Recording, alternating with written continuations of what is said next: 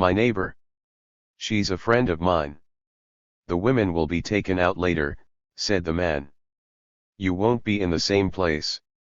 Charles began to tremble, but I thought, he said. You wouldn't want ladies to relieve themselves in front of you, would you? I thought, said Charles. I thought. He passed a hand over his forehead, and suddenly began to yell, Catherine! Catherine! Catherine! He was swinging from the porter's outstretched arms, he glimpsed the stars, then a lamp splashed a glare into his eyes, the stars again, then another lamp, and he yelled, Catherine! Catherine! He's cracked, said the rear porter. Keep your mouth shut, can't you? I don't even know her surname, said Charles in a voice choked by tears.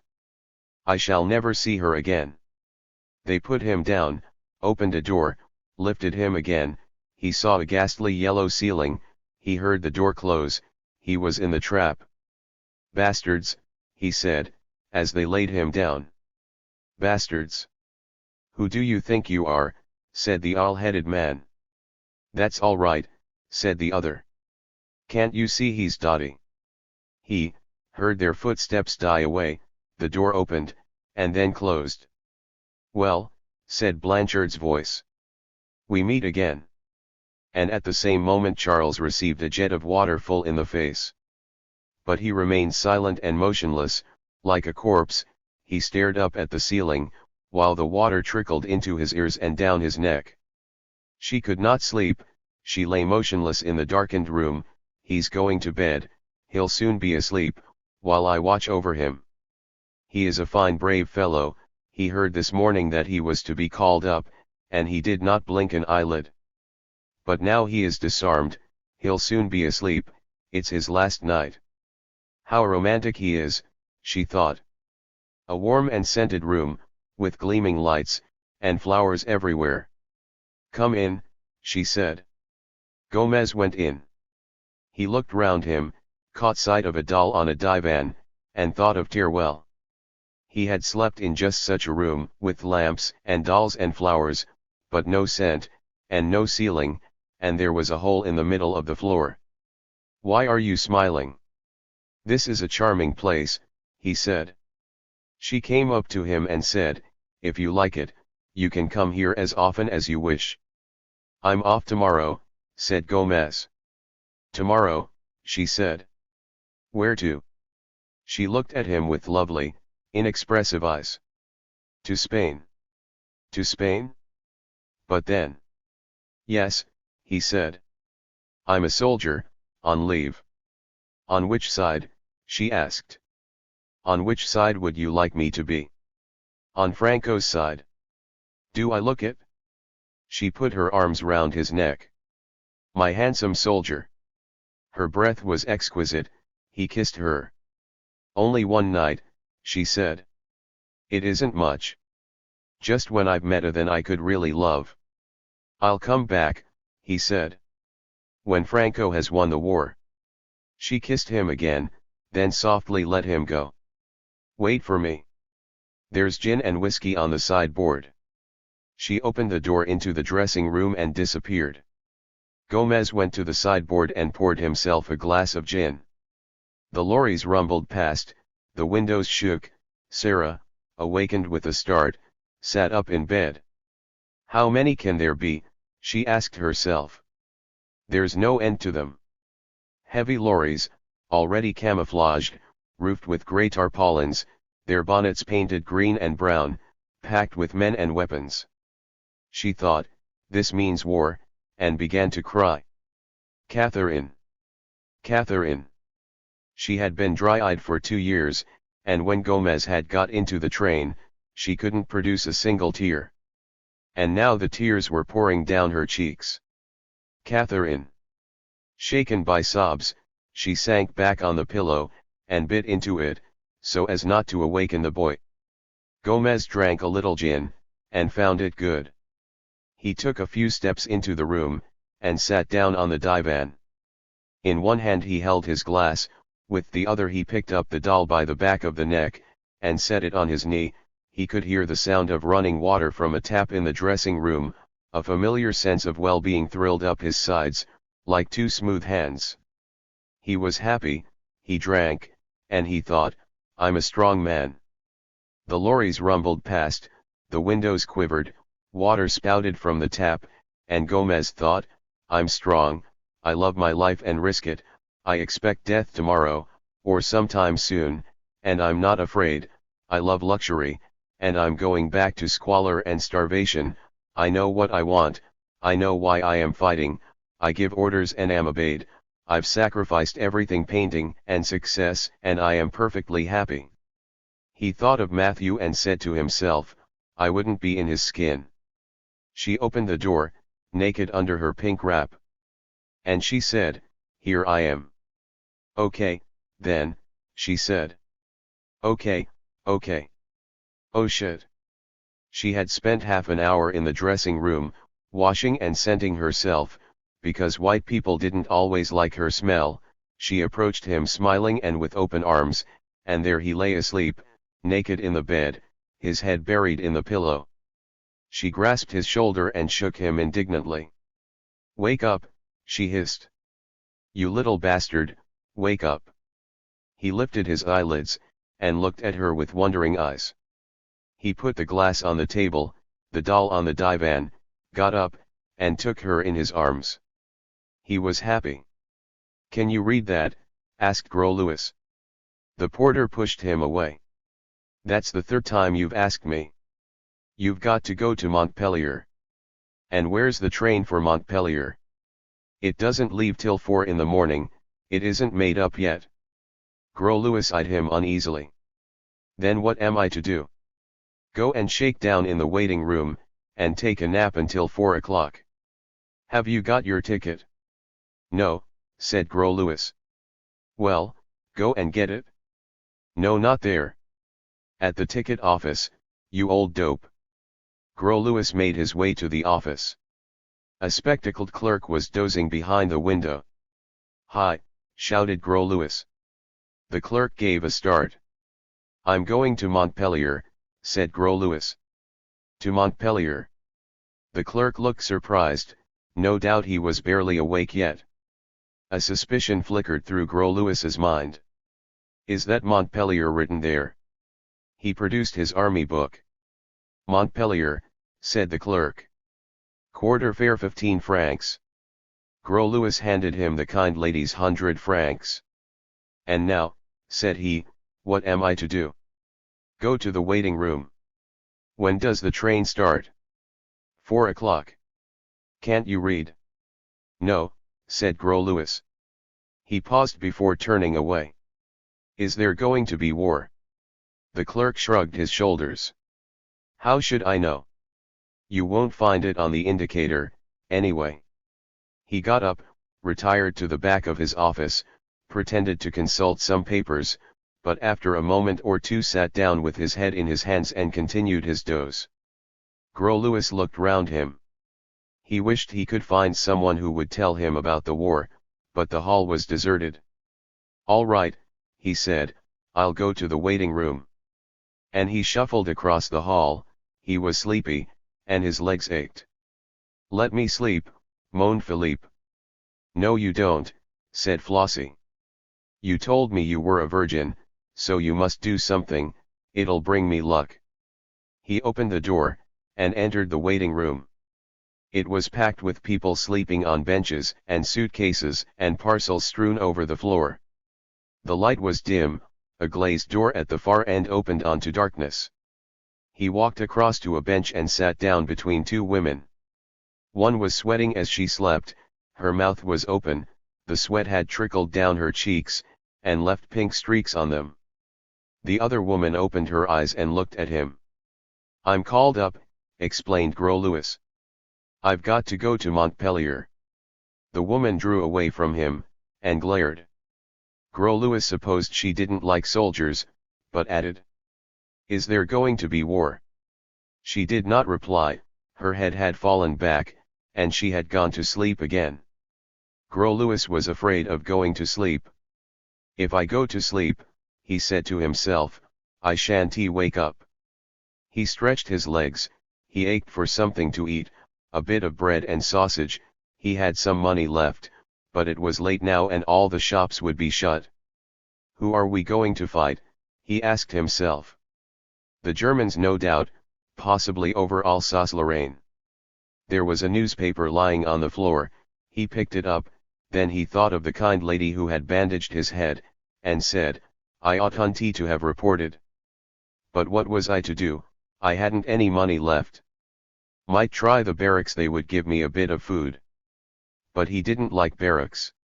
Nor waiting rooms either. Suddenly he felt miserable and exhausted. They had got him drunk and beaten him up, and now they were going to send him to Montpellier. God Almighty, said he, what's it all about? I wish I could read. All these sleeping people knew more than he did, they had read the paper, they knew all about this war. He was alone in the night, so small and solitary, he knew and understood nothing, like a man about to die. Then he became conscious of the newspaper in his hand, everything was written down in it, all about the war, tomorrow's weather, the prices of goods, and the times of trains. He unfolded the paper and inspected it. What he saw were thousands of black specks, like pianola rolls with the perforations that produce the sounds when the crank is turned. He felt quite dizzy if he looked at them for long. There was also a photograph of a spruce and smiling man with plastered hair. He dropped the paper and burst into tears. Monday, September 26th. 4:30. Everybody looks at the sky, and I look at the sky. They're not late, says Dumour. He has his Kodak ready, he looks up at the sky, and blinks in the blazing sunshine. The plane is a black speck that glitters now and again, it grows larger but the sound of it remains a fine rich sound, very satisfying to the ear. Don't push, I say. They are all there, jostling round me. I turn, they tilt their heads back, they blink too. They look green in the sunlight, and they move with a sort of jerky indecision rather like decapitated frogs. Dumour said, one day we'll be standing like this in a field with our noses in the air, but we'll be in khaki, and the plane will be a Messerschmitt. And I reply, and pretty soon too, with such fatigues to look after our affairs. The plane circles round, then drops, bumps on the ground, rises, bumps again, runs jerkily over the grass, and comes to a standstill. We run towards it, 50 of us, Sartre ahead of the rest, bent nearly double, a dozen gentlemen in bowler hats scurry across the turf, everybody stands still, the plane is lifeless, we eye it in silence, the cabin door stays shut, the occupants might be dead. A man in a blue tunic brings a ladder and puts it against the plane, the door opens, one man comes down the ladder, then another, then Daladier. My heart throbs inside my head. Daladier lifts his shoulders and lowers his head. Sartre goes up to him and I hear him say, well. Daladier takes a hand out of his pocket and waves it vaguely. He hurries forward with head bent, and the crowd throngs round him. I don't move, I know he will say nothing. General Gamelin jumps out of the plane, a brisk little man in elegant field boots and with a bulldog head. He looks at the scene with a fresh and lively eye. Well, said Sartre. Well, General. Is it war? My mouth dries up, I can't bear it. I shout to Dumour, I'm going, you must take your photographs alone. I dash to the exit and out onto the road, I hail a taxi, to the Humanite office. The driver smiles, I smile too, and he says, well, comrade. It's Comet, I reply. They've got it in the pants, they couldn't dodge it this time. The taxi rattles along, I look at the houses and the people, they know nothing, they ignore the taxi, and the taxi rattles past them carrying a man who does know. I look out of the window, I want to shout the day has come. I jump out of the taxi, I pay, I dash upstairs. There they all are, Dupré, Charvel, Renard, and Chabot, in shirt sleeves, Renard smoking, Charvel writing, Dupré looking out onto the street. They look at me with astonishment. I say to them, come along out, Boys, the drinks are on me. They are still looking at me. Charvel lifts his head and looks at me. This is it. This is it. I say, it's war. Let's all go out, and I'll stand you drinks. That's a pretty hat of yours, said the landlady. Isn't it, said Flossie. She contemplated herself in the hall mirror and said with satisfaction, such lovely feathers. Yes, indeed, said the landlady. And she added, there's someone in your room, Madeline couldn't tidy it. I know, said Flossie. It doesn't matter, I'll do it myself. She went upstairs and opened the door. The shutters were closed, and the room smelled of the previous night. Flossie closed the door gently, went out, and knocked at number 15. Who is it? Said Zoe's hoarse voice. Flossie. Zoe opened the door, she was in her knickers. Come in quick. Flossie went in. Zoe flung her hair back, planted herself in the middle of the room, and began to tuck her capacious bosom into a brassiere. Flossie reflected that she ought to shave her armpits. Have you just got up? She asked. I didn't get to bed till 6, said Zoe. What's the matter? Come and see my boyfriend, said Flossie. What do you mean, you little nigger girl? Come and see my boyfriend. Zoe slipped on a wrap, and followed her into the corridor. Flossie preceded her into her room, laying a finger on her lips. I can't see a thing, said Zoe. Flossie pushed her towards the bed, and whispered, look. They leaned over the bed, and Zoe laughed silently. Shit, she said. Why, he's just a kid. His name's Philippe. He's very handsome. Philippe slept, lying on his back, he looked positively angelic. Flossie eyed him with an expression of mingled admiration and resentment. He's fairer than I am, said Zoe. He's a virgin, said Flossie. Zoe eyed her with a quizzical smile. Was, she said. What? You said, he is a virgin. I said, he was. Ah, yes. Well, as a matter of fact, I think he still is. Nonsense. He has been asleep like that since 2 o'clock this morning, said Flossie acidly. Philippe opened his eyes, he looked at the two women leaning over him, grunted, and turned over on his face. Look, said Flossie. She pulled down the bedclothes, and revealed a white and naked body. Zoe rolled 2 large eyes. Yum yum, she exclaimed. Cover it up, or I might do something silly. Flossie slid a light hand over the boy's narrow hips, his youthful, slim buttocks, and then drew up the bedclothes with a sigh. Bring me, said M. Bernenskatz, an oily Cassis. He sank onto the seat, and wiped his brow. Through the glass of the revolving door, he could keep an eye on the entrance to his office. What will you have? He said to Nu. The same, said Nu. The waiter went away. Nu called him back, bring me the information. They eyed each other in silence, then Nu suddenly raised his arms in the air, alas, alas. My poor Bernenskatz. Yes, said M. Bernenskatz. The waiter filled their glasses, and handed the paper to Nu. Nu looked at the day's quotations, made a wry face, and laid the paper on the table. Shocking, he said. Of course. What do you expect? They are waiting for Hitler's speech. M. Bernenskatz looked morosely round at the walls and the mirrors. Normally, he rather liked this cheerful, cozy little cafe. Today he was annoyed that he felt so ill at ease there. We can only wait, he said. Daladier has done what he could, so has Chamberlain. There's nothing to do now but wait. We shan't enjoy our dinner, and at 8:30 we shall switch on the wireless to listen to this speech. And wait for what? He said abruptly, thumping on the table. One man's good pleasure. One man. Business is at a standstill, the bourse is collapsing, my clerks can't settle down to work, poor C is called up, all on account of one man, war and peace are in his hands. It's a disgrace to humanity. Brunette got up. Madame Sambolier looked at him. He rather appealed to her.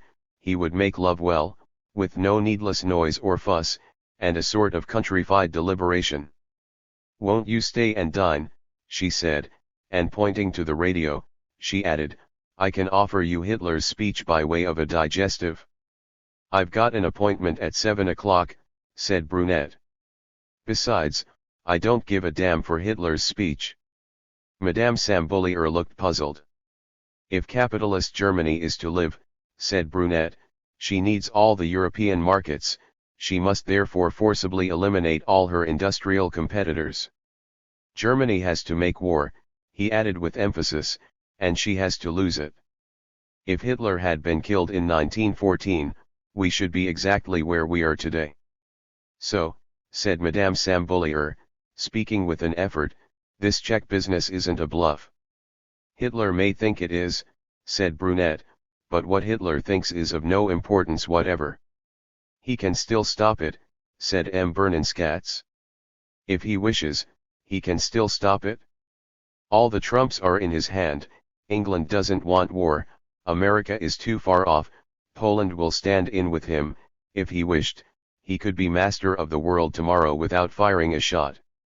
The Czechs have accepted the Franco-English plan, he has only to accept it too.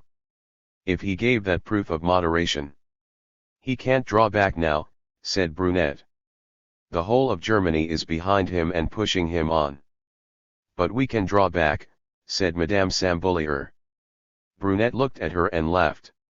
"True," he said, "you are a pacifist." New turned the box upside down and the dominoes dropped onto the table.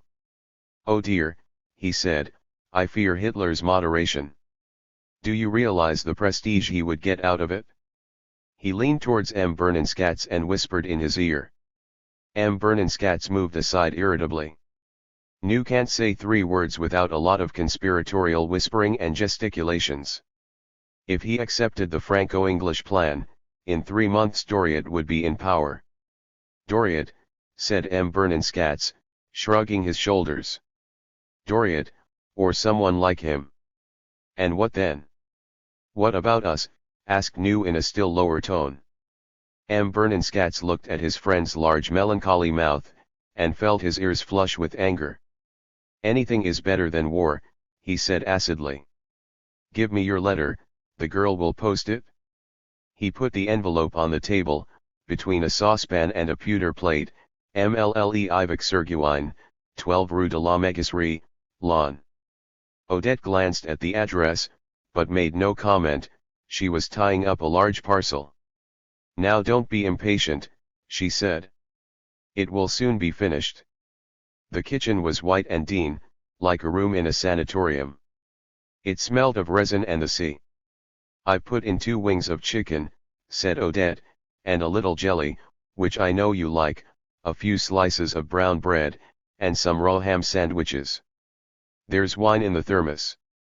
It will keep, of course, you may want some when you get there." He tried to catch her eye, but she appeared to be intent upon the parcel. She hurried to the dresser, snipped off a long piece of string and hurried back. "Well," said Matthew, "it's an admirable parcel." The little maid laughed, but Odette did not reply. She put the string between her teeth, and deftly turned the parcel over. The smell of resin suddenly filled Matthew's nostrils, and for the first time since the evening before last, he felt immersed in an atmosphere that he might soon regret, the peace of that afternoon in the kitchen, these quiet domestic tasks, the sunlight filtering through the roller blind and scattering onto the floor, and, beyond all that perhaps, his childhood, and a certain kind of placid, busy life that he had once and for all rejected. "Put your finger there," said Odette. He leaned over her bent head, and pressed a finger on the string. He would have liked to say a few affectionate words to her, but Odette's voice did not invite affection. She looked up at him. "Would you like a few hard-boiled eggs? You could put them into your pockets." She looked quite girlish. He did not regret her. Perhaps because she was Jacques' wife. He would soon forget that demure face of hers. but he could have wished her to feel a little upset at his departure. "No, thank you," he said. "No hard-boiled eggs." She put the parcel into his arms. "There," she said. "A fine parcel. Will you come with me to the station?" he asked. She shook her head. "I think not. Jacques will go with you. I fancy he would sooner be alone with you for the last few minutes." "Goodbye then," he said. "Will you write to me?" "I just couldn't, mine are little girl's letters, full of spelling mistakes." "No, I'll be sending you parcels." "I wish you would write to me," he said. "Well then, from time to time you may find a little note between a box of sardines and a packet of soap." He held out his hand and she pressed it hurriedly. Her hand was hot and dry. Vaguely he thought, "It's a pity." The long fingers slipped through his like warm sand. He smiled and went out of the kitchen. Jacques was on his knees in the drawing room in front of his radio set, twisting the knobs. Matthew passed the door and walked slowly upstairs. He was not sorry to be going. As he approached his room, he heard a faint sound behind him and turned. It was Odette. She was standing on the top step. She was pale and her eyes were on him. "Odette," he said. She did not reply. She was looking at him with a set expression on her face. He felt embarrassed, and slipped the parcel under his left arm to keep himself in countenance. "Odette," he repeated. She approached him. Her face wore an unguarded and prophetic look that he had never seen on it before. "Goodbye," she said. She was quite near him. She closed her eyes, and suddenly laid her lips on his. He tried to take her in his arms but she eluded him. She had resumed her demure expression, and she went downstairs without looking round. He entered his room, and put the parcel in his suitcase, which was so full that he had to kneel on the lid to close it. "What is it?" said Philippe. He had started up, and was looking at Flossie with terror-stricken eyes. "It's only me, darling," she said. He fell back again, lifting a hand to his forehead. "I've got such a headache." She opened the drawer of the bedside table, and produced a tube of aspirin. He pulled out the drawer in the sideboard, took out a glass and a bottle of Penrod, put them on the presidential desk, and sank back on his chair. The aeroplane engine was still hammering in his head. He had a bare quarter of an hour in which to pull himself together.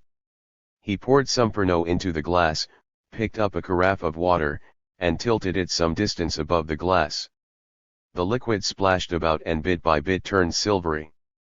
He unstuck a cigarette end from his lower lip, and threw it into the waste paper basket. "I've done all I could." He felt exhausted. "France," he said to himself, "France," and drank a mouthful of Penrod. "I've done all I could, the word is now with Hitler."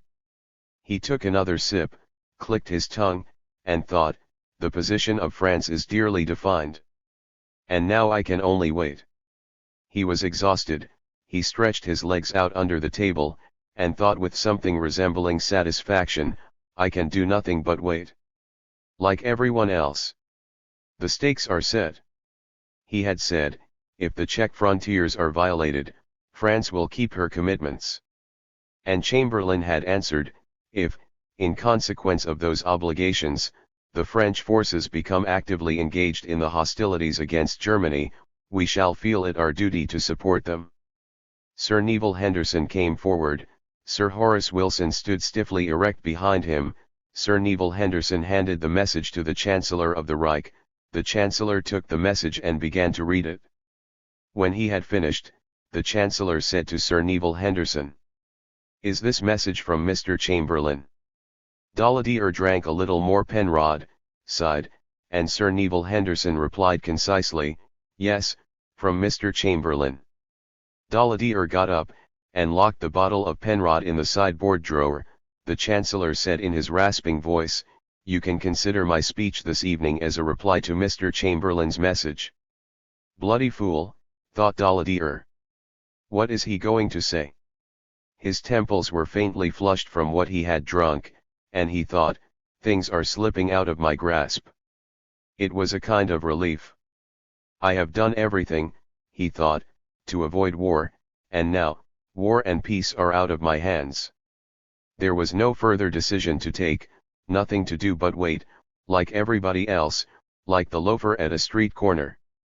He smiled. He was that loafer. He had been stripped of his responsibilities. The position of France is clearly defined. A relief. He stared at the dark flowers on the carpet, and felt a little dizzy. Peace, war. I have done all I could to preserve peace. But he now wondered whether he didn't actually want to be swept away like a straw in this vast torrent, whether he didn't long for that tremendous holiday war. He looked about him in bewilderment, and exclaimed, I haven't gone. She had opened the shutters and was now back beside the bed, leaning over him. He felt her warm body, and inhaled her fishy odor. What have you been up to, you bad boy? She had laid one of her sinewy black hands upon his chest. The sunlight made an oily patch on her left cheek. Philippe looked at her and felt profoundly humiliated. She had wrinkles at the corners of her eyes and mouth. She was so pretty in the light, he thought. She breathed in his face, and slipped her pink tongue between his lips. I haven't gone, he thought. And he said to her, you're not quite so young as all that. She made an odd grimace, closed her mouth and said, not so young as you are, you bad boy. He tried to get out of bed, but she held him firmly. He was naked and defenseless, and he felt miserable. You bad boy, she said. You bad little boy. The black hand slid slowly down his sides. After all, he thought, it isn't given to everybody to lose his virginity with a negress. He sank back, and a whirl of black and grey garments approached within a few inches of his face. The man made less noise now. The sounds he uttered were more like gasps and gurgles. A shoe appeared above his head. He saw a pointed sole, with a clod of earth still sticking to the heel. The sole descended with a creak beside his stretcher. It belonged to a large black buttoned shoe. He raised his eyes, saw a cassock and high up in the air two hairy nostrils above the twin neckbands of a cleric. Blanchard whispered in his ear, the chap must be pretty bad or they wouldn't have sent for a priest. What's the matter with him? Asked Charles. I don't know, but Pierrot says he's on the way out. Why not me? Thought Charles. He considered his life and thought, why not me? Two railwaymen passed close to him. He recognized the fabric of their trousers. He heard behind him the priest's calm, unctuous voice. The sick man had stopped groaning. Perhaps he's dead, he thought. The nurse passed, holding a basin in her hands. Madam, he said timidly, you couldn't go now, could you? She looked down at him, and flushed with anger. It's you again, is it? What do you want? You couldn't send someone to the women's place? Her name is Catherine. For God's sake keep quiet, she replied. That's the fourth time you've asked me. It's only to ask her surname, and tell her mine. It wouldn't be much trouble. There's a man dying, she said roughly. Do you suppose I've got time to bother about such nonsense? She departed and the man began to moan again. Charles felt quite unnerved. He swung his mirror around and observed an array of bodies stretched out side by side, and, beyond them, the vast posterior view of the priest kneeling beside the sick man. Above them, a mantelpiece with a mirror in a frame. The priest got up, the porters leaned over the body and carried it away. Is he dead? Asked Blanchard. Blanchard's stretcher had no rotating mirror. I don't know, said Charles. The procession passed close to them raising a cloud of dust. Charles began to cough, then he saw the bent backs of the porters making their way towards the door. A skirt swirled up to him, and suddenly hung motionless. He heard the nurse's voice. We are completely cut off here, we get no news. How are things going, MLE Cure? Badly, he said. Badly. Hitler is going to speak this evening. I don't know what he'll say, but I believe it will be war. His voice dropped in layers onto Charles's face. Charles burst out laughing. "What's the joke?" asked Blanchard. "The joke is that the parson said there's going to be a war." "I don't think that's a joke," said Blanchard. "I do. They'll get their war right in the pants." He will still be laughing. 5.5 feet or so above his head, it was war, tempest, outraged honor, patriotic duty, but on the floor, there was neither war nor peace, nothing but the misery and shame of the submen, stricken and laid upon their backs. Bonnet didn't want it, Champetty or Reprieve did, Daladier looked at the carpet, it was a nightmare, he could not shake off that sense of dizziness behind his ears. Let it break out at last, let the big bad wolf of Berlin declare for war that very evening. He scraped his shoe against the floor. Charles felt a qualm rise from his stomach to his head. Shame, a pleasant and comforting sense of shame, that was all the feeling that remained. The nurse had nearly reached the door, she stepped over a body, and the abbé stood back to let her pass. "Madam," cried Charles. "Madam." She turned, a tall and buxom female, with a handsome face, a faint mustache, and angry eyes. "Madam! Madam! Give me the pen quick! Here he is!" The thrusting crowd surged forward onto the policeman, who stepped back a pace and stretched out his arms. "Hurrah! Here he is!" they shouted. He walked with stiff unhurried steps, arm in arm with his wife. Fred was touched just like father and mother on a Sunday outing to Greenwich, and he too shouted hurrah. It was nice to see them there, so placid. Who could possibly feel afraid after seeing them there, taking a little afternoon walk like an amicable old married couple? He gripped his attaché case, brandished it, and shouted, "Hurrah for peace!" They both turned in his direction and Mr. Chamberlain smiled at him. Fred felt a sense of ease and peace moving right down into his heart. He was safe, protected, governed, fortified, and old Chamberlain still found it possible to walk quietly through the streets, just like anybody else, and smile at him personally. Everybody was cheering all round him. Fred watched Mr. Chamberlain's gaunt back, as he walked away with his rather ecclesiastical stride, and thought, "It's England," and the tears came into his eyes. Little Sadie bent down and took a photograph from beneath the policeman's arm. "Queue up, madam, you must queue up like everyone else.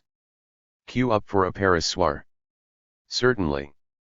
And I shall be surprised if you get a copy." She could not believe her ears. "What do you take me for? I'm not going to queue up for the Paris soir, I've never queued up for a newspaper in my life." She turned her back on them as the cyclist arrived with his bundles of papers. He put them down on the table beside the kiosk, and they began to count them. "Here they are. Here they are."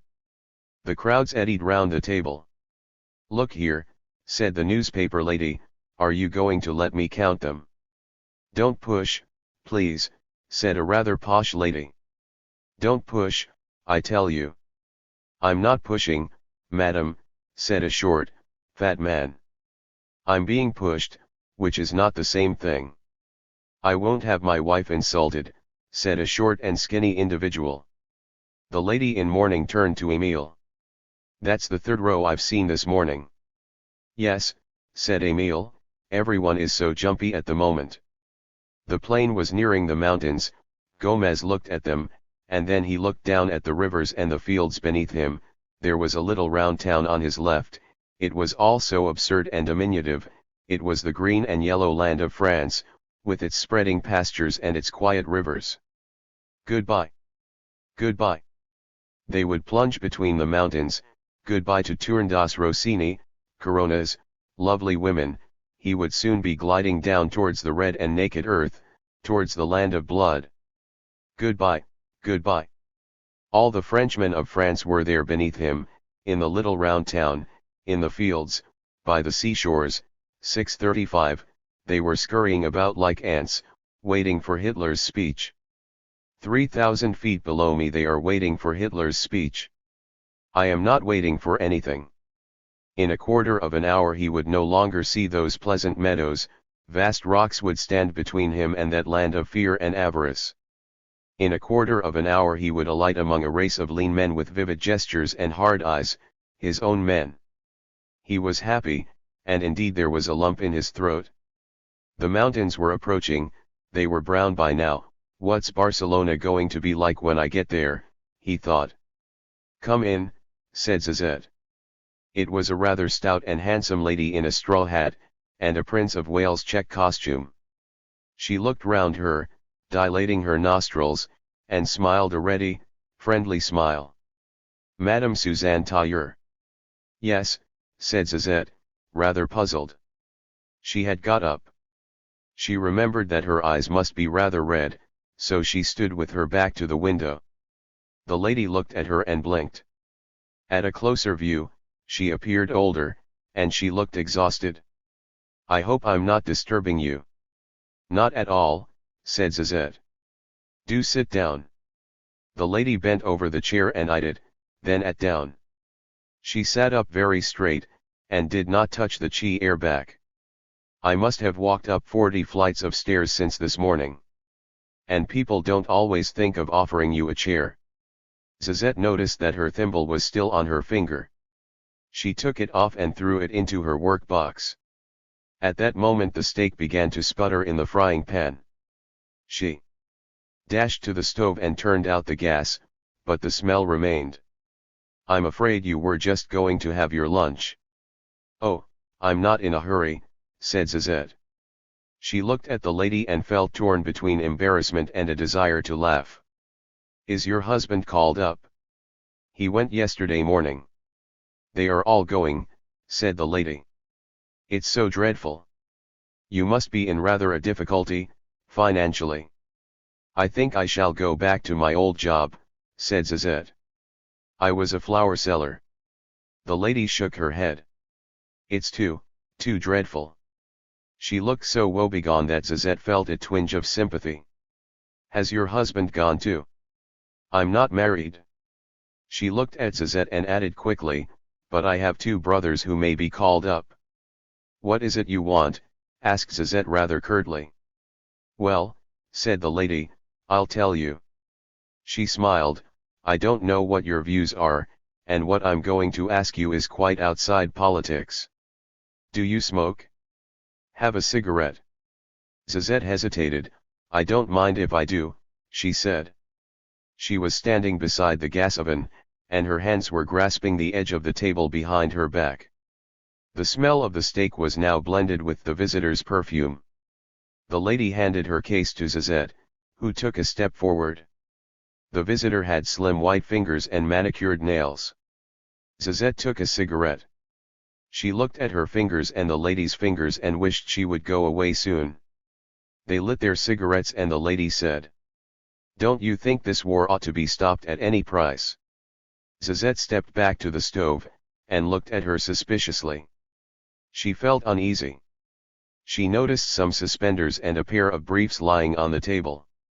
Don't you think, said the lady, that if we combined forces? Zazette walked nonchalantly across the room. When she reached the table, she said, Who do you mean by we? We women, said the lady with emphasis. We women, repeated Zazette. She hurriedly opened a drawer, threw the suspenders and briefs into it, then turned to the lady with a look of relief. We women? But what can we do? The lady was smoking like a man, ejecting the smoke from her nose. Zazette looked at her tailored suit, her jade necklace and felt odd at saying we to her. You can't do anything alone, said the lady amiably. But you are not alone. At this moment there are 5 million women afraid for the life of someone dear to them. On the floor below, it is Madame Ponnier, whose brother and husband have just gone, and who has 6 children. On the other side of the street it's the baker's wife. At Passy it's the Duchesse de Cholet. Oh, the Duchesse de Cholet, murmured Zazette. Well, it's not the same thing. What isn't the same thing? Because some women go about in cars, while others do their marketing themselves. Ah, madam, I'm a strong supporter of a better social organization. But do you imagine that war will give it us? Class questions count so little in the face of the danger that now threatens us. We are women first of all, madam, women attacked in what they hold most dear. Suppose we all joined hands and shouted all together, we won't have war. Come now, you surely want him to come back. Zazette shook her head. It seemed to her absurd that this lady should be addressing her as madam. War can't be stopped, she said. The lady flushed. And why not, she asked. Zazette shrugged her shoulders. So she wanted to stop war. Others, like Maurice, wanted to abolish poverty. And in the end nobody stopped anything. Because, she said, it can't be stopped. Oh, but you mustn't say that, said the visitor reproachfully. It is people who say that sort of thing who are responsible for wars. Besides, you must think a little of other people. Whatever you do, you must be loyal to your sex. Zazette did not answer. She was clipping her cigarette, which had now gone out, rather nervously between her fingers, and felt as though she had gone back to school. You can't refuse to sign it, madam, said the lady. You really can't. She had taken a sheet of paper out of her bag, and held it under Zazette's nose. What's that? Asked Zazette. It's a petition against the war, said the lady. We are collecting supporters by the thousand. Zazette read in an undertone. The women of France, signatories of the present petition, declare that they rely on the government of the Republic to safeguard peace by every possible means. They affirm their absolute conviction that war, whatever may be the circumstances in which it breaks out, is always a crime. Negotiations, exchanges of views yes, recourse to violence no. For universal peace, against war in all its forms, this September 22, 1938. The League of French Mothers and Wives. She turned the page over. The back of it was covered with signatures, squeezed one below the other, horizontal, oblique, sloping up and sloping down, in black ink, violet ink, and blue ink. Some bold and sprawling, in large angular letters, others in a miserly elongated script, squeezed sheepishly into a comber. Against each signature there was an address: Madame Jean Plameuse, 6 Rue d'Aubenac, Madame Solange Paris, 2 Avenue de Saint-Ouen. Zazette surveyed the names of all these madams. They had all bent over that sheet of paper, some with children yelling in the next room, others had signed in a boudoir with a gold fountain pen. Here were all their names side by side, and looking all alike. Madame Suzanne Tailleur, she had only to borrow a pen from the lady, and she too would become a madam. Her name would take its place, looking equally forbidding and important, underneath the others. What are you going to do with that? She asked. When we have got enough signatures, we shall send a delegation of women to take them to the Prime Minister's office. Madame Suzanne Tailleur. She was Madame Suzanne Tailleur. Maurice kept on lecturing her on class solidarity. And now it seemed that she had obligations in common with the Duchesse de Cholet. She thought to herself, I can't refuse to sign. Flossie laid her elbows on the pillow. Well, you bad boy, what do you think of it? Quite nice, said Philippe. It would have been nicer if I hadn't got a headache. I must get up, said Flossie. I'll get a bite somewhere, and then go along to the night club. Are you coming? I'm too tired, said Philippe. You must go without me. You'll wait for me here, won't you? Promise me you'll wait. Certainly, said Philippe with a frown. Hurry along now, I'll wait. Well, said the lady, will you sign? I haven't got a pen, said Zazette. The lady handed her a fountain pen. Zazette took it and signed at the bottom of the page. She wrote her name in a copybook hand, and her address beside it, then looked up at the lady. She felt as though something was going to happen. Nothing happened at all. The lady got up. She took the paper and eyed it attentively. Excellent, she said. Well, my day's work is finished. Zazette opened her mouth. She felt she had a mass of questions to ask. But the questions did not come. She merely said, So you are going to take that to Daladier? Yes, of course, said the lady. She waved the paper for a moment, then folded it up and slipped it into her bag.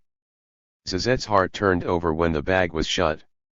The lady raised her head and looked her straight in the eyes. Thank you, she said, thank you for his sake. Thank you for us all. You are a noble woman, Madame Tailleur. She held out her hand. And now, she said, I must run away. Suzette shook her hand, after having wiped her own on her apron. She felt bitterly disappointed. Is that all? She asked. The lady laughed. She had teeth like pearls. Suzette repeated to herself, class solidarity. But the word had no longer any meaning. Yes, for the moment, that's all. She walked briskly to the door, opened it, threw a farewell smile at Suzette, and disappeared. Her scent still pervaded the room. Suzette listened while the sound of her footsteps died away, and sniffed 2 or 3 times.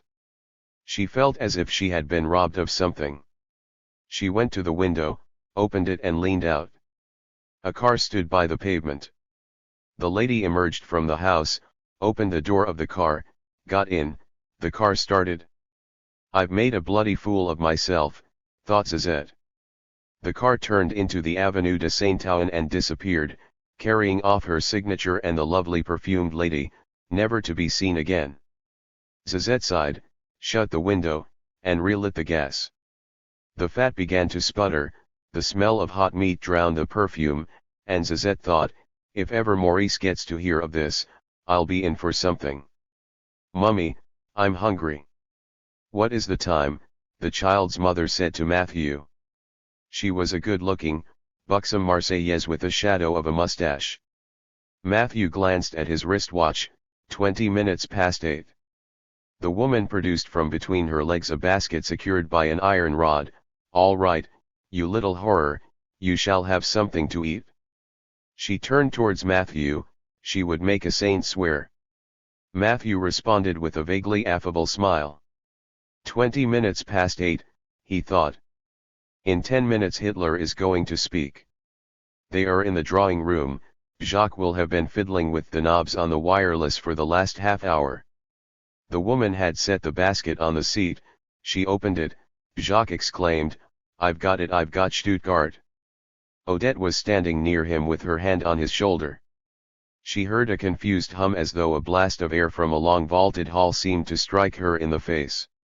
Matthew edged along the seat to make room for the parcel, he had not left Wanley pins.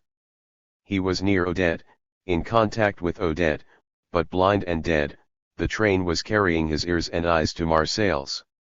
He felt no love for her, his feeling was something quite different, she had looked at him as though he was not wholly dead.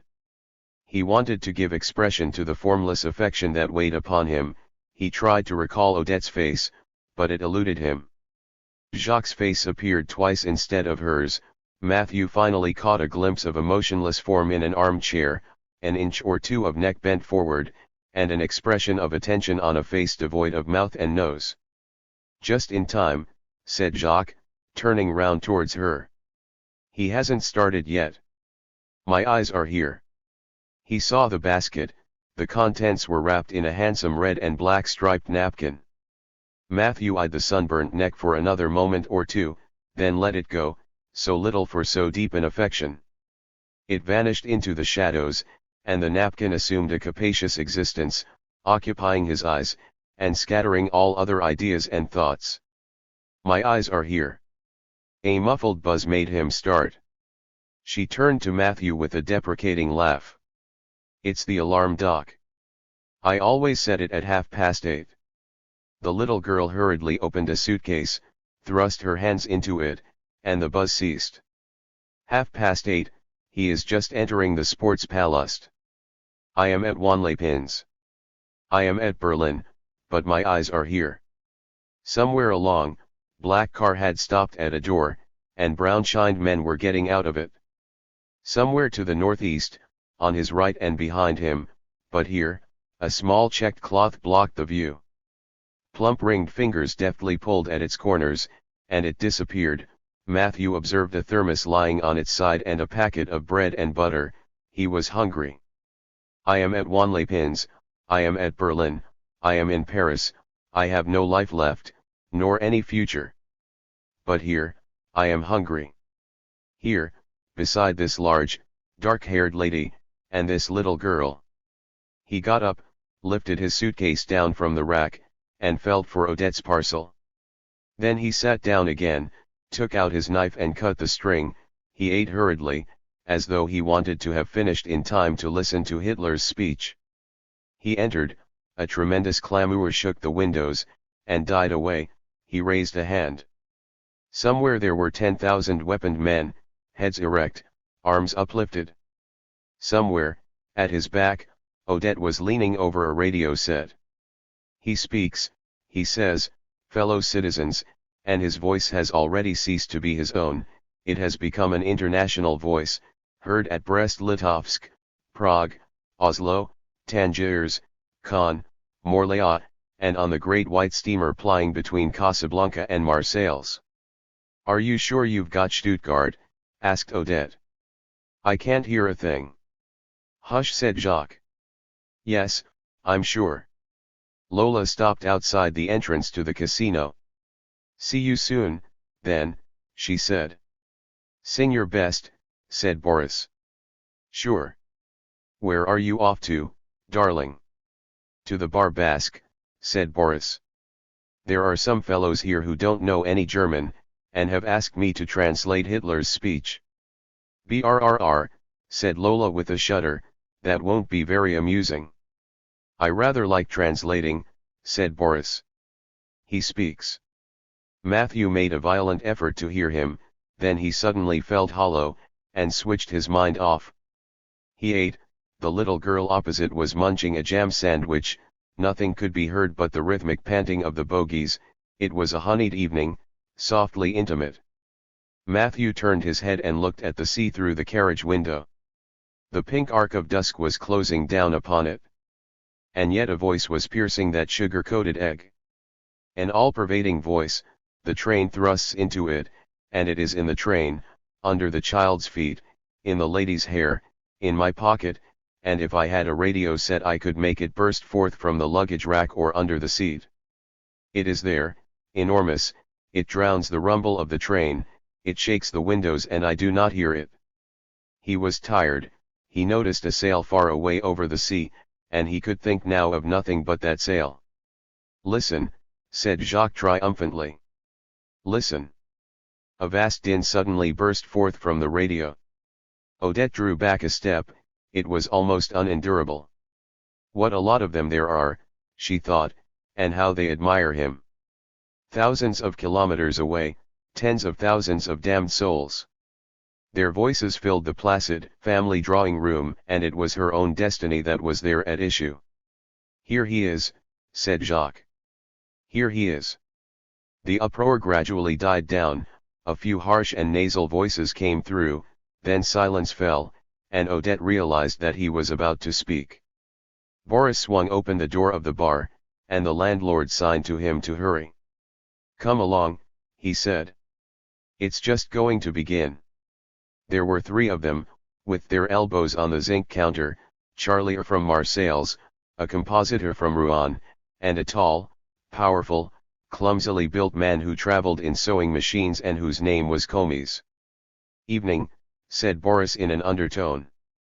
They threw him a cursory greeting as he approached the radio. He respected them for cutting short their dinner to listen to what would certainly be an unpleasant performance. They were stout fellows, who looked things in the face. He was standing with his 2 hands on the table, he looked at the expanse of sea, and he could hear the sound of the sea. He raised his right hand, and the sea grew calm. He said, Fellow citizens, there is a limit beyond which it is not possible to yield, because to do so would be culpable weakness. 10 millions of Germans situated outside the Reich in 2 great organized territories, wanted to re-enter the Reich. I should not have the right to appear at the bar of German history if I had been willing merely to ignore their claims. Nor should I have the moral right to be the Führer of this people. I have made sufficient sacrifices and renunciations. That was the limit that I could not pass. The plebiscite in Austria has shown how well-founded was this feeling. That was a testimony not expected by the rest of the world. But we have already seen that, for the democracies, a plebiscite becomes useless and even deleterious when it does not produce the result they had expected. Nonetheless, this problem was settled in a way that satisfied the great German people. And now we have before us the last problem that has to be settled, and one that will be settled. The sea surged into a heaving mass of waters, and he remained for a moment without speaking, surveying its enormous waves. Odette pressed a hand against her chest. The roaring of a crowd always made her heart leap. She leaned over Jacques' ear. He was still frowning and listening with extreme attention, although Hitler had ceased speaking for some seconds. She said to him, without much hope, "What is he saying?" Jacques pretended to understand German, having spent 3 months at Hanover, and for the last 10 years had assiduously listened to all the Berlin orators. He even subscribed to the Frankfurter Zeitung for its financial articles. But the information he gave about what he had read or heard always remained extremely vague. He shrugged his shoulders. Always the same thing. He talked about sacrifices and the happiness of the German people. "He agrees to make sacrifices?" asked Odette eagerly. "Does that mean that he would make concessions?" "Yes, no." It was left very much in the air. He reached out a hand and Karl stopped shouting. It was a command. He turned to his right and left, muttering, "Listen. Listen." He felt as though the Führer's unuttered command had transfixed him and was taking shape in his mouth. "Listen," he said. "Listen." He was merely an instrument, a sounding board. He was quivering with ecstasy. Everybody was silent. The entire hall was engulfed in silence and darkness. Hess, Göring, and Goebbels had disappeared. There was no longer anyone in the world but Karl and his Führer. The Führer was speaking in front of a huge red swastika standard. He was speaking to Karl, and to him alone. One voice, one sole voice in all the world. He speaks to me, he thinks for me, he decides for me. My Führer. This is the last territorial claim that I have to formulate in Europe, but it is a claim from which I shall not deviate, and which I shall realize, if God wills. He paused. Then Karl understood that he had permission to shout, and he shouted with all his might. Everybody began to shout. Karl's voice swelled, rose to the vaulted ceiling and rattled the very windows. He was ablaze with joy. He had 10,000 mouths, and he felt himself historic. "Oh, chuck it," shouted Mimili into the radio. He turned to Robert and said, "What a gang. These fellows are never happy except when they can yell in company. Apparently they do it to amuse themselves. There are huge thingamigs in Berlin holding 20,000 people. They meet there on a Sunday, and sing in chorus and drink beer." The instrument continued to bellow. "Look here," said Robert, "let's cut it off." They twisted the knob, the voices died away, the room seemed suddenly to emerge from shadow, and enclosed them once again, a small and quiet room, the brandy on the table. They had only needed to turn a knob and all those clam hours of the damned had gone back into their box. A lovely placid evening had come through the window, a French evening. They were among Frenchmen. This Czech state was established on the foundation of a lie. The author of that lie was called Benes. Tumult from the radio. This M. Benes appeared at Versailles and began by affirming the existence of a Czechoslovak nation. Laughter from the wireless. The rasping voice continued. He was obliged to invent that lie in order to confer more weight and importance on the meager total of his fellow citizens. And the Anglo-Saxon statesmen, who have never been sufficiently familiar with ethnical and geographical questions, did not then think it necessary to verify M. Benes's affirmations. As this state did not appear likely to survive, 3.5 million Germans were simply included in it, in contravention of their right to self-determination and of their desire to exercise that right. The wireless shouted, "Shame! Shame!" and M. Bernenskatz exclaimed, "Liar!" Those Germans were not taken from Germany. She looked at her father, now quite red with indignation, smoking a cigar in his armchair. She looked at her mother and her sister Ivy and almost hated them. How can they listen? As though that were not enough, a million Magyars had also to be included, together with a mass of Subcarpathian Russians, and finally several 100,000 Poles. Such is the state that was later called Czechoslovakia, in contravention of the national right of self-determination, and of the clearly expressed will of the peoples whose rights were thus violated. In speaking to you thus, I naturally sympathize with the fate of all these oppressed peoples. I sympathize with the fate of the Slovaks, the Poles, the Hungarians, and the Ukrainians, but I am of course speaking only of the destiny of my Germans. A vast clamor flooded the great hall. How can they listen to this stuff? The yells of Heil! Heil! Made him feel positively sick. After all, we are Jews, she reflected with annoyance, we don't have to listen to our executioner. It's all right for him, I have always heard him say that the Jews no longer existed. But she reflected, looking at her mother, she knows she is a Jewess, she feels it and she stays and listens.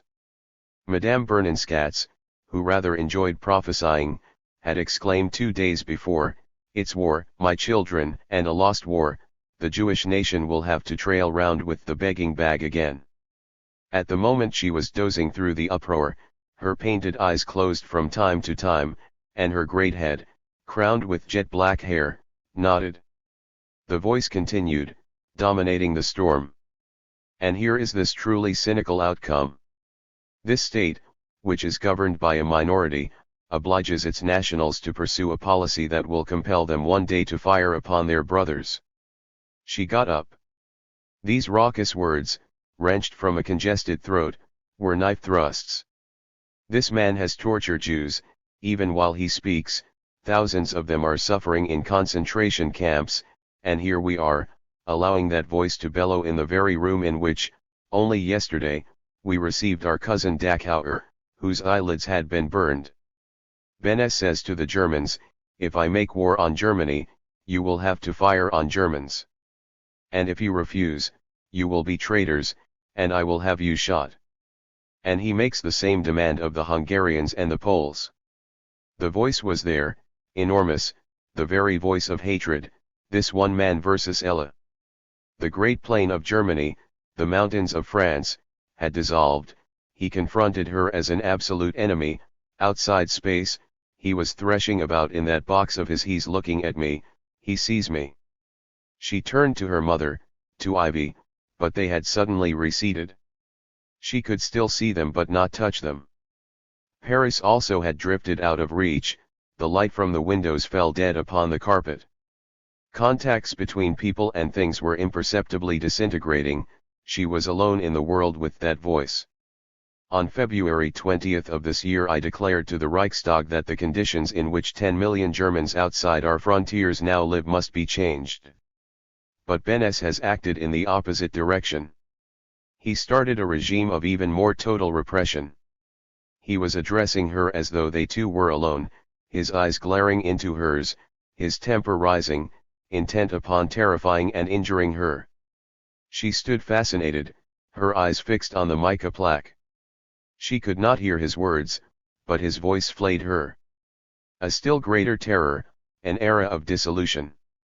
She turned abruptly, and left the room. The voice pursued her into the hall, now blurred and flat, but still venomous. Ella darted into her room and locked the door. In the drawing room, the threats continued, but she could hear no more than a confused murmur. She sank onto a chair. Was there no one, the mother of a tortured Jew, the wife of a murdered communist, who would pick up a revolver and shoot the man? She clenched her fists. Had she been a German, she was sure she would have killed him. Matthew got up, took one of Jacques' cigars out of his weatherproof pocket, and slid back the door of the compartment. If that's on my account, said the lady from Marseilles, don't bother, my husband smokes a pipe and I'm used to it. Thank you, said Matthew. But I want to stretch my legs a bit. He was, in fact, tired of looking at her, the child, and the basket. He strolled along the corridor, stopped, and lit his cigar.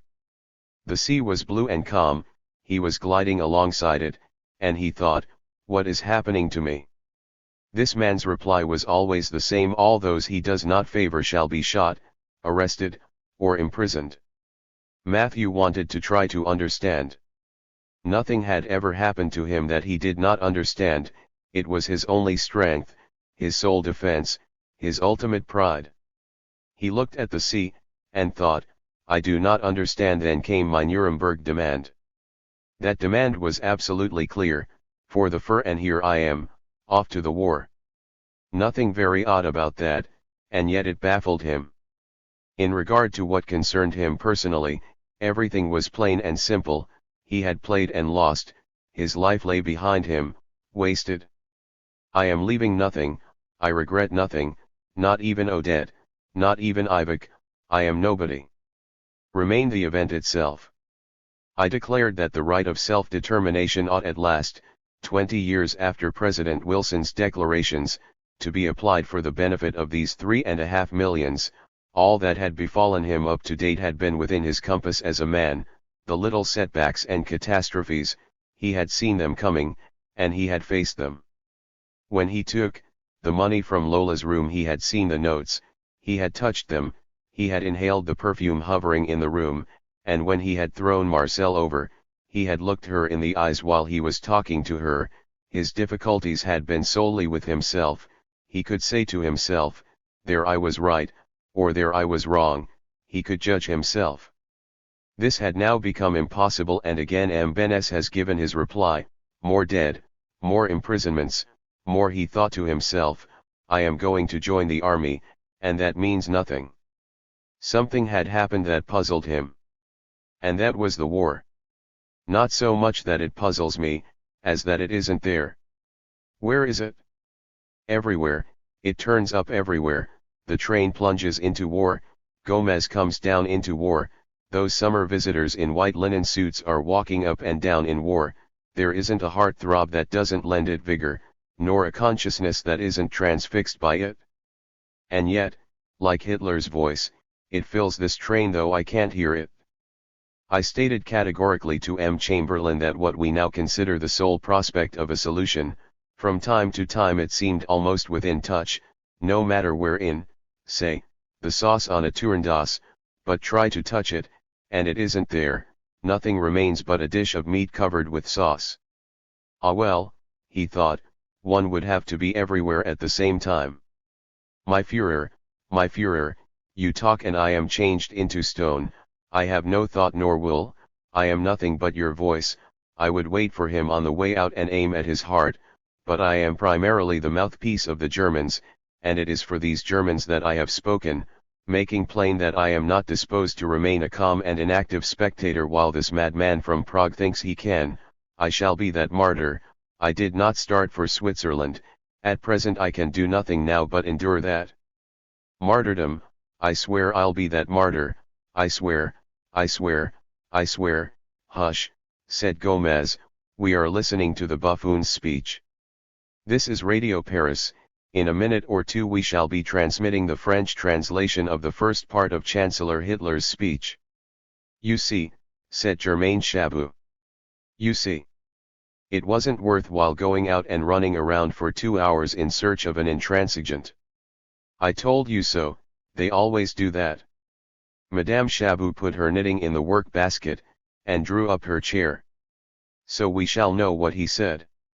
I hate listening to this sort of thing, she said, it gives me a sinking feeling in the stomach. Don't you feel that way? I do indeed, said Germain Chabot. The wireless burst into a roar, then died away in rumblings, and Chabot grabbed his wife's arm. Listen, he said to her. They leaned slightly forward, listening intently, and someone began to sing the cucaracha. You're sure that you're on Radio Paris? Asked Madame Chabot. Sure. Then we must just be patient. The voice sang 3 verses, then the record stopped. Now for it, said Chabot. There followed a faint crackling sound, and a Hawaiian orchestra started to play Honeymoon. One would have to be everywhere. Gloomily he surveyed the end of his cigar, everywhere, otherwise one gets fooled. I have been fooled. I am a soldier going off to the war. That is what one ought to see, the war, and the soldier. The stump of a cigar, white villas by the seashore, the monotonous glide of the carriages along the rails, and the too familiar traveler, Fez, Marrakesh, Madrid, Perugia, Siena, Rome, Prague, London, smoking for the 1000th time in the corridor of a third-class carriage. No war, no soldier, one would have to be everywhere, I would have to be seen from everywhere, from Berlin as a 3 millionth part of the French army, and with the eyes of Gomez, as one of those French hounds that have to be kicked into battle with the eyes of Odette. I would have to be seen with the eyes of war. But where are the eyes of war? I am here large, clear surfaces glide past my eyes, I am preternaturally clear-sighted, I see and yet I grope blindly for my whereabouts, and each of my movements lights a bulb, or sets a bell ringing in a world I do not see. Zazette had closed the shutters, but the fading daylight still filtered through the crevices. She felt worn out, she threw her vest and knickers onto a chair and slipped naked into bed. I always sleep so well when I'm worried, but, when she got between the sheets, it was in that bed that Momo had made love to her 2 nights ago. As soon as she began to drop off, he took her and he crushed her, and if she opened her eyes she was no longer there, he was asleep far away in his barracks, and then there was that blasted radio blaring away in a foreign language. It was the set belonging to the Heinemans, the refugee Germans on the first floor, a raucous, viperine voice that rasped the nerves. It will not stop, oh will it never stop. Matthew envied Gomez and then said to himself, Gomez doesn't see more of it than I do, he is struggling against what he cannot see and he ceased to envy him. What does he see? Walls, a telephone on his desk, his orderly officer's face. He makes war, he does not see it. And indeed, in making war, we all join in making it. I raise my hand, I draw at my cigar, and I make war. Sarah curses men's folly, she clasps Pablo in her arms, she is making war. Odette is making war when she wraps ham sandwiches in a piece of paper. The war takes and embraces everything, war preserves every thought and every gesture, and no one can see it, not even Hitler. No one. He repeated, no one, and suddenly he caught a sight of it. It was a strange entity, and one indeed beyond the reach of thought. This is Radio Paris. In a few moments we shall be transmitting the French translation of the first part of Chancellor Hitler's speech. They did not move. They looked at each other out of the corners of their eyes, and when Rena Ketty began to sing J. Andre they smiled at each other. But at the end of the first verse, Madame Chabot burst into a laugh. J. Andre, she said. Very appropriate. They're just guying us. A vast entity, a planet, in a space of 100 million dimensions, 3-dimensional beings could not so much as imagine it. And yet each dimension was an autonomous consciousness. Try to look directly at that planet, it would disintegrate into tiny fragments, and nothing but consciousnesses would be left. 100 million free consciousnesses, each aware of walls, the glowing stump of a cigar, familiar faces, and each constructing its destiny on its own responsibility. And yet, each of those consciousnesses, by imperceptible contacts and insensible changes, realizes its existence as a cell in a gigantic and invisible coral. War, everyone is free, and yet the stakes are set.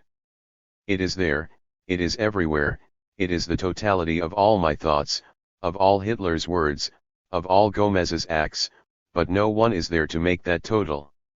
It exists solely for God. But God does not exist. And yet the war exists. And I have made quite plain that henceforward German patience has a limit.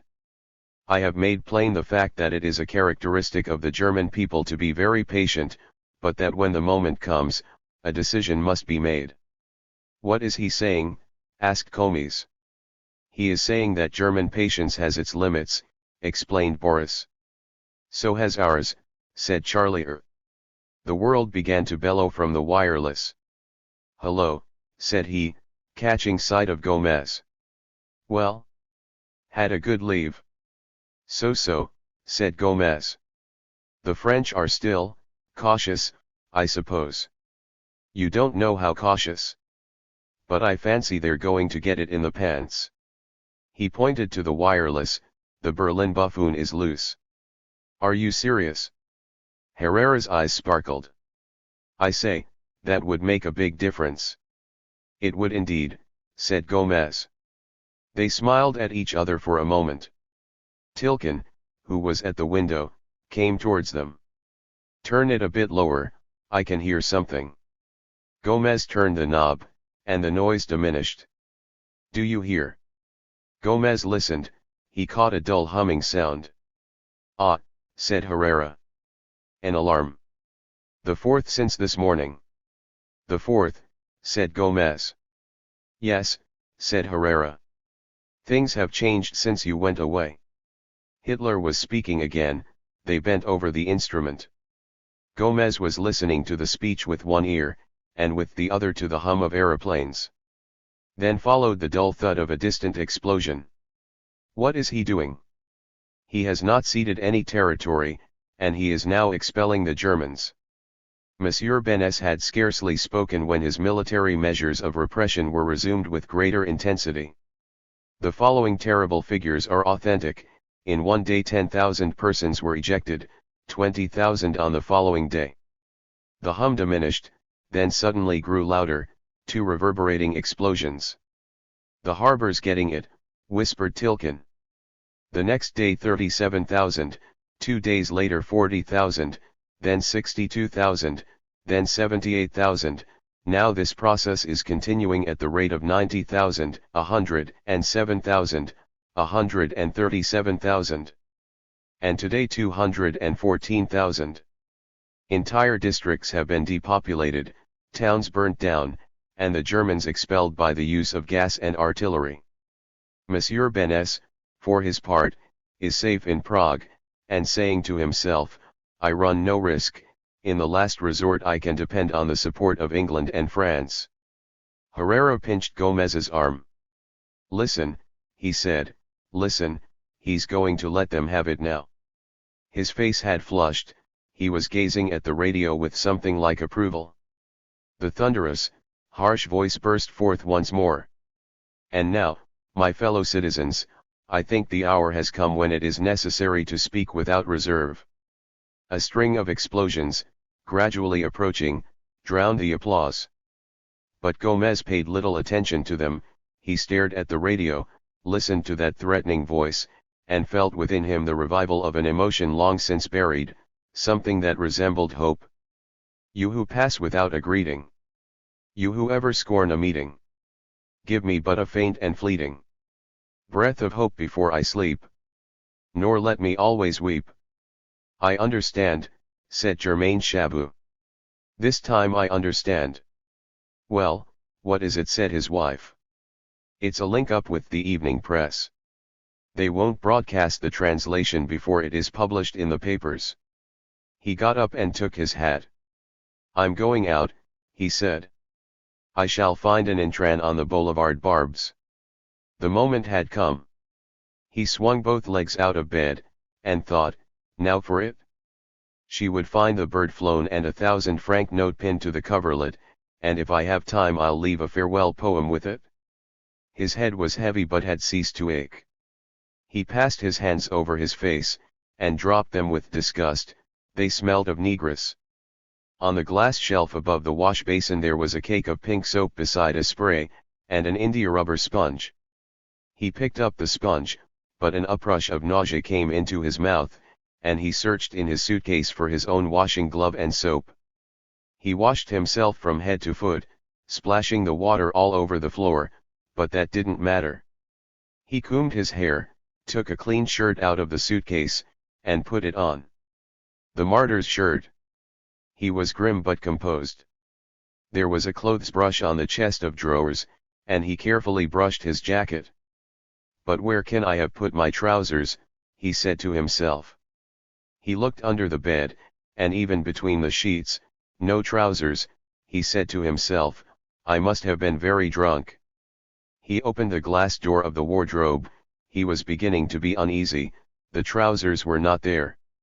He stood for a moment in the middle of the room, in his shirt, scratching his head and looking round him.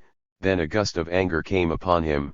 It was a perfectly ridiculous situation for a budding martyr to be marooned like this in his socks in a whore's bedroom, with his shirt tails flapping round his knees. At that moment he noticed on his right a cupboard set in the wall. He dashed towards it, but the key was not in the lock. He tried to open it with his nails, and then with a pair of scissors which he found on the table, but failed. He flung the scissors down, and stamped on the floor, muttering in a voice of fury, "The little bitch! She has locked up my trousers to stop me going out."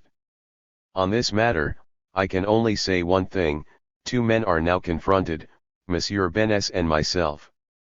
The whole crowd began to yell. Anna looked uneasily at Milan. He had gone up to the radio, and was eyeing it with his hands in his pockets. His face had darkened, and there was something moving inside his cheek. "Milan," said Anna. "We are two men of a different stamp. While Monsieur Benes, during the great struggle of the nations, came and went about the world, keeping out of danger, I, as a faithful German soldier, did my duty. And today, here I am, face to face with him, I, the soldier of my people." They cheered again. Anna rose and laid a hand on Milan's arm. His biceps were contracted, his whole body had stiffened into rigidity. "He'll fall down," she thought. "Swine," he stammered. She gripped his arm, but he pushed her away. "Benny and I," he stammered. "Benes and I? Just because you've got 75 million men behind you." He stepped forward. She thought, what is he going to do? And dashed towards him, but he had already spat on the radio twice. The voice went on. "I have only a brief statement to make. I am grateful to Mr. Chamberlain for all his efforts. I have assured him that the German people want nothing else but peace, but I also made clear to him that the limits of our patience are now set. I furthermore assured him, and I repeat it here, that once this problem is settled there is no other territorial problem for Germany in Europe. I also assured him that, from the moment when Czechoslovakia settled these problems, that is when the Czechs shall have come to terms with their other minorities, not by oppressive measures, but on a pacific basis. I shall have no further concern with the Czech state. On that point I give him my pledged word. We do not want any Czechs among us. But at the same time, I declare now before the German people, that in so far as the problem of the Sudetens is concerned, my patience is at an end. I made Monsieur Benes an offer which is nothing more than the realization of the assurances he has himself already made. The decision is now in his hand, peace or war. Either he will accept these proposals, and now give the Germans their freedom, or we shall go and take it ourselves." Herrera raised his head exultantly. "Well, I'm damned," he said. "Did you hear that? It's war." "Yes," said Gomez. "Benes is tough, he won't give way, it's war." "Well," said Tilken, "I wish it may be so." "What's this?" asked Chamberlain. "The final message," said Woodhouse. Chamberlain took the papers and began to read. Woodhouse eyed his face uneasily. After a few moments the Prime Minister looked up, and smiled amiably. "Well," he said, "there's nothing new here." Woodhouse looked at him with surprise. "Chancellor Hitler has expressed himself with a good deal of violence," he observed. "That doesn't mean anything," said Chamberlain. "He had to. Today I march at the head of my people as their first soldier, and behind me, as the world should know, marches a nation, and a nation which is quite different from what it was in 1918. In this hour, the entire German people are with me. They feel my will to be their will, just as I regard their future and their destiny as the motivating power behind my action. We must strengthen this joint will, the will of those great days, when I, an unknown private soldier, set forth to conquer an empire, never doubting of success nor final victory. Around me is arrayed a band of brave men and women, who then marched with me. And now, my German people, I ask this of you all: march behind me, men and women of Germany. At this hour we must have but one will. A will must be stronger than any difficulty or any danger, and if it is so, it will master all difficulties and dangers. We are resolved. It is now for Monsieur Benes to decide. Boris turned towards the others and said, "It's all over." They did not react at once, they went on smoking with an air of concentration. After a few moments the landlord said, "Well, so we're going to smash him?" "I don't think." The landlord leaned over the bottles, and turned the knob. For a moment Boris felt uncomfortable, it was as though a void had been created. Night and a faint breeze came in through the open door. "What did he say?" said the Marseillaise. "Well, at the end he said, 'All my people are behind me, I am ready for war.' It is for Monsieur Benes to choose." "My God," said the Marseillaise, "so it's war." Boris shrugged his shoulders. "Well," said the Marseillaise, "it's 6 months since I've seen my wife and my 2 daughters, and I shall have to go back to Marseilles just to say good night, and wave a hand, and then off to barracks. I very likely shan't even have the time to see my mother," said Comis. "I come from the north," he said, by way of explanation. "Well, well," said the Marseillaise, wagging his head. They fell silent. Charlie knocked out his pipe against his heel. The landlord said, "What about another? As it's to be war, I'll stand this round." "Right the same again, thanks." The air from out of doors was cool and dark, they could hear the distant band from the casino, possibly Lola was singing. "I've been to Czechoslovakia," said the man from the north. "And I'm glad I have, it's a good thing to know what one is fighting for." "Did you stay there long?" asked Boris. 6 months. On a timber deal. I got on well with the Czechs. They're workers." "As to that," said the landlord. "The Germans are workers too." "Yes, but they get across everybody. The Czechs are quiet folk." "Good health," said Charlie. "Good health." They clinked glasses, and the Marseillaise said, "It's getting chilly." Matthew awoke with a start. "Where are we?" he asked, rubbing his eyes. "Marseilles, Gare St. Charles, all change." "Right," said Matthew. He took his weatherproof off the peg, and his suitcase from the luggage rack. He felt adrift. Hitler must have finished his speech, he thought with relief. "I saw the boys go off in 14, said the man from the north. "I was 10 years old. It was quite different then. They wanted to go. I should think they did. They were all yelling and singing and waving." "I expect they didn't realize what it meant," said the Marseillaise. "I dare say not." "Well, we do," said Boris. A silence followed. The man from the north was looking straight in front of him. He said, "I saw the Fritzes at close quarters. Our place was occupied for 4 years. They pretty well stripped us bare. The village was destroyed, for weeks and weeks we used to hide in the quarries. So you can understand that when I think it's all going to start again," he added, "that doesn't mean that I won't do my duty like the rest. My trouble is," said the landlord smiling, "that I've a horror of death. Ever since I was a small boy. However, I've got over it a bit lately by saying to myself, the rotten thing is death, and whether you die of influenza or an exploding shell." Boris smiled a beatific smile, he liked these fellows, and he thought, "I prefer men to women." One good thing about war was that it was solely a male concern. For 3 years 5 years, he would see only men. "And I'll transfer my leave to fathers of families." "What counts," said Comis, "is to be able to tell yourself that you have lived. I'm 36, and I haven't always had a gay time. There have been ups and downs. But I have lived. They can cut me into little pieces, but they can't deprive me of that." He turned to Boris. For a lad like you it must be even harder.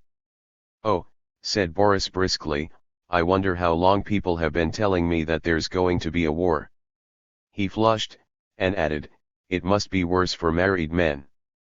Yes, said the Marsiya, with a sigh. My wife has plenty of courage, and besides she has a profession, she's a hairdresser. I worry about my little girls, but it's better to have been a father, isn't it? Anyway, men who go to the war don't inevitably get killed. Of course they don't, said Boris. The band was silent. A couple came into the bar. The woman was red-haired, and wore a long, green, low-cut frock. They sat down at a back table. Nonetheless, said Charlie, war is just too silly. I don't know anything sillier. Nor do I, said the landlord. Nor I, said Comes. Well, said the Marsiya, what do I owe you? There's 1 round on me. And 1 on me, said Boris. They paid. Comes and the Marsiya went out arm in arm. Charlie hesitated a moment, turned on his heel and sat down, taking his glass of brandy with him. Boris was still standing at the counter, thinking to himself, they're good fellows, and was glad. There would be others like them in the trenches, thousands of them, just as good fellows as these. And Boris would live with them, he would not leave them day or night, and he would have plenty to do.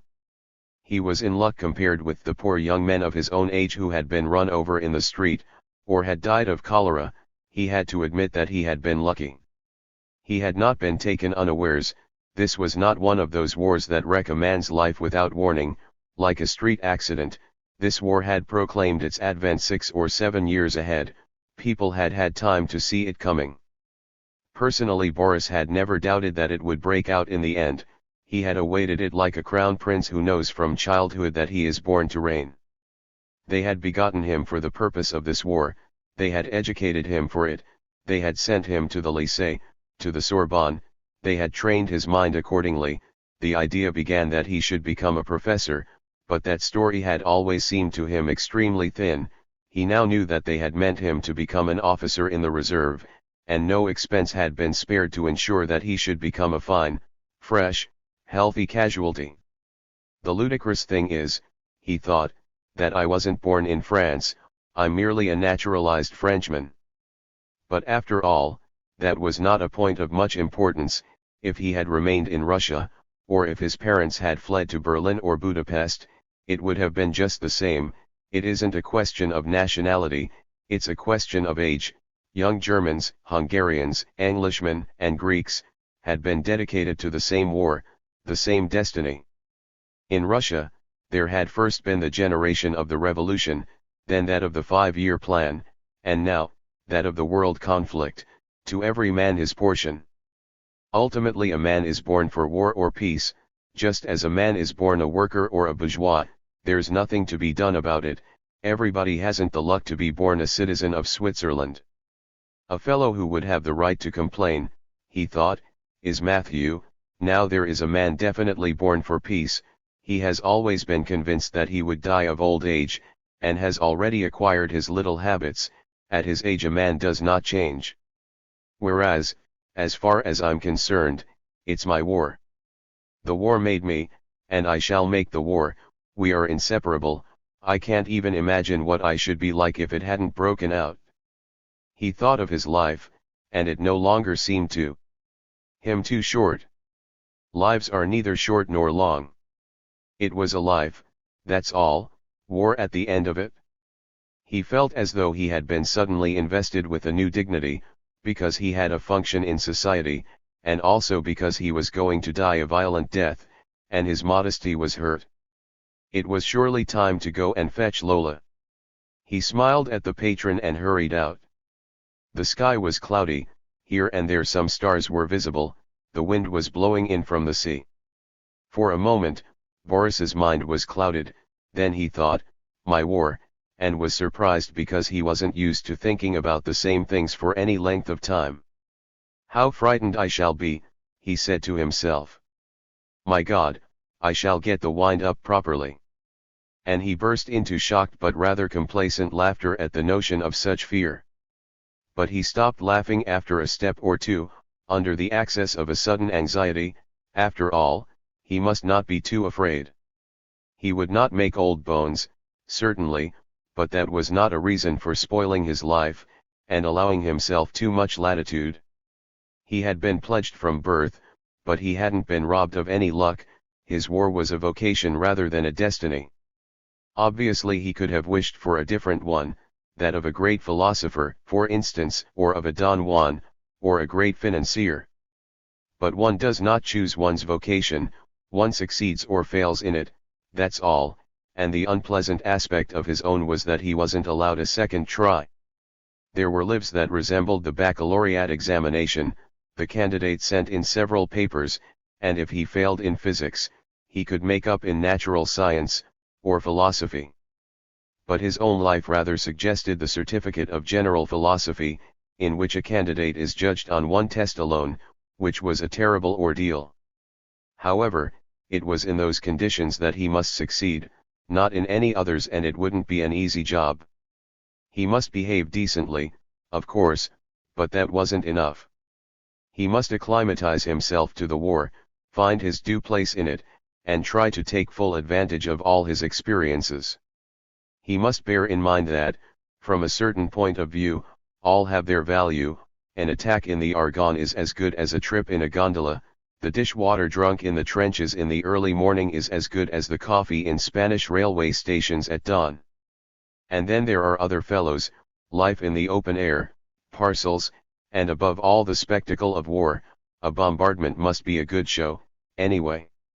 If I am afraid, I rob myself of life, I remain a tadpole. I won't be afraid, he said to himself. The lights of the casino brought him out of his dream. From the open windows came snatches of music. A black car drew up silently at the entrance. Another year to go, he thought with vexation. It was past midnight. The sports palace was dark and deserted, full of piled chairs and cigar ends. M. Chamberlain was talking on the wireless. Matthew strolled along the quays of the viewport, thinking, it's a disease, simply a disease, it has come upon me by chance, it does not concern me, it must be faced like gout or toothache. M. Chamberlain said, I hope the Chancellor will not reject this proposal, which is made in the same spirit of friendship with which I was greeted in Germany, and which, if accepted, will satisfy the German desire to unite the Sudetens with the Reich, without bloodshed in any part of Europe. He waved a hand to indicate that he had finished, and moved away from the microphone. Zizette, who could not get to sleep, was standing at the window, looking at the stars above the roofs. Germain Chabot was taking off his trousers in the lavatory. Boris was waiting for Lola in the hall of the casino. Everywhere, on every wavelength, unheard, or nearly so, a dark flower struggling into blossom, If the Moon Turns Green, played by the jazz orchestra at the Hotel Astoria, and relayed by Daventry. Tuesday, September 27. 10:30. Monsieur Delarue, said the concierge. This is a surprise. I didn't expect you for a week. Matthew smiled at her. He would have preferred to slip through unobserved, but he had to ask for his keys. You, at least, are not called up. Me, said Matthew. No. So much the better, she said. It will come soon enough. Oh dear. Just think of all that has happened since you went away. Do you think there's going to be a war? I don't know, Madame Garinette, said Matthew. And he added briskly, any letters? I forwarded them all on to you, said Madame Garinette. Only yesterday I sent on a circular to Wanley Pins. You should have let me know you were coming back, but here's something that came this morning. She handed him a long grey envelope. Matthew recognized Daniel's handwriting. He took the letter and put it into his pocket unopened. Do you want the keys? Said the concierge. What a pity you couldn't let me know, I would have had time to clean up the flat a bit. As it is, the shutters aren't even open. That doesn't matter, said Matthew, taking the keys. Good night, Madame Garinette. The house was still deserted. From outside, Matthew had noticed that the shutters were closed. The stair carpet had been taken up for the summer. He walked slowly past the first floor flat. Once there had been some noisy children there, and Matthew had often tossed about at night, deafened by the yells of the last born. Now the rooms were dark and desolate behind their closed shutters. Holidays. But he thought, in his inmost self, war. This was war blank, bewildered holidays, curtailed for some, prolonged for others. The second floor was occupied by someone's girlfriend, her scent often percolated under the door onto the landing. She was no doubt at Biarritz, in a huge hotel prostrate by the heat and the stagnation of business. He reached the third floor and turned the key in the lock. Below him and above him, stones and night and silence. He made his way into the darkness, and put down his bag and weatherproof in the darkness. The hall smelt musty. He remained motionless, his arms at his sides, enveloped in shadow, then brusquely turned the switch and walked into all the rooms in his flat, one after the other, leaving the doors open. He turned on the lights in the sitting room, the kitchen, the bathroom and lavatory, and in his bedroom, one by one, and a current of continuous light circulated from room to room. He stopped beside his bed. Someone had slept there. The bedclothes were in a huddle, the pillowcase was soiled and crumpled, and there were breadcrumbs on the sheets. Someone myself. It was I, bethought, who slept there. Me, on July 15th, for the last time. But he eyed the bed with disgust. That bygone sleep of his had grown cold within the sheets. Indeed it was now someone else's sleep. I shan't stay here. He turned into his study. His disgust remained. A dirty glass on the mantelpiece, on the table, near the bronze crab, a broken cigarette, with strands of dry tobacco hanging out of it. When did I break that cigarette? He squeezed it and felt the crackle of dead tobacco leaves. Books. A volume of Arbalet, another of Martineau, Lamiel, Lucien Leuwen, the memoirs of an egoist. Someone had undertaken an article on Stendhal. The books remained, and the intention, now petrified, had become an object. May 38, it was not yet ridiculous to write about Stendhal. An object, like the grey covers of the books, like the dust that had gathered on their backs. An opaque and passive object, an impenetrable presence. My undertaking. My undertaking to drink, now visible as a dim deposit in the transparent glass to smoke, to write. Here was the green leather armchair in which the man sat in the evening. It was evening now. Matthew looked at the armchair and sat down on the edge of a straight one. Your armchairs are corrupting, a voice had said, in this very place, your armchairs are corrupting. On the divan a fair-haired girl had angrily shaken her curls. At that time the man had barely seen the curls, barely heard the voices. He saw, he heard, his future through them. And now the man had gone, carrying off his old, mendacious future. The presences had grown cold, they remained like a film of grease on the surface of the furniture, and voices hovered at the level of the eyes. They had floated up to the ceiling, dropped down again, and were now hovering in the room. Matthew felt like an intruder. He went to the window, and swung the shutters back. A faint daylight lingered in the sky, a radiance that came from nowhere. He drew a deep breath. Daniel's letter.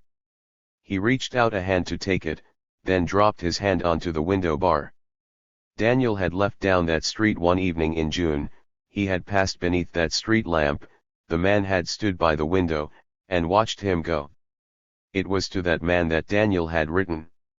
Matthew didn't want to read his letter. He turned abruptly, and surveyed his room with a sort of arid satisfaction. They were all there, immured and dead, Marcel, Ivek, Brunette, Boris, Daniel. Thither they had come, there they had been entrapped, and there they would remain. Iveka's explosions of anger, Brunette's remonstrances, Matthew remembered them already as an event, like the death of Louis XVI, and in the same dispassionate way. They belonged to the world's past, not to his. He no longer had a past. He closed the shutters, walked across the room, paused, and, on reflection, left the table lamp alight. Tomorrow morning I'll come back for my suitcases. He shut the outer door upon them all, and went downstairs.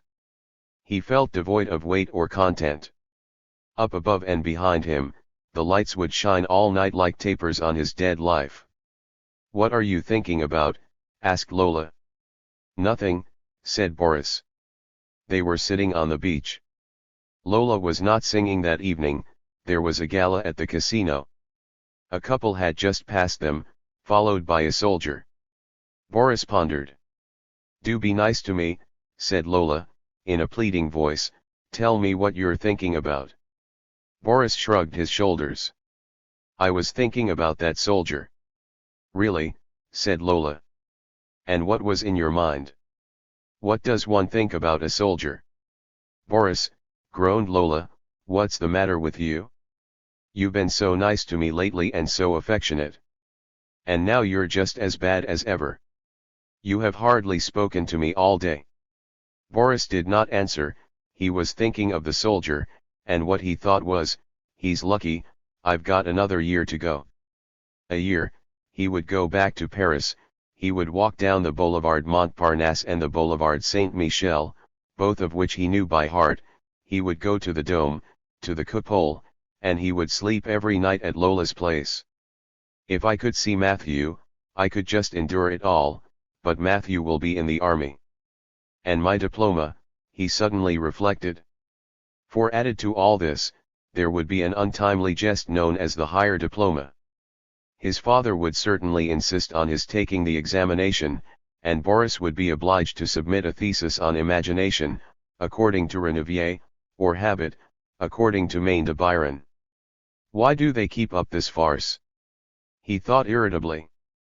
They had bred him for war, as indeed was their right, but now they meant to compel him to pass his diploma, as though he had a whole life of peace before him. A sorry prospect. For a whole year he would sit in libraries, pretend to read the complete works of Maine de Byron in the Tisserand edition, pretend to take notes, pretend to prepare for his examination, and all the while he would be thinking about the veritable ordeal that awaited him, wondering whether he would be afraid, or whether he would be able to hold out. "If it wasn't for her," he thought, throwing a malevolent look at Lola, "I would join up at once, and pay them out properly."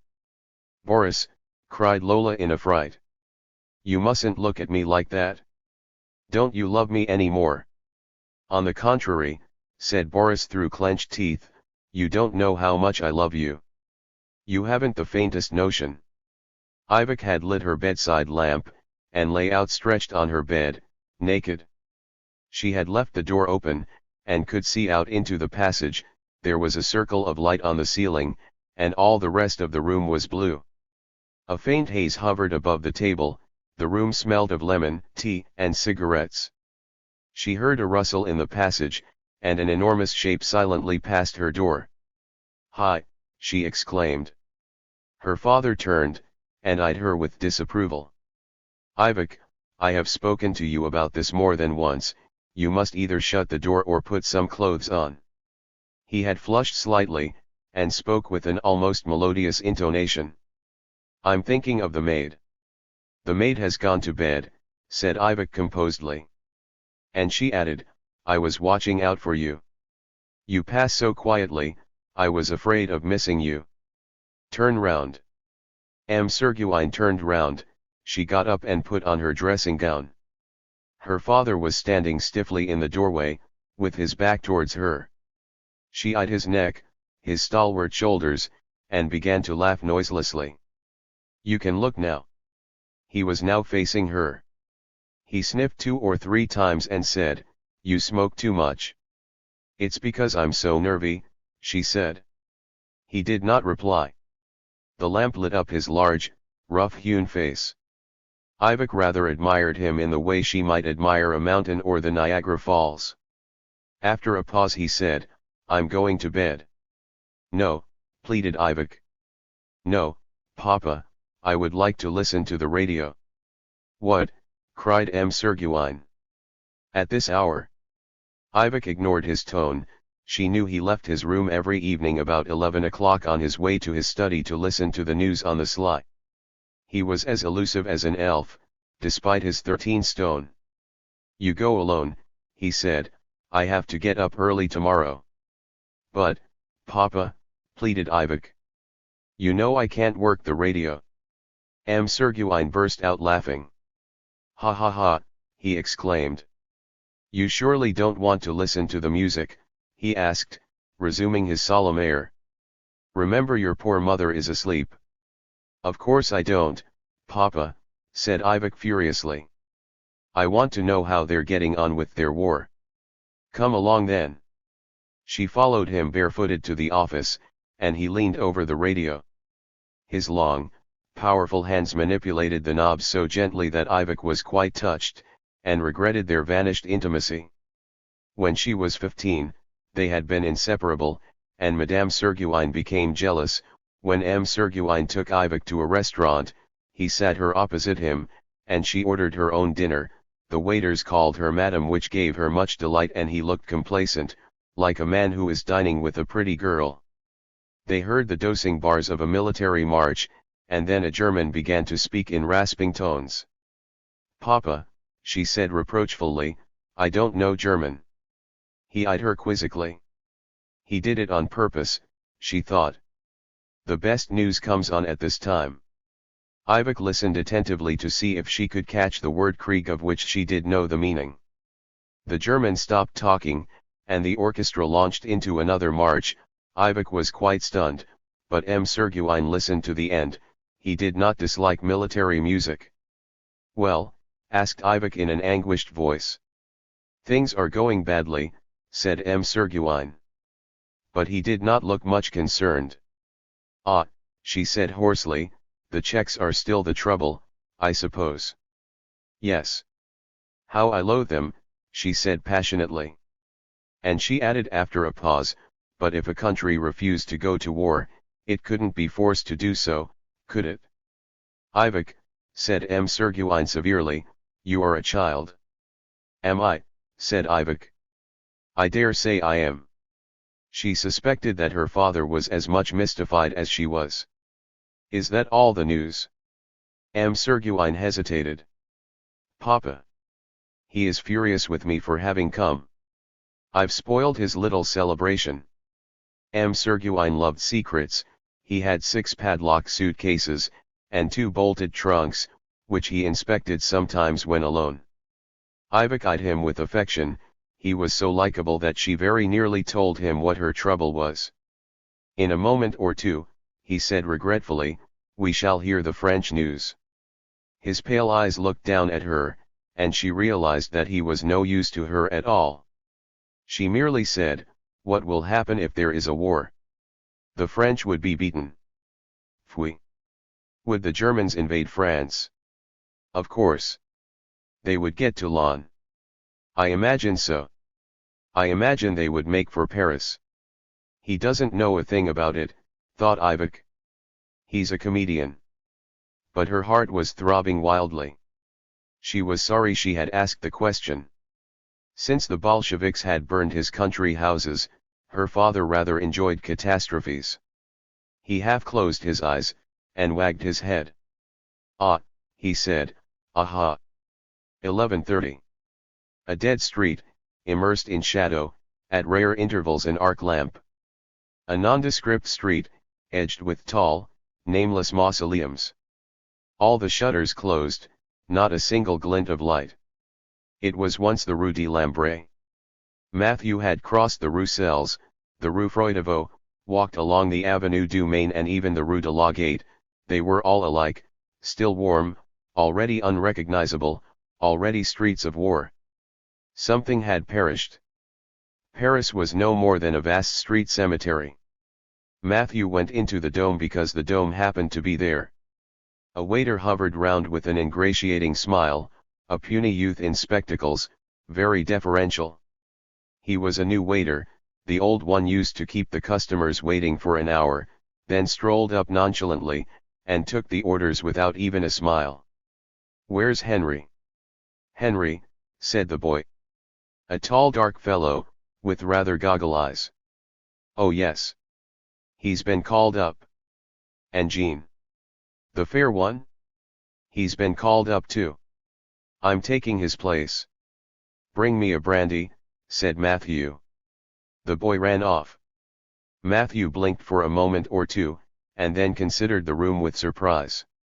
In July the dome had no precise confines, it overflowed through the windows and the revolving door into the street, and spread over the road. The passers-by were flooded in the milky haze that lit up the hands and left cheeks of the taxi-men on the rank in the center of the boulevard Montparnasse. One step more, and the haze reddened, the taxi-men's right profiles were red too, the rotonde. But now the outer darkness surged against the windows, and the dome was reduced to its own essence, a collection of tables, benches, glasses, dry and unresponsive, denuded of that diffused glow which shadowed them by night. Gone were the German émigrés, the Hungarian pianist, the alcoholic old American lady. Gone were all those charming couples who held hands under the table and talked of love until the small hours of the morning, their eyes red with sleep. On his left a major was having supper with his wife. Opposite, sat a little Annamite tart dreaming over a café cream, and at the next table a captain was eating a dish of sauerkraut. On the right, a lad in uniform had his arm round a woman's waist. Matthew knew him by sight, he was a student at the Beaux-Arts, tall, pale, and diffident, but he looked quite truculent in uniform. The captain raised his head, and his look pierced through the wall. Matthew followed it. What it envisaged was a railway station, flares, gleaming railway lines, men with ashen faces, and sleep-swollen eyes, sitting stiffly in the carriages with their hands on their knees. In July we sat together underneath the lights, our eyes fixed on each other, and none of our looks was lost. Now they are lost indeed, they speed towards Wissembourg, towards Montmedy. People are now divided by abysses, space, and darkness. The dome has been mobilized, transformed into a piece of basic equipment, a buffet. Ah well, he thought with satisfaction, there's nothing I regard with any affection or regret, I leave nothing behind. The little Indo-Chinese smiled at him. She was a pretty little thing with tiny hands. 2 years ago Matthew had decided to spend a night with her. This would be the moment. I should slide my lips over her chilly skin, and inhale a musty, insect smell. I should be just a naked entity beneath her professional fingers. I have in me certain antiquated notions that would die of such a contact. He would just return her smile. Waiter. The waiter ran up. 10 francs, please. Matthew paid and departed. I already know her too well as it is. It was dark. The first night of war. No, not quite. There were still squares of light on the side of houses. In a month, or a fortnight, the first alarm would extinguish them. For the moment it was no more than a dress rehearsal. But Paris had in fact lost her pink cotton ceiling. For the first time Matthew could see a dark vaporous pall of sky overhanging the city. The sky of Wanley-Pins, Toulouse, Dijon, Amiens, the same for the country and the town, and for the whole of France. Matthew stopped and gazed up at it. A quite ordinary and unprivileged sky. And myself a nondescript entity beneath that vast indifferent arc, that's war. A patch of light caught his eye, and he said to himself, listening to his own voice, Paris, Boulevard Raspail. But all those lovely and familiar names had also been mobilized, all those delicious names, they looked as though they were printed on a staff map, or in a war communique. Nothing was left of the Boulevard Raspail. Roads they were, just roads, speeding south to north, west to east, just numbered roads, paved for a mile or two here and there, set between sidewalks and houses, and named Rue, Avenue, and Boulevard. But they were still segments of the same road. Matthew, facing towards the Belgian frontier, was walking along a section of the Route Départementale which debouched from Route Nationale, number 14. He turned into the long, straight highway that formed a continuation of the West Railway, once the Rue de Rennes. A flame enveloped him, A street lamp flashed out of the shadows and vanished, a taxi passed, speeding towards the railway stations on the right bank, followed by a black car, filled with officers, then silence fell once more. Along that road, under that indifferent sky, the houses had been reduced to their crudest function, they were now just blocks of buildings. Dormitory refectories for those about to be mobilized, and for the families of those already mobilized. Their ultimate purpose could already be surmised, they would become strategic points, and, in the end, targets. And that would be the end of Paris, the city was indeed already dead. A new world was coming into being, the austere and practical world of functional objects. A ray of light gleamed through the curtains of the Café de Deux Magots. Matthew sat down on the terrace. Behind him the last to leave customers were whispering in the darkness. The night was chilly. "A beer please," said Matthew. "It's nearly midnight," said the waiter. "We aren't serving any more drinks outside. Just one beer." "All right, but you must hurry." Behind his back a woman burst into a laugh, the first he had heard since his return, and it quite shocked him. Not that he felt at all depressed, but he did not want to laugh. In the sky a storm cloud parted and two stars appeared. "It's the war," thought Matthew. "Would you pay now, please? Then I needn't bother you again." Matthew paid, the waiter went back into the cafe. A pair of shadows rose, glided between the tables, and departed. Matthew was left alone on the terrace.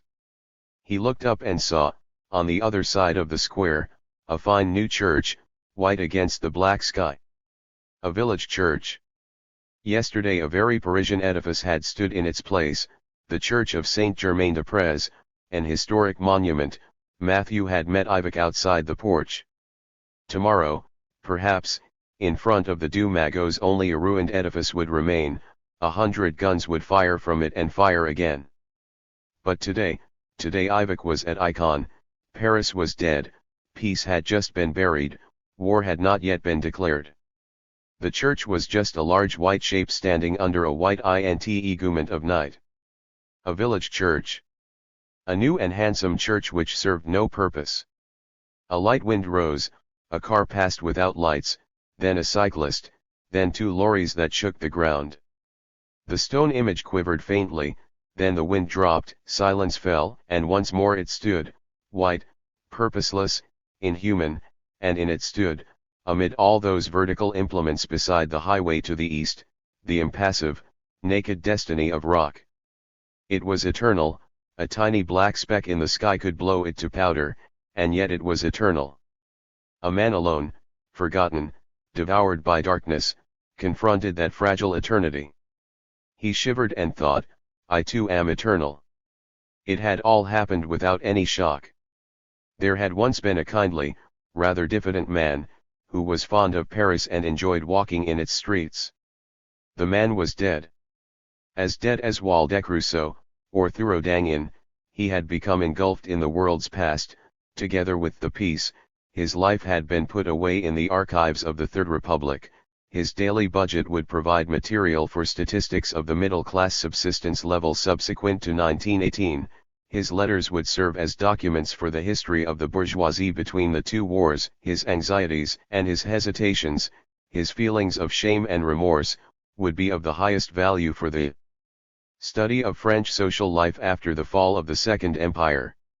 This man had shaped a future to his measure, a decorous, arid, uncomplaining future, overburdened with human contacts and schemes. An historic and mortal little future, the war had thundered down upon it and crushed it to powder. And yet, up to that minute, there was still something that could call itself Matthew, something to which he clung with all his strength. Something, indeed, beyond analysis. Perhaps some ancient habit, perhaps a way of choosing his thoughts in his own likeness, of choosing himself from day to day in the likeness of his thoughts, of choosing his food and clothes, the trees and the houses that he looked at. He relaxed his grip and let it go. All this happened deep in his inmost self, in a region where words possess no meaning. He let go, and nothing remained but a look. A new and passionless look, a mere transparency. I have lost my soul, he thought with satisfaction. A woman crossed that transparency. She clattered along in a hurry, glided into that motionless look, a harassed mortal denizen of time, devoured by 1,000 little schemes. She lifted a hand and smoothed back a stray lock of hair. It was like her once, a hive of schemes. Her life is my life, beneath that look, under the indifferent sky, all lives are equivalent. The darkness swallowed her up, as she pattered into the Rue Bonaparte, human lives melted into the shadows, clacking heels were silent. My look. He looked at the quenched whiteness of the belfry. Everything is dead.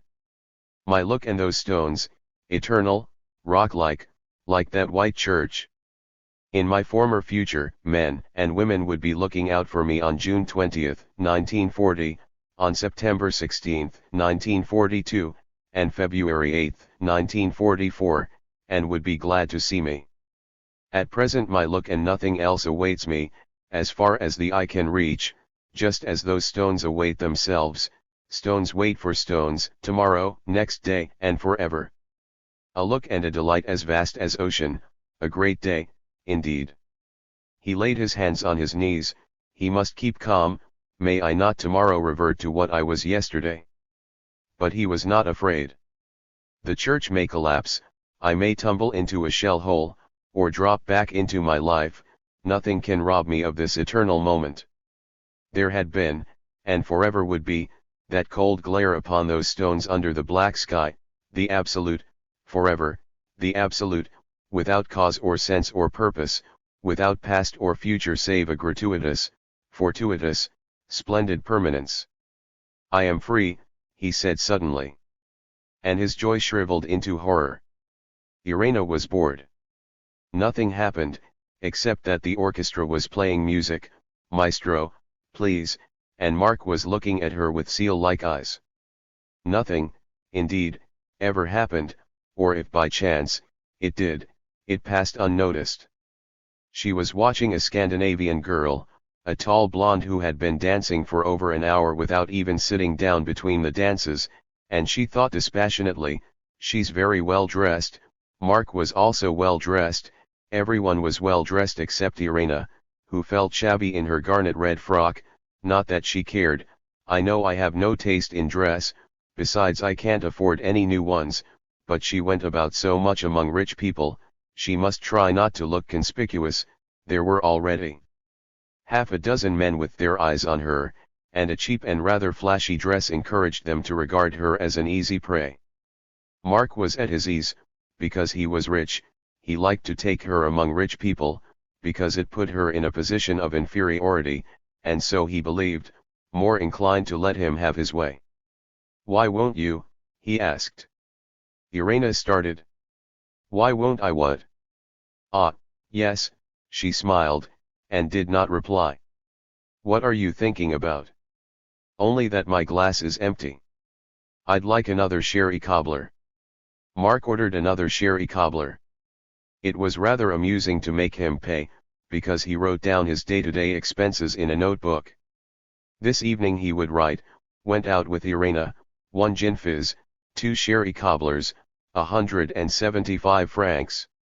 She noticed that he was stroking her arm with the tip of his forefinger. He had no doubt been doing so for some minutes, but she hadn't noticed it. Do tell me, Irena. Why? Oh, she yawned. I just don't know. There you are, then, if you really don't know. Not at all, it's just the other way round. When I sleep with someone, I want to know why I'm doing so. Either because he has nice eyes, or for something he said, or because he's good looking. I am good looking, said Mark in a low tone. Irena laughed, and he blushed. Look here, he said sharply. You understand what I mean? Of course I do, she said. He grasped her wrist. Irena, oh God, what is there I can do? He leaned over her with a sort of peevish, pleading look. His emotion made him gasp for breath. How bored I am, she thought. Nothing, there's nothing you can do. Ha, he exploded. He let her go, and flung his head back, exposing his teeth. She looked at herself in the mirror, and saw a dowdy girl with fine eyes. She thought, well, I never. What a fuss about that. She felt ashamed for him, and for herself. Everything was so stale and boring, she couldn't even understand why she refused to sleep with him. I'm making a lot of trouble, much better say, all right, I don't mind. Half an hour in a hotel bedroom, a little dirty business between two sheets, after which we'll come back here to finish the evening, and you'll leave me alone. But apparently she still attached too much importance to her wretched body. She knew she would not yield. I think you're a very odd girl, he said. He rolled his fine eyes at her, looking quite distraught. He'll go for me, that's what they always do, and then ask me to forgive him. You do make a fuss, he went on ironically. If I hadn't known you for 4 years I should have thought you were virtue personified. She looked at him with sudden interest and began to reflect. When she reflected, she felt much less bored. You're right, she said, it's very odd, I'm an easy sort of girl, and that's a fact, and yet I would rather be cut in pieces than sleep with you. Now try to explain that. She considered him dispassionately and concluded, I can't even say that you really disgust me. Not so loud, he said, and added venomously, that little voice of yours does carry such a long way. They were silent. People danced, the band played caravans, Mark twirled his glass over the tablecloth, and the ice in it clinked. The fact is, he said suddenly, I've let you see too clearly that I wanted you. He had laid his hands flat on the table, and began to smooth out the cloth. He was trying to recover his human dignity. It didn't matter, he would lose it again in 5 minutes. But she smiled at him, glad of a chance to analyze herself. Well, she said, there's something in that, no doubt. Mark appeared to her through a haze. A quiet little haze of astonishment rose from her heart to her eyes. It was a feeling she enjoyed, asking herself all the illimitable questions to which there is no answer. When a man is too keen on me, she explained, I get shocked. Look here, Mark, I feel ridiculous. Hitler will very likely have attacked us by tomorrow, and you sit there fussing because I won't sleep with you. You must be a poor sort of creature to work yourself up over a girl like me. That's my business, he said in an angry voice. It's my business too, I hate to be overrated. A silence followed. What animals we are, to set so much store upon an instinct. She looked at him out of the corner of her eye. He'll soon subside. His features drooped. The crisis had still to come. Once, at Melody's, he had burst into tears. He opened his mouth, and she said to him briskly, Be quiet, Mark, please, I know you're going to say something silly or unpleasant. He did not hear what she said. He wagged his head with an ominous air on his face. Irena, he said softly, I'm going away. Away? Where? Don't be stupid. You understood. Well, then. I did think you might feel it a bit. She did not reply, she eyed him fixedly. Then he went on, with averted eyes, in 14 lots of women gave themselves to men who loved them, just because they were going away. She said nothing. Mark's hands began to quiver. Irena, it means so little to you, but for me it's so important, particularly at this moment. Nothing doing, said Irena. He turned upon her savagely, after all, damn it, it's for you I'm going to fight. Swine, said Irena. He subsided at once, his eyes reddened. I can't bear the idea of being killed without having slept with you. Irena got up. Come and dance, she said. He got up obediently and they danced. He held her close, and swung her round the room. Suddenly she caught her breath. What's the matter? He asked. Nothing. She had just recognized Philippe, sedately seated beside a Creole, rather handsome but not young. So that's what he was up to when they were searching for him all over the place. He was looking rather pale, with dark circles round his eyes. She maneuvered Mark into the center of the throng. It was essential that Philippe should not recognize her.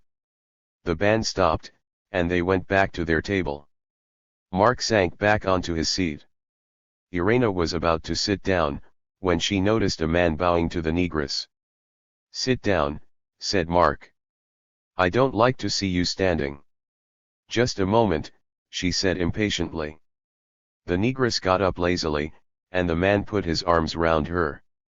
Philippe eyed them for a moment with a stricken air, and Irena felt her heart contract.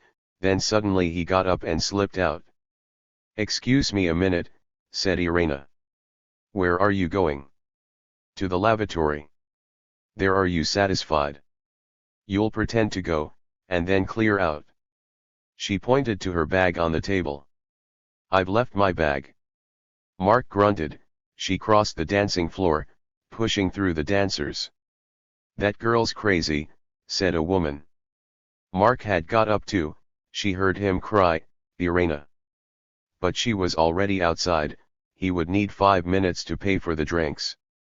The street was dark. "How silly I am," she thought, "I've lost him." But when her eyes had grown used to the half-light, she saw him hurrying in the direction of the Trinit, keeping close to the wall. She started to run. "It's a pity about my bag. I shall lose my powder box, 100 francs, and the 2 letters from Maxime." She had ceased to feel bored. They thus covered 100 yards or so, both running. Then Philippe stopped so abruptly, that Irena nearly bumped into him. She stepped aside, past him, went up to a door, and rang the bell twice. The door opened just as Philippe passed behind her. She paused for a second, then slammed the door violently, as though she had just entered the building. Philippe was now walking at a normal pace. It was easy enough to keep on his track. From time to time the shadows swallowed him, then under the luminous drizzle of a street lamp he emerged out of the darkness. "This is very amusing," she thought. She adored tracking someone. She could walk for hours behind people whom she did not even know. The boulevards were still crowded and it was easier to see, owing to the lights in the cafes and the shop windows. Philippe stopped again, but this time Irena was not taken by surprise. She slipped behind him, and stood in a dark corner, waiting. "Perhaps he's meeting somebody." He turned. His face was livid. Suddenly he began to speak, and she thought he had recognized her, and yet she was sure he could not see her. He stepped backwards, and muttered something. He was looking frantic. "He's gone crazy," she thought. 2 women passed, one young and one old, wearing rather old-fashioned hats. He went up to them. His face was that of an exhibitionist. "Down with the war," he said. The women walked on faster. Apparently they had not understood. 2 officers came up. Philippe let them pass. Then came a scented prostitute whose perfume struck Irena full in the face. Philippe eyed her wildly. She was already smiling at him, and said in a strangled voice, "Down with the war, down with Daladier. We want peace." "Silly fool," said the woman. She passed. Philippe shook his head, looked to right and left with a furious air, and then plunged suddenly into the darkness of the Rue Richelieu. Irena laughed so loud that she nearly gave herself away. "Wait 2 minutes." He turned the knob, and a jazz tune leapt forth 4 notes from a saxophone, like a shooting star. "Leave it on," said Ivok. "It's lovely." M. Serguin turned the knob once more and the wail of the saxophone was replaced by a long, rasping crackle. He eyed Ivok severely. "I deplore your taste for savage music." He despised Negroes. He had retained some vivid memories of his student life at Munich, and a cult of Wagner. A voice shook the instrument, a characteristic French voice, calm and suave, translating the tortuosities of the speech into decent phraseology. It was the penetrating and persuasive voice of an elder brother. She smiled at her father, and said casually, to recapture a little of their old intimacy, "I hate French voices." M. Serguin emitted a faint chuckle and he raised a hand enjoining silence. Today, said the voice, the British Premier's representative was again received by the Chancellor of the Reich, who intimated that if he had not received a satisfactory reply from Prague by 2 o'clock tomorrow on the subject of the promised evacuation of the Sudeten districts, he would reserve the right to take the necessary measures. It is thought that Chancellor Hitler was referring to general mobilization, the order for which was expected on Monday, in connection with the Chancellor's speech, and which was no doubt only delayed in consideration of the letter from the British Prime Minister. The voice was silent. Ivek, whose throat was quite parched, looked up at her father. He had absorbed the announcement with an air of fatuous complacency. "What exactly does mobilization mean?" she asked in an indifferent tone. "It means war." "Not necessarily." "Of course it does." "We shan't fight," she said violently. "We can't fight over the Czechs." Serguine smiled amiably, "when mobilization takes place. But as we don't want war. If we didn't want war, we shouldn't have mobilized." She eyed him with bewilderment. "Have we mobilized too?" "No," he said, with a blush, "I was referring to the Germans." "Oh. I was talking about the French," said Ivek dryly. The voice continued quiet and benign. "In foreign circles in Berlin, it is generally thought." "SSSH," said Serguine. He sat down again, his face turned towards the radio. "I'm an orphan," thought Ivek. She tiptoed out of the room, crossed the passage and shut herself into her bedroom. Her teeth were chattering.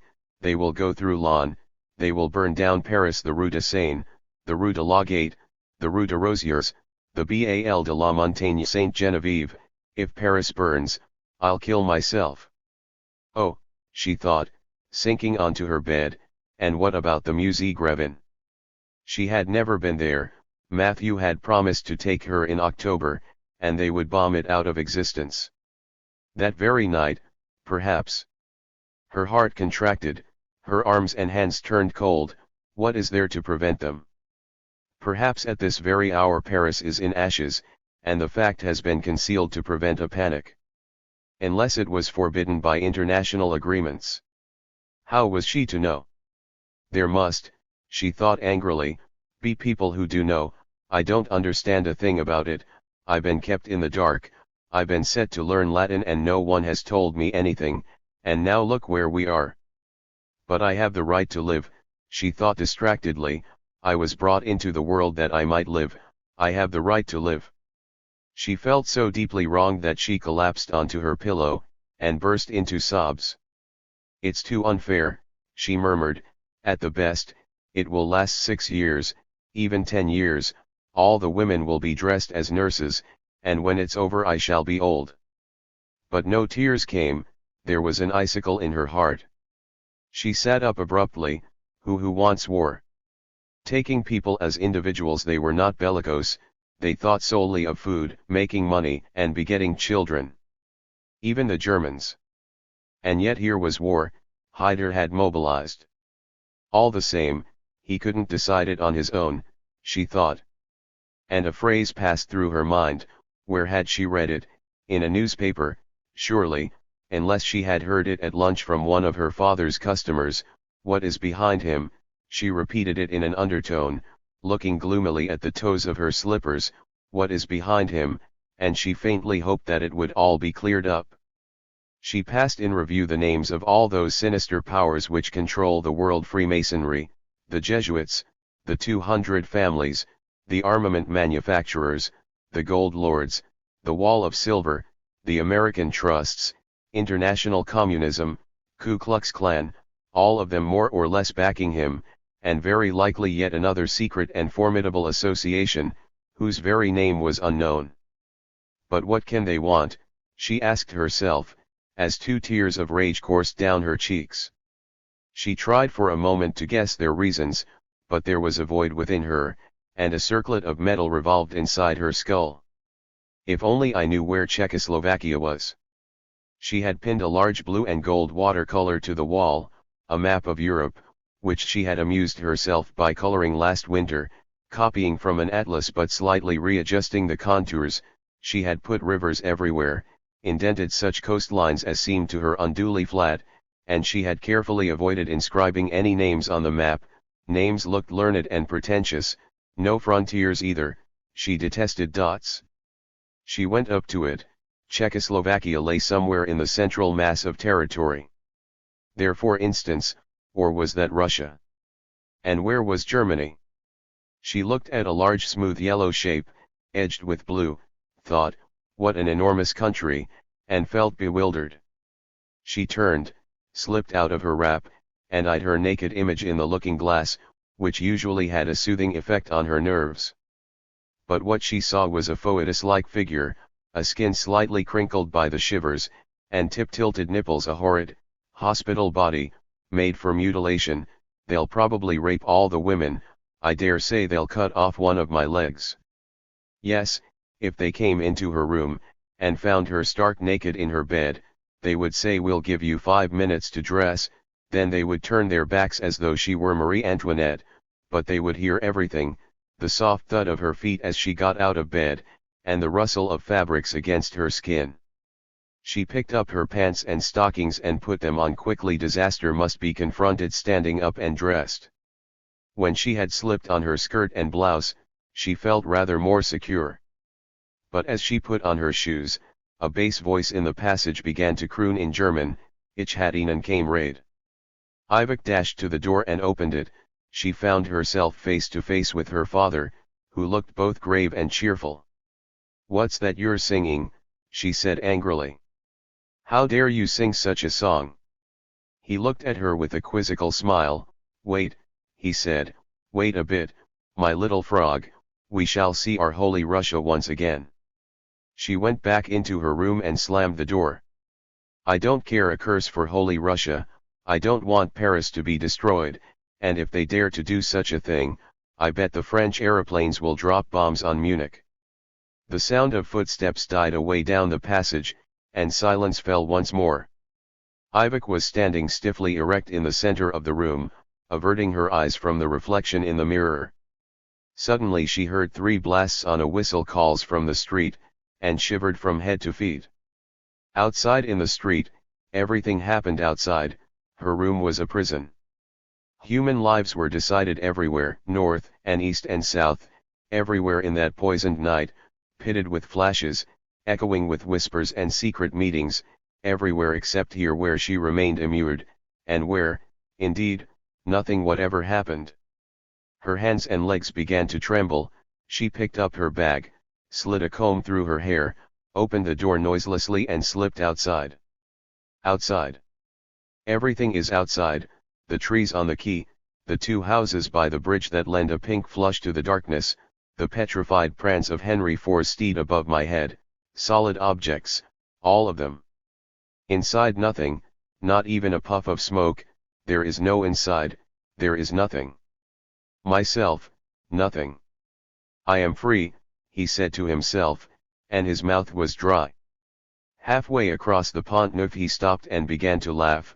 Liberty, I sought it far away, it was so near that I can't touch it, it is, in fact, myself. I am my own freedom. He had hoped that one day he would be filled with joy, transfixed by a lightning flash.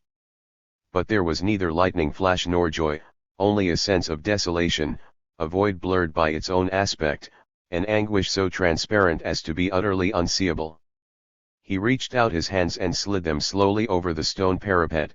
It was wrinkled and furrowed, like a petrified sponge, and still warm from the afternoon sun. There it lay, vast and massive, enclosing in itself the crushed silence, the inspissated darkness, that constitute the interior of objects. There it lay, a plenitude. He longed to clutch to that stone, and melt into it, to fill himself with its density and repose. But there was no help in it, it was outside, and forever. There lay his hands on the white parapet, bronze hands, they seemed, as he looked at them.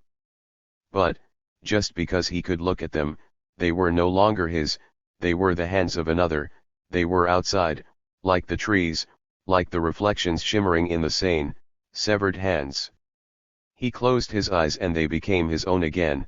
There was nothing in contact with the stone save a faintly acid and familiar flavor, a whiff of formic acid. My hands, the inappreciable distance that reveals things to me, and sets me apart from them forever. I am nothing, I possess nothing.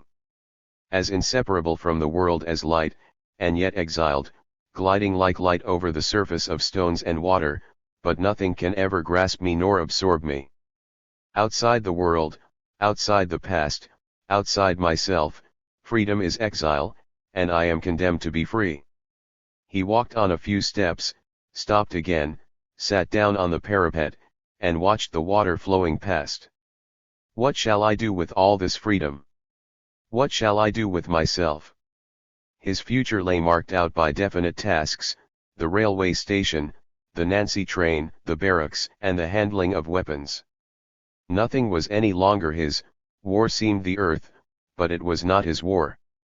He was alone on this bridge, alone in the world, accountable to no man. I am free for nothing, he reflected wearily. Not a sign in the sky, nor on the earth, the things of this world were too utterly immersed in the war that was theirs, they turned their manifold heads towards the east. Matthew was moving swiftly over the surface of things, but they were unconscious of his presence. He as forgotten, by the bridge beneath his feet, by the roads that sped towards the frontier, by that city that rose slowly upwards to look at a fire on the horizon with which it had no concern. Forgotten, unknown, and utterly alone, a defaulter, all mobilized men had gone 2 days ago, he had no business now to be here. Shall I take the train? What did it matter? Go or stay or run away, acts of that kind would not call his freedom into play. And yet he must risk that freedom. He clutched the stone with both hands and leaned over the water. A plunge, and the water would engulf him, his freedom would be transmuted into water. Rest at last, and why not? This obscure suicide would also be an absolute, a law, a choice, and a morality, all of them complete. A unique, unmatchable act, a lightning flash would light up the bridge and the Seine. He need only lean a little further over, and he would have made his choice for all eternity. He leaned over, but his hands still clutched the stone, and bore the whole weight of his body. Why not? He had no special reason for letting himself drop, nor any reason for not doing so. And the act was there, before him, on the black water, a presentiment of his future. All hawsers cut, nothing now could hold him back, here was his freedom, and how horrible it was.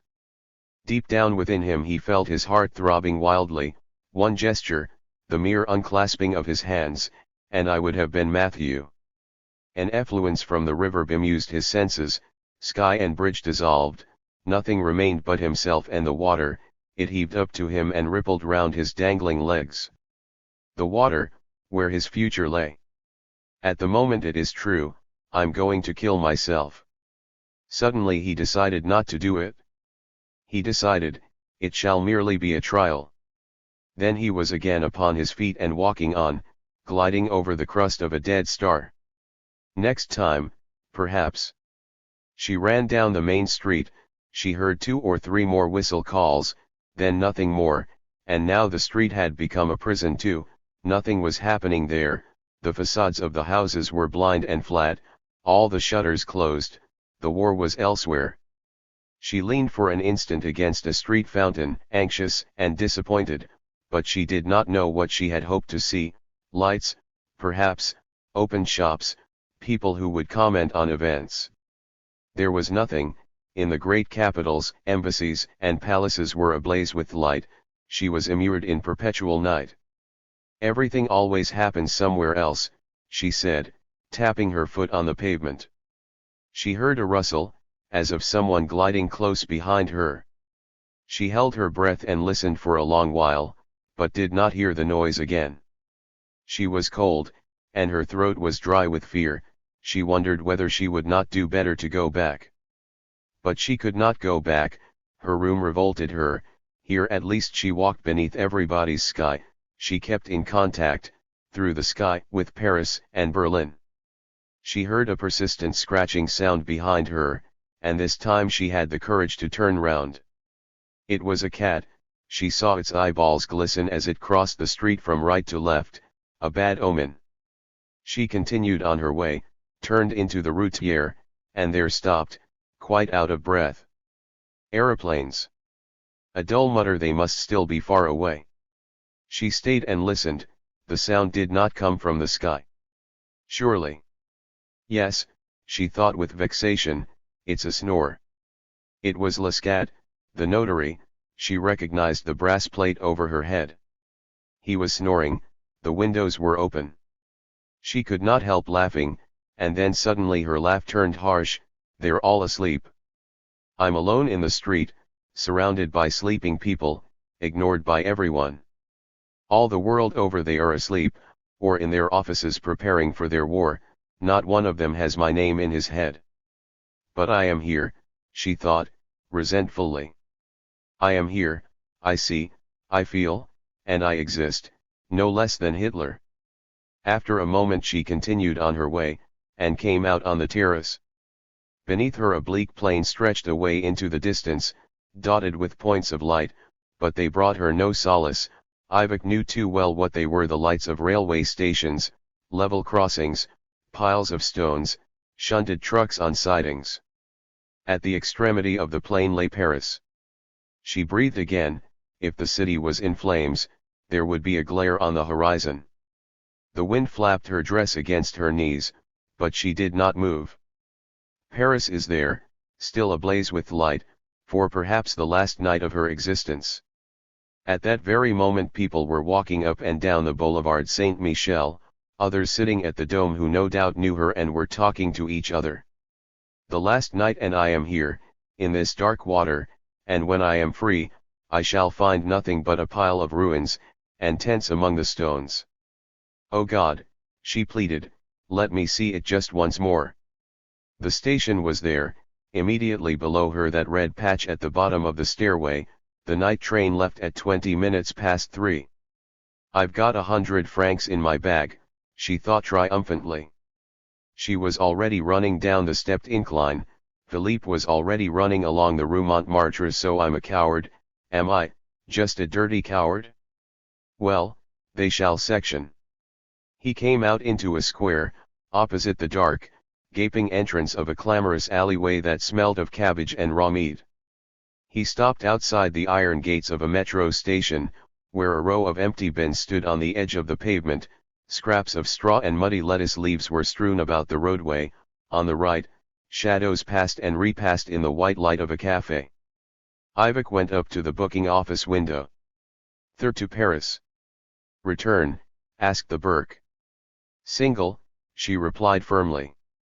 Philippe cleared his throat, and yelled, "Down with the war!" Nothing happened. The shadows continued to move to and fro past the cafe. He cupped his hands over his mouth. "Down with the war!"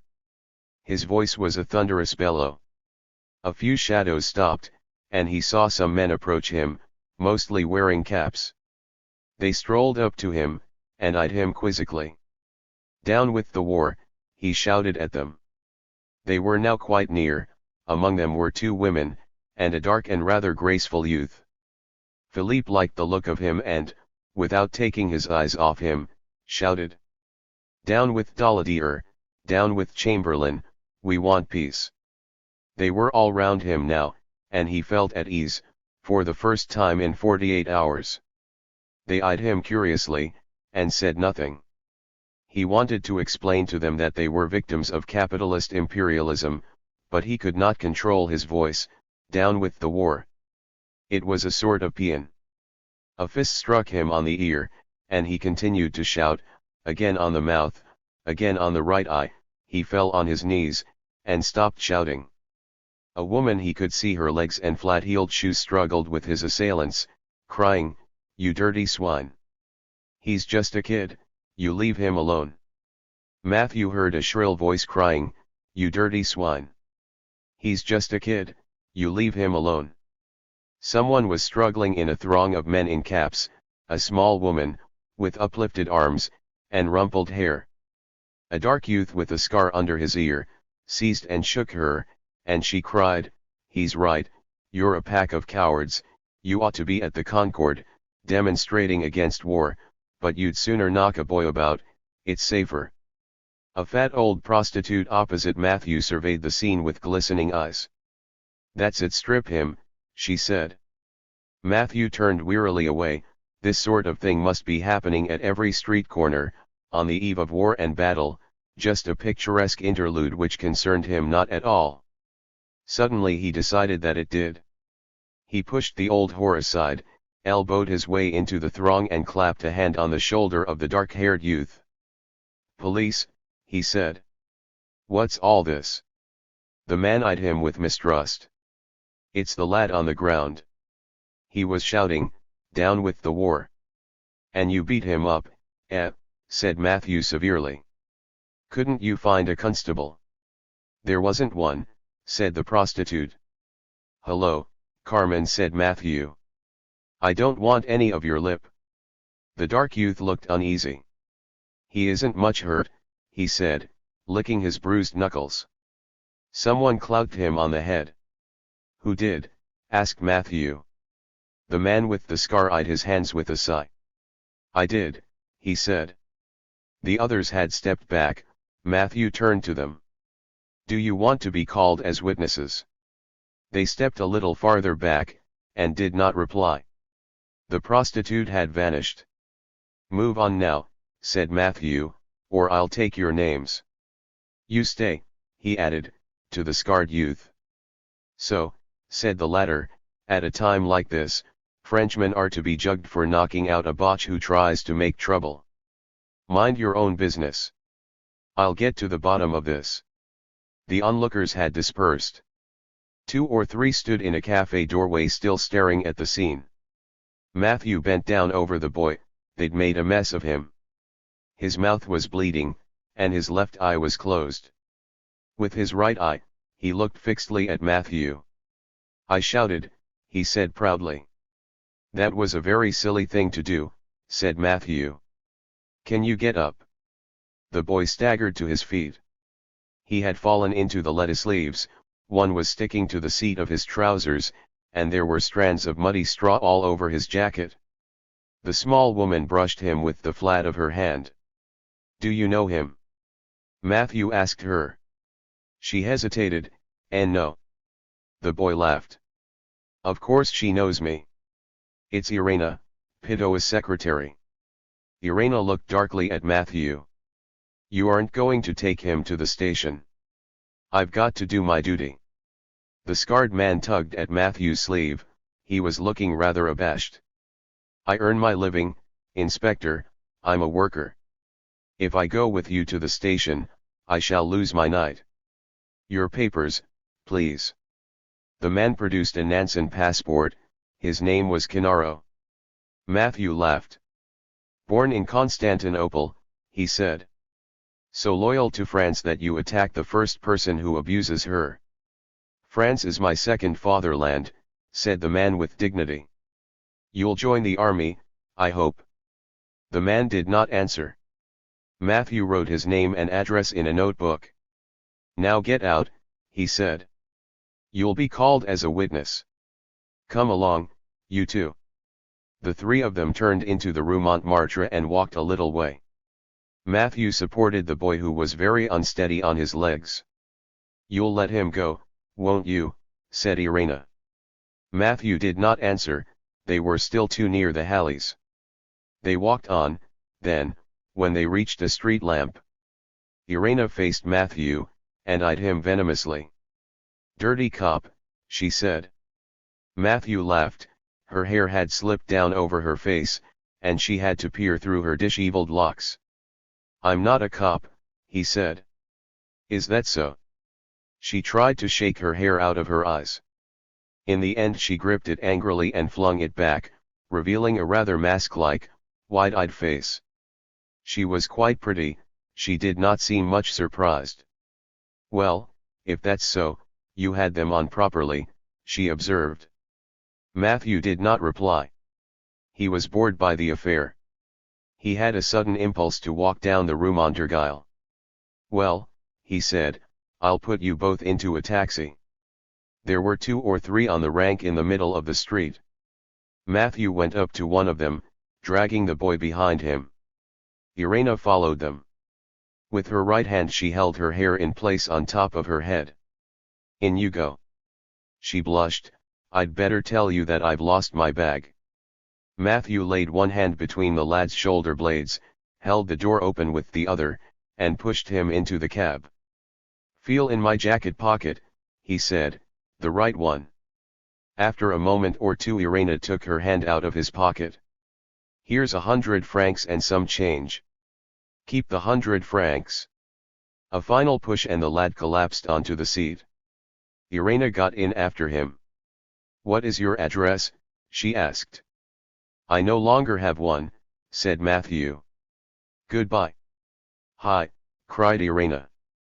But he had already turned on his heel. He wanted to have another look at the Rue Montorgueil, and at once. He walked on for a minute or two and then a taxi drew up beside the pavement at his side. The door opened, and a woman leaned out. It was Irena. "Get in," she said. "Quick." Matthew got into the taxi. "Sit on the flap seat." He did so. "What's the matter?" "The boy is crazy. He says he wants to get himself locked up. He keeps on trying to open the door and throw himself out. I'm not strong enough to hold him." The boy was lying huddled on the seat, his knees higher than his head. "He wants to make a martyr of himself," explained Irena. "How old is he?" "I don't know, about 19, I should think." Matthew eyed the boy's long, thin legs. He was about the age of his oldest pupils. "If he wants to get himself in quad," he said, "you haven't the right to stop him." "You're a queer fish," said Irena indignantly. "You don't know what may be coming to him. Has he done someone in?" "Of course not." "What's his trouble, then?" "It's a long story," she said gloomily. He noticed that she had coiled her hair on the top of her head, which gave her rather an oddly obstinate appearance, despite her graceful drooping mouth. "It's his own affair, anyway," said Matthew. "He's a free agent." "Free, indeed," she said. "I've just told you he's crazy." At the word free the boy opened his solitary eye and muttered something which Matthew did not catch, and then, without a word of warning, flung himself at the handle of the door and tried to open it. A car, at that same moment, grazed past the standing taxi. Matthew laid a hand on the boy's chest and pushed him back onto the cushions. "If I wanted to get myself into prison," he continued turning to Irena, "I shouldn't like anyone to stop me." "Down with the war," said the boy. "Yes, yes," said Matthew. "Quite." He was still holding him down on the seat. He turned to Irena. "He certainly does seem cracked." The driver slid the glass back. "Where to?" 15 Avenue du Parc Montsouris, said Irena triumphantly. The boy clawed at Matthew's hand. Then, when the taxi had started, he decided to keep quiet. They remained silent for a moment. The taxi sped through dark streets unknown to Matthew. From time to time Irena's face emerged from the darkness and then plunged into it again. "Are you from Brittany?" "No." "From Metz?" "Why do you ask?" "Because of the way you do your hair." "Rather silly, isn't it?" "It's a friend who likes me to do it that way." She was silent for a moment, and then said, "How is it you haven't got an address?" "I'm moving." "Ah yes. You're mobilized, I suppose." "Yes. So are most men." "You don't like war?" "I don't know. I've never been in one." "Well, I'm against it," said Irena. "I noticed that." She leaned towards him with an anxious air. "Tell me, have you lost somebody?" "No," said Matthew. "Do I look as if I had?" "You look odd," she said. "Take care." The boy had reached out a stealthy hand, and was trying to open the door. "Will you keep quiet?" said Matthew, flinging him back into his corner. "What a little squirt," he said to Irena. "He's the son of a general." Is he? Well, I don't suppose he's proud of his father. The taxi had stopped. Irena got out, and the boy had to be extricated next. He clung to the elbow rests and kicked. Irena began to laugh. How tiresome he is, now he won't come out. Matthew finally put an arm round him, and lifted him onto the pavement. Oof. Wait a second, said Irena. The key was in my bag. I must get through the window. She walked up to a small two-storied house with one window half open. Matthew held the boy up with one hand, with the other he felt in his pocket and handed his loose change to the driver. Keep it all. What's the matter with the chap, said the driver genially. He's been knocked out, said Matthew. The taxi restarted. Behind Matthew a door opened, and Irena appeared in a rectangle of light. Come in, she said. Matthew entered, pushing the now silent boy ahead of him. Irena shut the street door. On the left, she said. The switch is on the right hand. Matthew groped for the switch, and the light flashed on. He saw a dusty room, containing a box bed, a water jug, and a wash basin on a dressing table. A wheel-less bicycle was suspended from the ceiling. Is this your room? No, said Irena. It belongs to some friends. He looked at her, and laughed. Your stockings. They were white with dust, and torn at the knees. It's from climbing through the window, she explained nonchalantly. The boy stood in the middle of the room, swaying precariously, and surveying his surroundings with his solitary eye. Matthew pointed to him and said, What's to be done with him? Take off his shoes, and make him lie down, I'll wash his face. The boy made no resistance, he appeared to be in a state of coma. Irena returned with a basin and some cotton wool. There we are, she said. Now, Philippe, behave yourself. She leaned over him, and dabbed an eyebrow with a wad of cotton wool. The boy began to mumble. Yes, she said in a motherly voice. It smarts, but it will do you good. She put the basin on the dressing table. Matthew got up. Right, he said. Now I'll be off.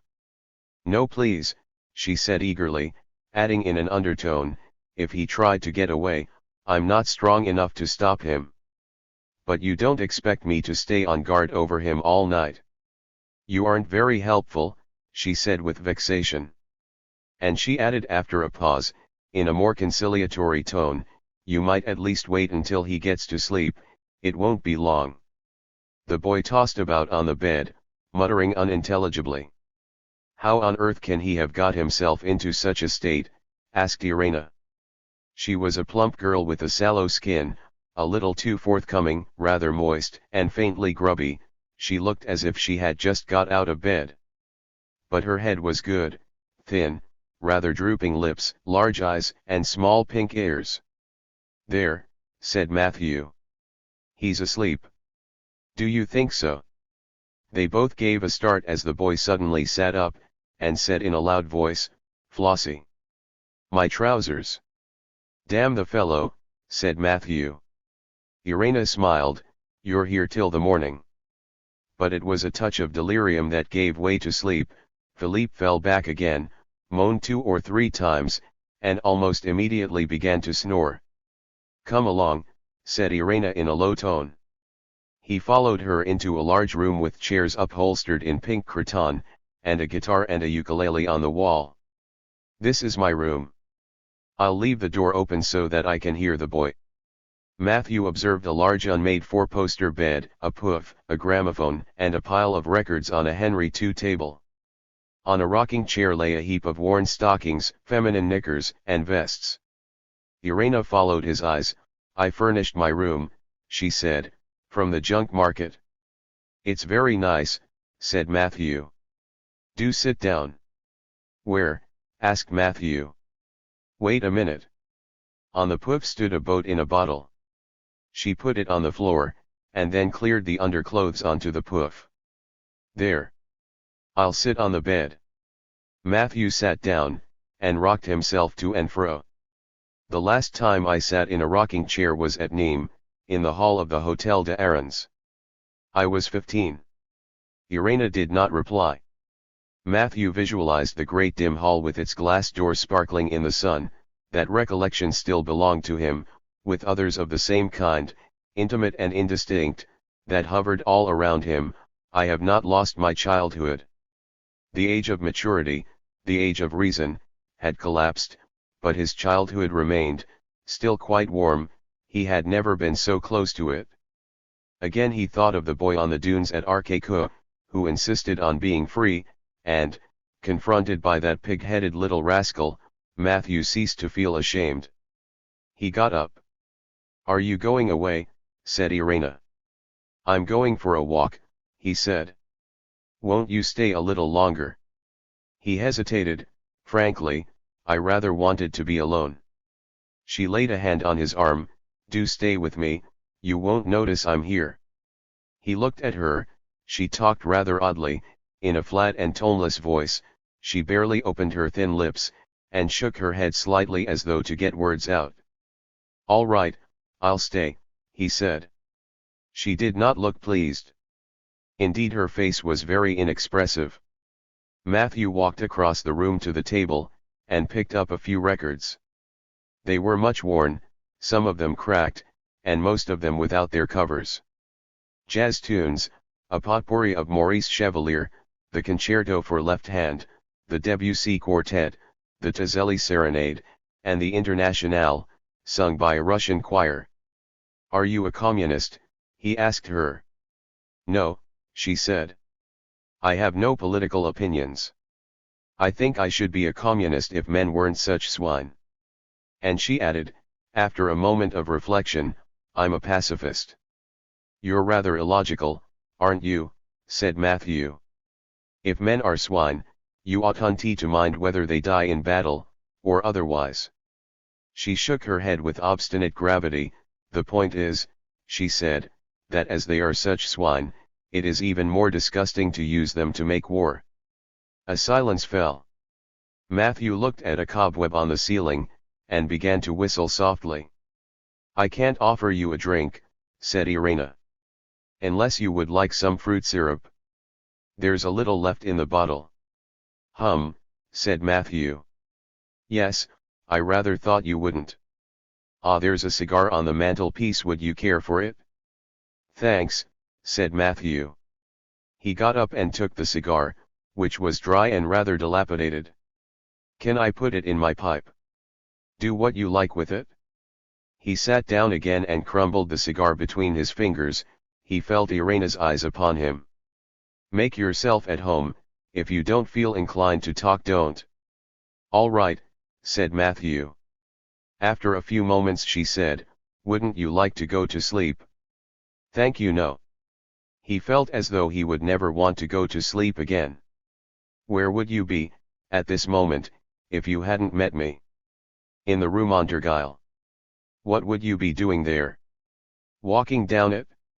"It must seem odd to you to be here." "Not at all." "True," she said in vague reproach. "You aren't really here at all." He did not reply. She was right, he thought. These four walls, and that woman on the bed, were an unimportant accident, a transitory vision of the night. Wherever night was, there was Matthew.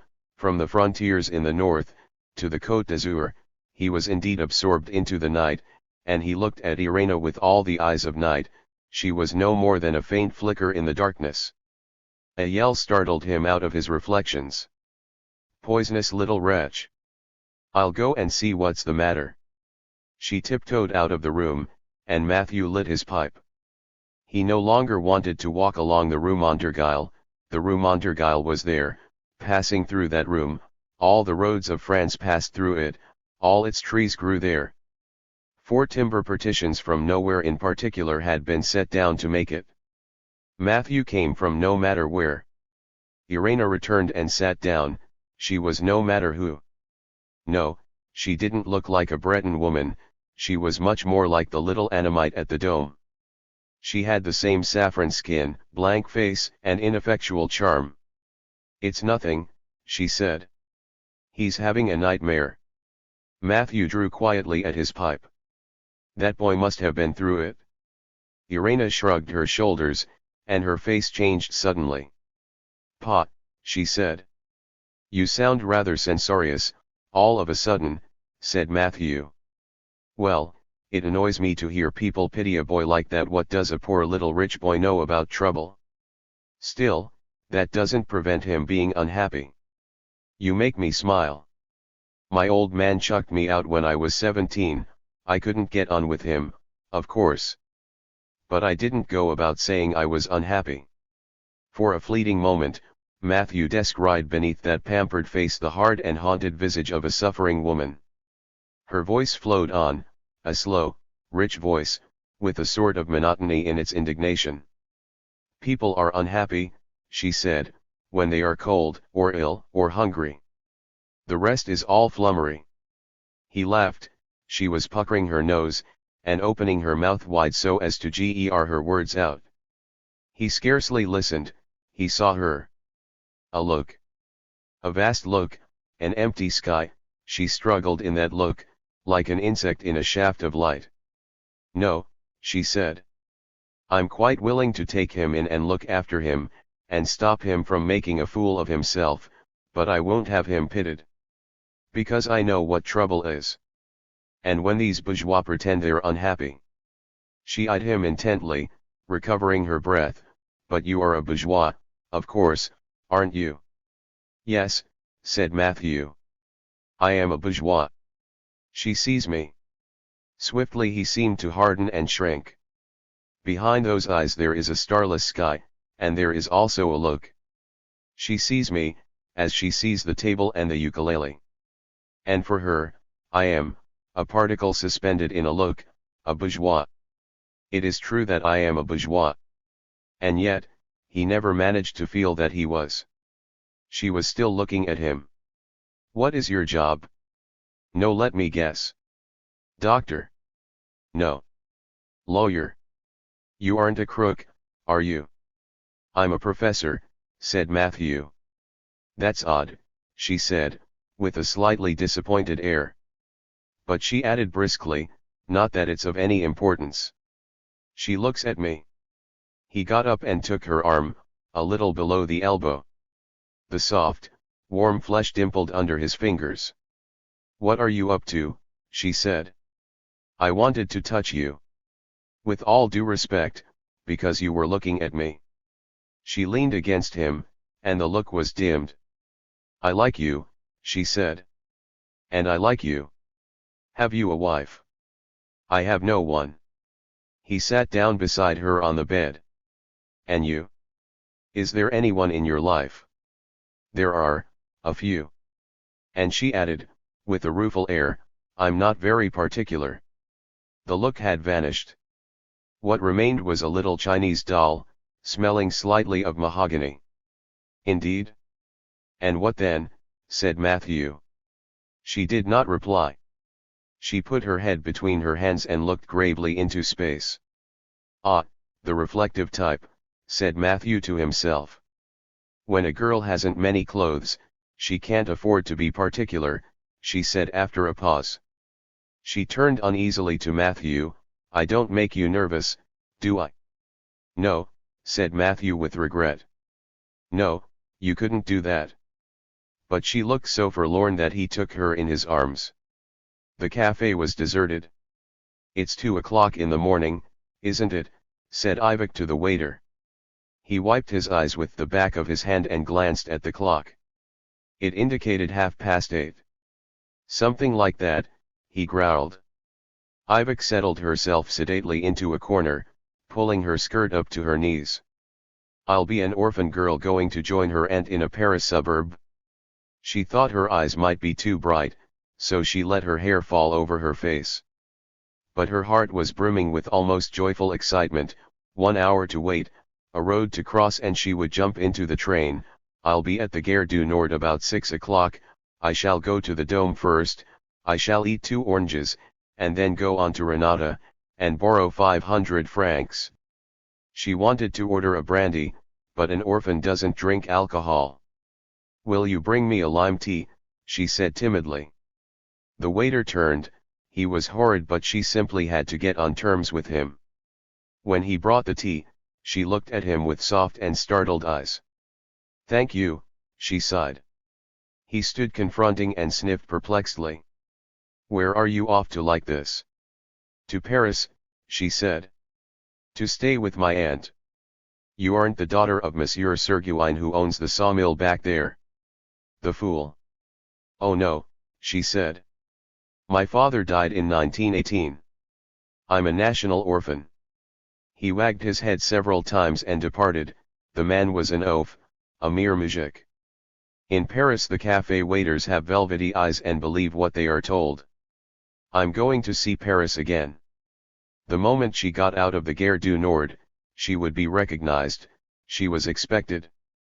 The streets would be expecting her, the shop windows, the trees in the Montparnasse cemetery, and people too. Certain people who would not have gone away like Renata or who would have come back. I shall rediscover myself. It was only there that she was Ivok, between the Avenue du Maine and the quays. And someone will show me Czechoslovakia on a map. Ah, she thought passionately, let them bomb the city if they will, we shall die together, and my Boris will be left to regret us. Switch off the light. He obeyed. The room melted into the vast night of war, 2 looks were dissolved into the night, nothing was left but a glint of light at the edge of the half-open door, an elongated eye that seemed to see them. This annoyed Matthew, who groped his way to the door. "No," said the voice at his back. "Leave it open, I want to be able to hear if the boy calls out." He retraced his steps in silence, took off his shoes and his trousers. The right shoe dropped rather noisily onto the floor. "Put your clothes on the armchair." He put down his trousers, jacket, and shirt on the rocking chair, which creaked as it swayed to and fro. He stood naked, his arms at his sides and his toes contracted, in the center of the room. He wanted to laugh. "Come along." He lay down on the bed beside a warm and naked body. She was lying on her back, motionless, her arms close to her sides. But when he kissed her, just below the neck, he could feel the throbbing of her heart, heavy mallet blows that shook her from head to foot. He remained for a while motionless, awed by that palpitating immobility. He had forgotten Irina's face. He stretched out a hand and slid his fingers over an expanse of sightless flesh. No matter who. People passed, not far away. Matthew could hear their shoes creak. They were talking loudly and laughing together. "Tell me, Marcel," said a woman's voice. "If you were Hitler, would you be able to sleep tonight?" They laughed. Their footsteps and their laughter receded, and Matthew was alone. "If I have to take any precautions," said a sleepy voice, "you'd better tell me at once." "No need to do that," said Matthew. "I'm not that sort of fellow." She did not reply. He could hear her strong and regular breathing. A meadow in the night, she breathed as a plant breathes, or a tree. He wondered whether she had not already gone to sleep. But an awkward, half-closed hand flickered over his hip and thigh, with what might pass for a caress. He turned gently over, and took her in his arms. Boris dropped back onto his side, and pulled down the sheets. Lola had not moved, she remained outstretched on her back, her eyes closed. Boris curled himself up so as to avoid as far as possible the contact of the sheet against his perspiring body. Lola said, without opening her eyes, "I'm beginning to believe you love me." He did not reply. That night he had loved all women in her person, the duchesses and all the rest. His hands, which an insurmountable modesty had previously confined to Lola's shoulders and breasts, had found their way everywhere, his lips too, and this time he frantically sought that half-oblivion into which he usually fell at the height of his enjoyment, and which so disgusted him. There were thoughts he wanted to escape. He felt clammy and unclean, his heart was throbbing violently. It was not an unpleasant sensation, and at that moment it was better not to think too much. Ivok always said to him, "You think too much," and she was right. He suddenly noticed a trickle of moisture oozing from the corners of Lola's closed eyelids into two little pools, which gradually welled up each side of her nose. What could be the matter now? He wondered. He had gone through the last 24 hours with a sense of dry agony in the pit of his stomach, and was not in a melting mood. "Give me my handkerchief," said Lola. "It's under the pillow." She wiped her eyes, opened them, and looked at him with a hard, suspicious air. "What have I done now?" But, to his surprise, she said in a toneless voice, "You'll be going away." "Where to?" "Oh yes, but not at once, in a year's time." "What is a year?" She looked at him intently. He reached a hand out from under the sheets and smoothed his hair down over his forehead. "In a year the war may be over," he said cautiously. "Over? Don't you believe it? We know when a war begins, we never know when it is going to end." Her white arm leapt from underneath the sheets. She began to feel Boris's face as though she were blind. She passed a hand over his temples and his cheeks, traced the contours of his ears. She caressed his nose with the tips of her fingers. He began to feel ridiculous. "A year is a long while," he said bitterly. "Plenty of time to think about it? That shows you're just a kid. If you knew how quickly a year passes at my age." "Well, it seems to me a long while," said Boris obstinately. "So you want to fight?" "It isn't that." He felt a little cooler, turned over on his back, stretched out his legs and came into contact with a piece of fabric at the end of the bed, his pajama trousers. He went on, gazing up at the ceiling. "In any case, since I've got to go to the war, I would sooner go at once, and not talk about it." "And what about me?" cried Lola. Then she added, catching at her breath, "Don't you mind leaving me, you little wretch?" "But I shall have to leave you anyhow." "Not yet a while," she said passionately. "And I shan't survive it. Besides, I know you won't write for days together, you're so lazy, and I shall think you're dead. You don't know what it will be like." "You don't either," said Boris. "Wait till it happens, before you make such a fuss." A silence followed.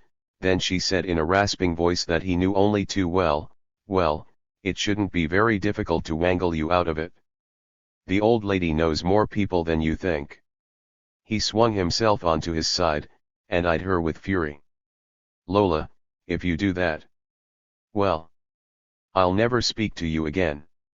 She had composed herself, and she said to him with a quizzical smile, "I thought you had a horror of war?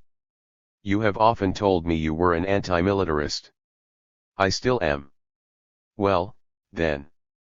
That's not the same thing." She had closed her eyes again. She was no longer agitated, but her face had changed.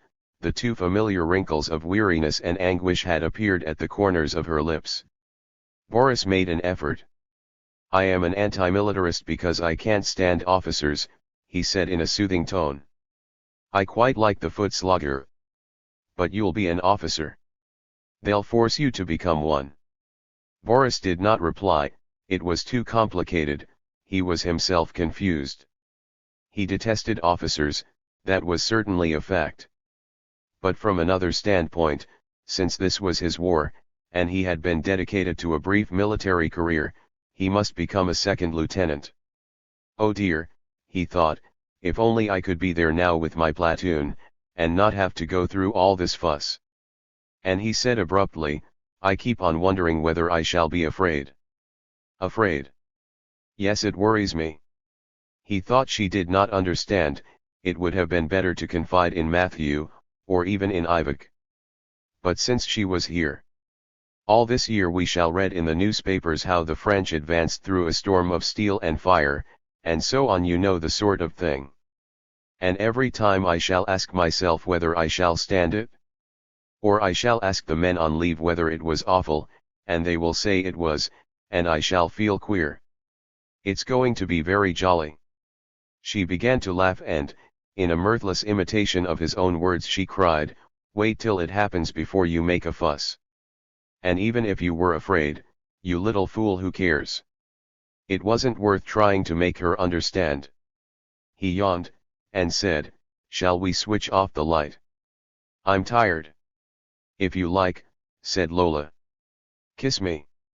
He kissed her, and switched off the light. He hated her, and he thought to himself, she doesn't love me for myself, or she would have understood. They were all the same, they pretended to be blind, they've transformed me into a fighting cock, a bull for the arena, and now they won't face the facts. My father wants me to take my diploma, and this creature wants to wangle me into a soft job because she once slept with the colonel. After a moment or two he felt the impact of a feverish, naked body against his back. I shall have to lie beside this body for another year. She exploits me, he thought. He hardened his heart, and withdrew to his own side of the bed.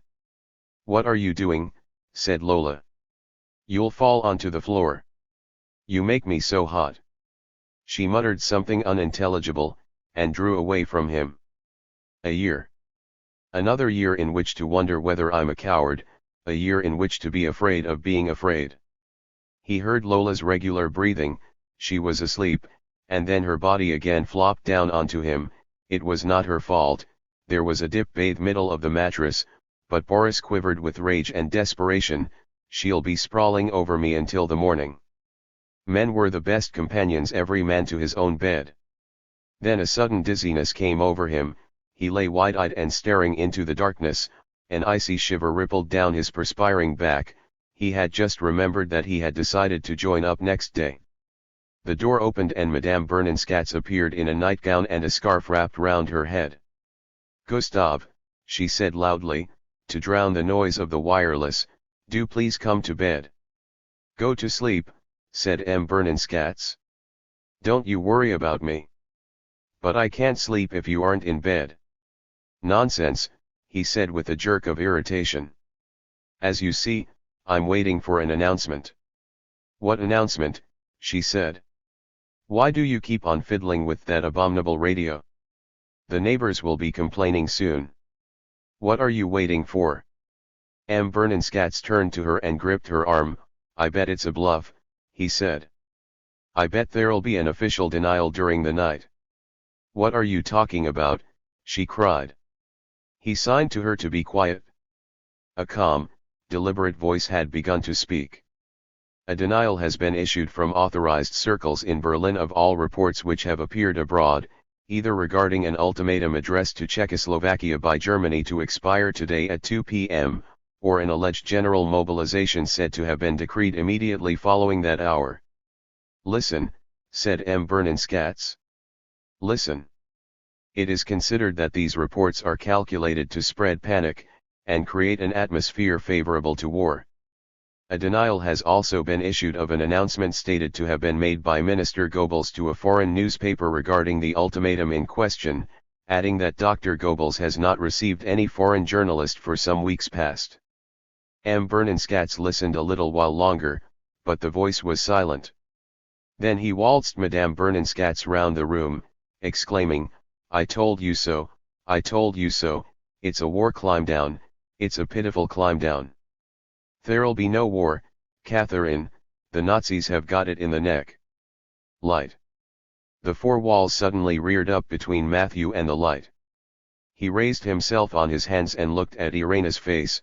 The nudity of that feminine body had risen into her face, the body had reabsorbed it, as nature reabsorbs forsaken gardens.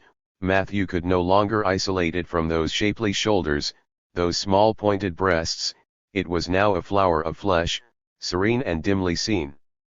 "I hope I wasn't very dull," she asked. "Dull? Some men find me dull because I'm not very active. One got so bored with me that he departed in the early morning and never came back." "I wasn't bored," said Matthew. She slid a finger over his neck. "But you mustn't think I'm cold, you know." "I don't," said Matthew. "And now stop talking." He took her face between his hands and leaned over her eyes, two glacier pools, transparent and infinitely deep. "She looks at me." Behind that look, body and face had vanished. Deep in those eyes there is the night. The virgin night. She has admitted me into her eyes, and in that night I now exist, a naked man. I shall leave her in an hour or two, and yet I shall remain in her forever. In her, in this nameless night. He remembered that she did not even know his name. Suddenly, he felt so attracted by her that he wanted to tell her his name.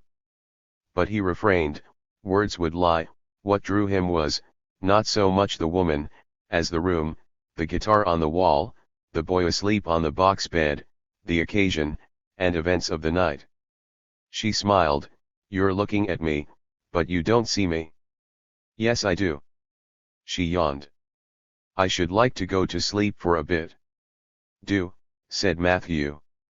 "But set your alarm at 6, I've got to look in at my flat before going to the station." "Are you off this morning?"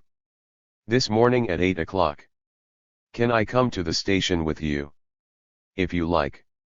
"Wait a moment," she said. "I must get out of bed to set the alarm, and put out the light. But don't look, I'm rather shy of my large behind, and my short legs." He averted his eyes, and heard her moving about the room, then she switched off the light. She said, as she got back into bed, "I sometimes get up when I'm asleep and walk about the room. Just give me a clout on the head if I do." Wednesday, September 28th. 6 o'clock in the morning. She was very pleased with herself. She had not closed her eyes all night, but she did not feel in the least sleepy, though her eyes were smarting and twitching, her left eye itched, and shivers of weariness rippled up her back into her neck. She had traveled in a horribly deserted train. The last living creature she had seen was the station master at Soissons, waving his red flag. Then, suddenly, in the hall of the Gare de l'Est, she came in sight of the crowd. A very uninviting crowd, largely consisting of old women and soldiers, but its countless eyes, the countless looks in them besides, Ivek adored the perpetual heaving of a crowd, the jostling backs and elbows, the thrusting shoulders, and persistent undulations of the array of heads. It was so pleasant not to have to bear the burden of the war alone. She paused in one of the great outer gates, and stood in pious contemplation of the Boulevard de Strasbourg, feasting her eyes on it, and gradually visualizing her memories of the trees, the shuttered shops, the buses and the tramway lines, the cafes now just opening, and the smoky air of early morning. Even if they dropped their bombs in the next 5 minutes, or in 30 seconds, they couldn't take that away from me. She determined not to miss anything, not even the huge poster inscribed Dubbo du Bon du Bonnet, on her left. Then suddenly a wild impulse came upon her. She must get into the city before they came. She jostled past 2 Breton women carrying bird cages, and planted her foot on a real Paris pavement. She felt as though she were entering a furnace, an uplifting, rather sinister sensation. "Everything will be burnt, women, children, and old people, and I shall perish in the flames." She was not afraid. Anyway, I should have hated to grow old, but haste dried up her throat. There was not a minute to lose, so many scenes to be revisited, the junk market, the catacombs, Menilmontant, and other places that she did not yet know, such as the Musée Grevin. If they leave me a week, if they don't come before next Tuesday, I could see them all. Ah, she thought passionately, a week of life, I'll pack a year's enjoyment into it, I'll die enjoying myself. She hailed a taxi. 12 Rue Huygens. Right. Go along the Boulevard Saint-Michel, the Rue Auguste Comte, the Rue Vivin, the Rue de Lambray, and then by the Rue de la Gate, and the Avenue du Maine. It's longer that way, said the driver. Never mind. She got into the cab and shut the door. She had left Laon behind her forever. She would never see it again. Here we shall die. What a lovely day, she thought. This afternoon we'll go to the Rue de Rosiers and the Ile Saint-Louis. Quick, cried Irena. Come here. Matthew was in his shirt sleeves. He was combing his hair in front of the mirror. He laid his comb on the table, put his jacket under his arm, and went into the other room. Well? Irena pointed sadly at the bed. He has bolted. Well, I'm damned, said Matthew. He eyed the tumbled bed for a moment or two, scratched his head, and then burst out laughing. Irena looked at him with a grave, astonished air, and then she caught the infection of his laughter. "So that's that," said Matthew. He slipped on his coat. Irena was still laughing. "We'll meet at the Dome at 7. "At 7, she said. He bent over her, and kissed her lightly. Ivok ran upstairs and stopped at the third-floor landing, quite out of breath. The door was ajar. She began to tremble. Perhaps it was the concierge. She went in, all the doors were open, all the lights on. In the hall she noticed a large suitcase. He must be there. "Matthew." No one answered. The kitchen was empty, but in the bedroom, the bed was unmade. "He has spent the night here." She went into the sitting room and opened the windows and shutters. "It's not such a bad place," she thought, feeling a little touched. "I was rather ungracious about it." She would live there, she would write to him 4 times a week, no, 5 times. And then one fine day he would read in the newspapers that Paris had been bombed, and get no more letters. She pottered round the sitting room, fingered the books and the crab paperweight. A broken cigarette lay near a book by Martineau on Stendhal. She picked it up and put it in her bag among her mementos. Then she sat down sedately on the divan.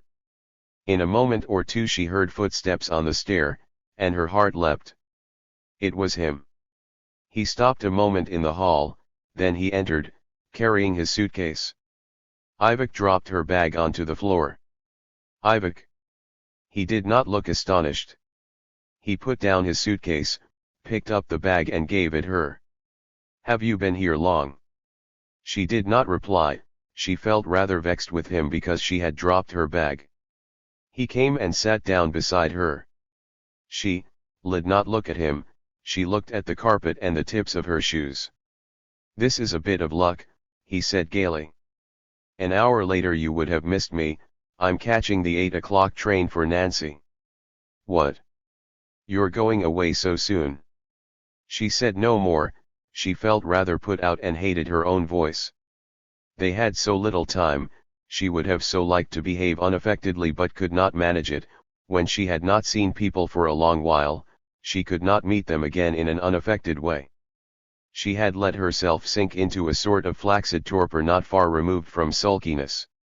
She kept her face averted from him, but let him see she was upset. Indeed, she felt more embarrassed than if she had been looking him in the face. 2 hands reached out to the suitcase, opened it, took out an alarm dock and wound it up. Matthew got up to put the clock on the table.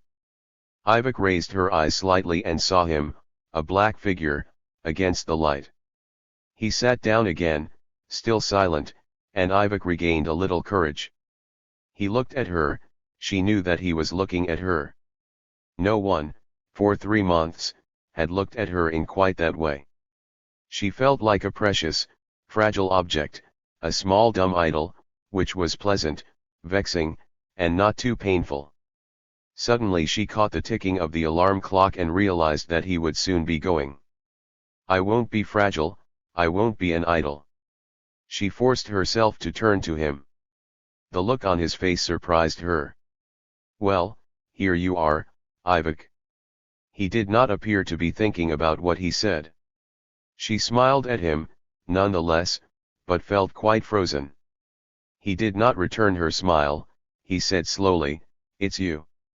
He surveyed her with astonishment. "How did you get here?" he went on, in a more animated tone. "By train." She set the palms of her hands together and squeezed them hard, to make the joints crack. "What I meant was, do your parents know?" "No." "You ran away?" "More or less." "Yes," he said. "Yes."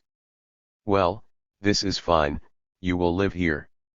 And he added with interest, "Were you bored at Laon?" She did not reply. The cool, assured voice dropped onto her neck like a knife blade. Poor Ivok. She began to tug at her hair. "Is Boris at Biarritz?" he continued. "Yes." Boris had got gingerly out of bed, Shivering as he slipped on his trousers and his jacket, flung a glance at Lola who was asleep with her mouth open, noiselessly opened the door and went out into the passage, carrying his shoes in his hand. Ivok glanced at the alarm clock. The time was already 20 minutes past 6. "What time is it?" she asked plaintively. 20 minutes past 6, he said. "Wait, I'm going to put a few things into my haversack that won't take me long, then I shall be quite free." He knelt down by the suitcase. She watched him listlessly. She was no longer conscious of her body, but the tick-tock of the clock got on her nerves. In a moment or two he got up. "All ready now?"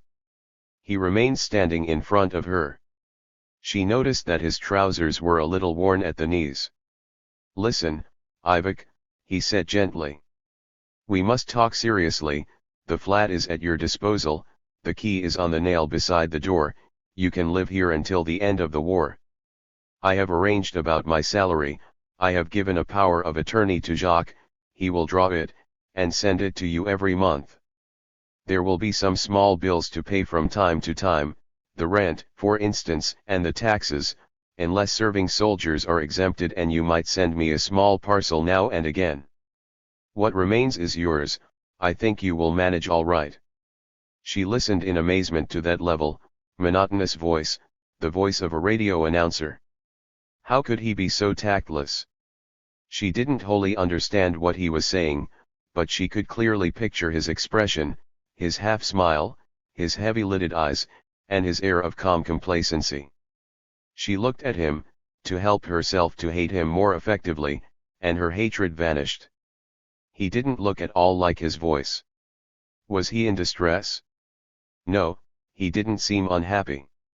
It was merely a face that she had never seen on him before. "Are you listening to me, Ivok?" he asked with a smile. "Certainly," she said. She got up. "Matthew, I wish you would show me Czechoslovakia on a map." "I'm afraid I haven't got any maps," he said. "Though wait, I must have an old atlas." He took down from his shelves an album bound in boards, laid it on the table, turned over the pages and opened it at Central Europe. It was colored in the crudest yellows and violets. No blue, no sea nor ocean being shown. Ivok looked intently at the map, and could not discover any Czechoslovakia either. "It dates from before 14, said Matthew. "And before 14 Czechoslovakia didn't exist." "No." He picked up his fountain pen, and traced an irregular shape in the center of the map. "It's more or less like that," he said. Ivok looked at that large drably colored expanse of waterless earth, and the contour line of black ink, which looked very obtrusive and ugly on the printed sheet. Inside it she read the word Bohemia and said, "So that's Czechoslovakia." It all seemed so futile, and she began to sob. "Ivok," said Matthew. She suddenly found herself half lying on the divan. Matthew was holding her in his arms. At first she stiffened. "I don't want his pity, I'm behaving like a fool," but in a moment she relaxed. There was no war, no Czechoslovakia, and no Matthew, only the soft warm pressure round her shoulders. "Did you get any sleep last night?" he asked. "No," she said between two sobs. "My poor little Ivok." "Wait a minute." He got up and went out. She heard him moving about in the next room. When he returned, he had recovered something of the naive, placid air she liked. "I put clean sheets on the bed and made it. You can go to bed as soon as I have gone." She looked at him. "But, aren't I coming to the station with you? I thought you detested platform farewells." "Oh," she said, with an appealing air, "on such a special occasion." He shook his head. "I would sooner go alone. Besides, you must get some sleep." "Very well," she said. Then she thought, "How silly of me," and suddenly felt cold and isolated. She shook her head vigorously, wiped her eyes, and smiled. "You're right, I'm nervy from being tired, I'll go and rest." He took her hand, and raised her to her feet. "I must first take you round the establishment." In the bedroom he stopped before a cupboard. Here are 6 pairs of sheets, some pillowcases, and blankets. There's also an eiderdown somewhere, but I don't know where I put it, the concierge could tell you. He had opened the cupboard, looked at the piles of white linen, and laughed sardonically. What's the matter? Asked Ivik politely. All this stuff belongs to me. How absurd it seems. He turned towards her. I'll show you the larder too. Come along. They went into the kitchen, and he pointed to a cupboard. There it is. You'll find oil, salt, and pepper, and a few pots of preserves. He lifted the cylindrical tins one after the other to the level of his eyes, and turned them round under the light. That's salmon, that's sausage meat, and those are 3 tins of pickled cabbage. You put them in a double saucepan. He paused, and again broke into a rasping laugh. But he said no more. He looked vacantly at a tin of peas and replaced it in the cupboard. Take care of the gas, Ivik. You must lower the lever on the meter every evening before you go to bed. They were back in the sitting room. By the way, he said, I'll let the concierge know as I go out that I'm lending you the flat. She will send Madame Balain to you tomorrow. She's my charlady, not at all a bad sort. Balain, said Ivik. What a funny name. She laughed, and Matthew smiled. Jacques won't be back before the beginning of October, he said. I had better give you a little money to get on with until then. He had a 1,000-franc note and 2 200-franc notes in his pocketbook. He took out the 1,000-franc note and gave it to her. Thank you very much, said Ivik. She took it and held it in her hand. If anything goes wrong, ring up Jacques. I'll be writing to him to say he's to look after you. Thanks, said Ivik. You know his address? Yes, thank you. Then goodbye. He came up to her. Goodbye, my dear Ivik. I'll write to you as soon as I've got an address. He laid his hands on her shoulders and drew her towards him. My dear little Ivik. She raised her forehead submissively. He kissed it, pressed her hand, and went out. She heard the outer door slam. She smoothed out the 1,000-franc note, and looked at the design. Then she tore it into 8 pieces, and scattered them on the floor. A tawny bearded colonial veteran with one hand on a recruit's shoulder, and pointing with the other hand to the African coast. Rejoin the colonial army. The young recruit looked abysmally stupid. Well, that would be his fate. For 6 months Boris would look just like that. For 3 months perhaps, war years count double. They'll cut my hair, he thought, clenching his teeth. The brutes. He had never felt more venomously anti-militarist. He passed a sentry, standing motionless in his box.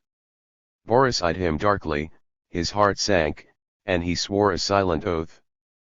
But he had decided, he must do the deed, and he walked rather limply into the barracks. The sky was ablaze, a light breeze carried a fragrance into these distant suburbs. What a pity, thought Boris. What a pity it's such a fine day. A constable was pacing up and down outside the police station. Philippe looked at him. He felt utterly forlorn, and he was very cold. His cheek and upper lip were smarting. It would be an inglorious martyrdom. Inglorious and joyless, a prison cell, and then one morning a firing squad in the Vincennes moat. No one would ever hear of it. He had been disowned by everyone. The superintendent of police, he asked. The constable looked at him. On the first floor. I shall be my own witness. I am accountable to no one but myself. The recruiting office. The 2 guards exchanged a glance, and Boris felt his cheeks blaze. I must be looking my best, he thought. The building at the far end of the yard, first door on the left. Boris saluted nonchalantly with 2 fingers and walked firmly across the yard, and then thought rather ruefully that he must also be looking like a bloody fool, and was no doubt an object of derision. A chap who comes here on his own, without being called up, must seem just silly to them. Philippe was standing up in the full light, confronting a short man with a ribbon in his buttonhole, and thinking of Raskolnikov. "Are you the superintendent?" "I'm his secretary," said the other. Philippe spoke with difficulty, owing to his swollen lip, but his voice was steady. He took a step forward. "I am a deserter," he said firmly, "and I am in possession of false papers." The secretary looked at him. "Sit down," he said politely. The taxi sped towards the Gare de l'Est. "You're going to be late," said Irina. "No," said Matthew, "I shall just do it." He added by way of explanation, "There was a girl at my place." "A girl? She had come from London to see me. Is she in love with you?" "Certainly not." "Are you in love with her?" "No, I am lending her my flat." "Is she a good girl?" "No," said Matthew. "She is not a good girl. But she isn't a bad girl either." They were silent. The taxi was crossing the Halles. There, said Irina suddenly. It was there. So it was. And only yesterday. Good Lord, it seems such a while ago. She swung round and peered out of the small window in the back of the cab. "So that's over," she said, sitting down again. Matthew did not answer. He was thinking of Nancy. He had never been there. "You don't talk much," said Irina. "But I don't mind." "There was a time when I talked too much," said Matthew, with a curt laugh. He turned towards her. "What are you going to do today?" "Nothing," said Irina. "I never do anything, my old man makes me an allowance." The taxi stopped. They got out and Matthew paid. "I don't like stations," said Irina. "There's something sinister about them." She suddenly slipped a hand under his arm. She walked close beside him, in silent intimacy. He felt as though he had known her for 10 years. "I must take my ticket." They made their way through the crowd. It was a civilian crowd, sluggish and silent, interspersed with a few soldiers. "You know Nancy?" "No," said Matthew. "I do." "Tell me where you're going." "To the aviation barracks at Essy-les-Nancy." "Yes," she said. "I know where that is." There was a queue of men with haversacks at the ticket office. "Would you like me to get you a paper while you wait?" "No," he said, gripping her arm. "Stay with me." She smiled at him contentedly. They moved forward, step by step. Essy-les-Nancy. He produced his army book, and the clerk gave him a ticket. He turned round to her. "Come with me to the barrier, but I would rather you didn't come onto the platform." They walked on, and then stopped. "Well, goodbye," she said. "Goodbye," said Matthew. "Just one night." "One night, yes, but you will be my sole memory of Paris." He kissed her, and she said, "Will you write to me?" "I don't know," said Matthew.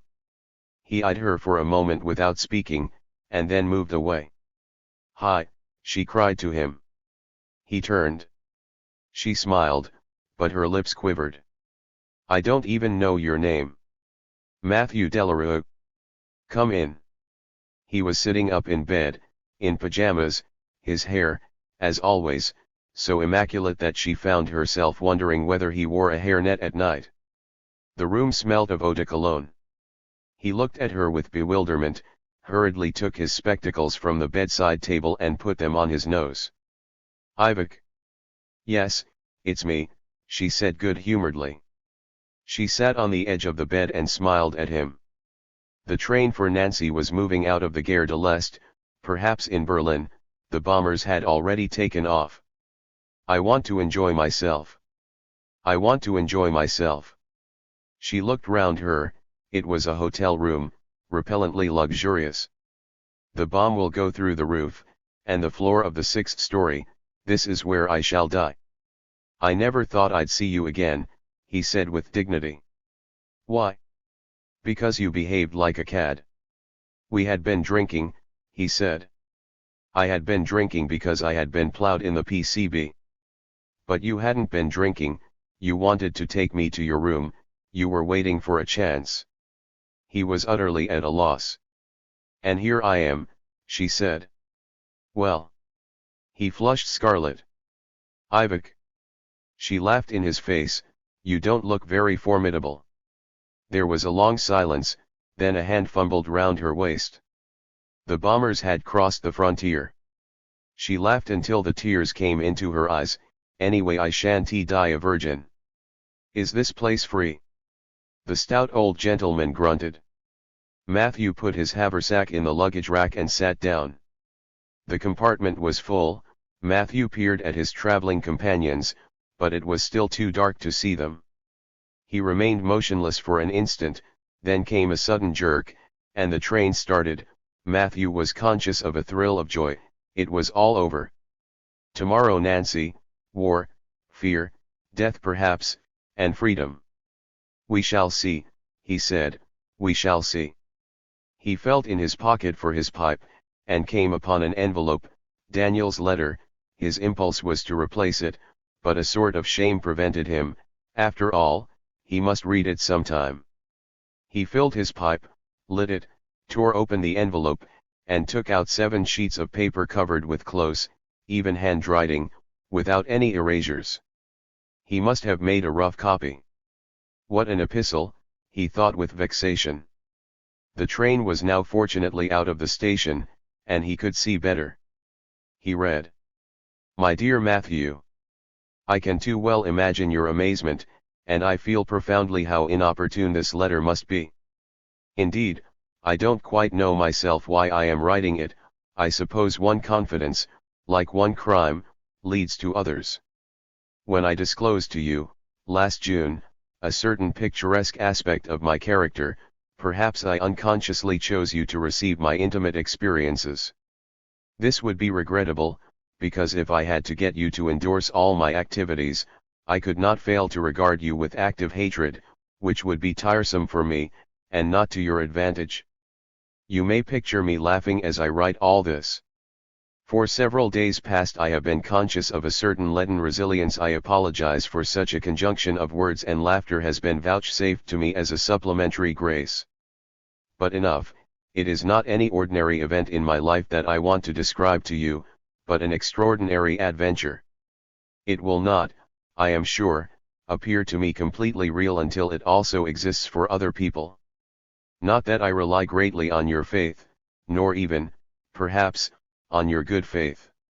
The rationalism which for the last 10 years has been your livelihood, if I ask you to forget it for a moment in order to follow me, I doubt whether you would do so. But possibly I have rightly chosen to communicate this extraordinary experience to the one friend least calculated to understand it. Possibly I hoped, in so doing, to get something like a counter-proof. Not that I expect a reply from you. I should be sorry if you felt obliged to favor me with those exhortations to be sensible which, pray believe me, I have not failed to address to myself. I must indeed admit so much. It is when I think of good sense, sane reason, and the positive sciences, that the manna of laughter tends to descend upon me most of all. Moreover, I fancy Marcel would be annoyed if she found a letter from you among my mail. She would think she had come upon a clandestine correspondence, and perhaps, knowing you as she does, would imagine that you are placing yourself generously at my service, by way of guiding my first steps in matrimony. But here is why your silence may serve me as a counter-proof. If I can picture your hideous smile, without being distressed by it, and conceive the tacit irony with which you will view my case, without abandoning the exceptional procedure I have chosen, I shall have convinced myself that I have acted rightly. I would add, to avoid all misunderstanding, and in thanking the astute psychologist for his good offices, that this time it is the philosopher I am addressing, for the following narrative belongs to the metaphysical plane. You will no doubt pronounce this highly presumptuous, since I have read neither Hegel nor Schopenhauer, but don't take offense. I am certainly not capable of formulating the present operations of my mind in the abstract. I leave that process to you. As being your profession, I shall be content to live blindly through the experiences you and your more percipient colleagues are able to express in professional terms. In any case, I don't think you are so easily moved, This laughter and these agonies of mine, these flashing intuitions, it is only too probable that you will feel constrained to class them among psychological states, and explain them by my character and habits, despite what I revealed to you in confidence. Never mind what I said, I meant to say, you may therefore use all this as you think fit, though you may misread me utterly. Indeed, it is with a sort of furtive pleasure that I now set out to give you all the information necessary for establishing the truth, knowing that you will use it to plunge deliberately into error. Now for the facts. But here laughter makes me drop my pen. I laugh till the tears come into my eyes. A subject on which I tremble to embark, which I have never mentioned to myself, from modesty as well as self-respect, I now propose to formulate in words, and these words I shall address to you.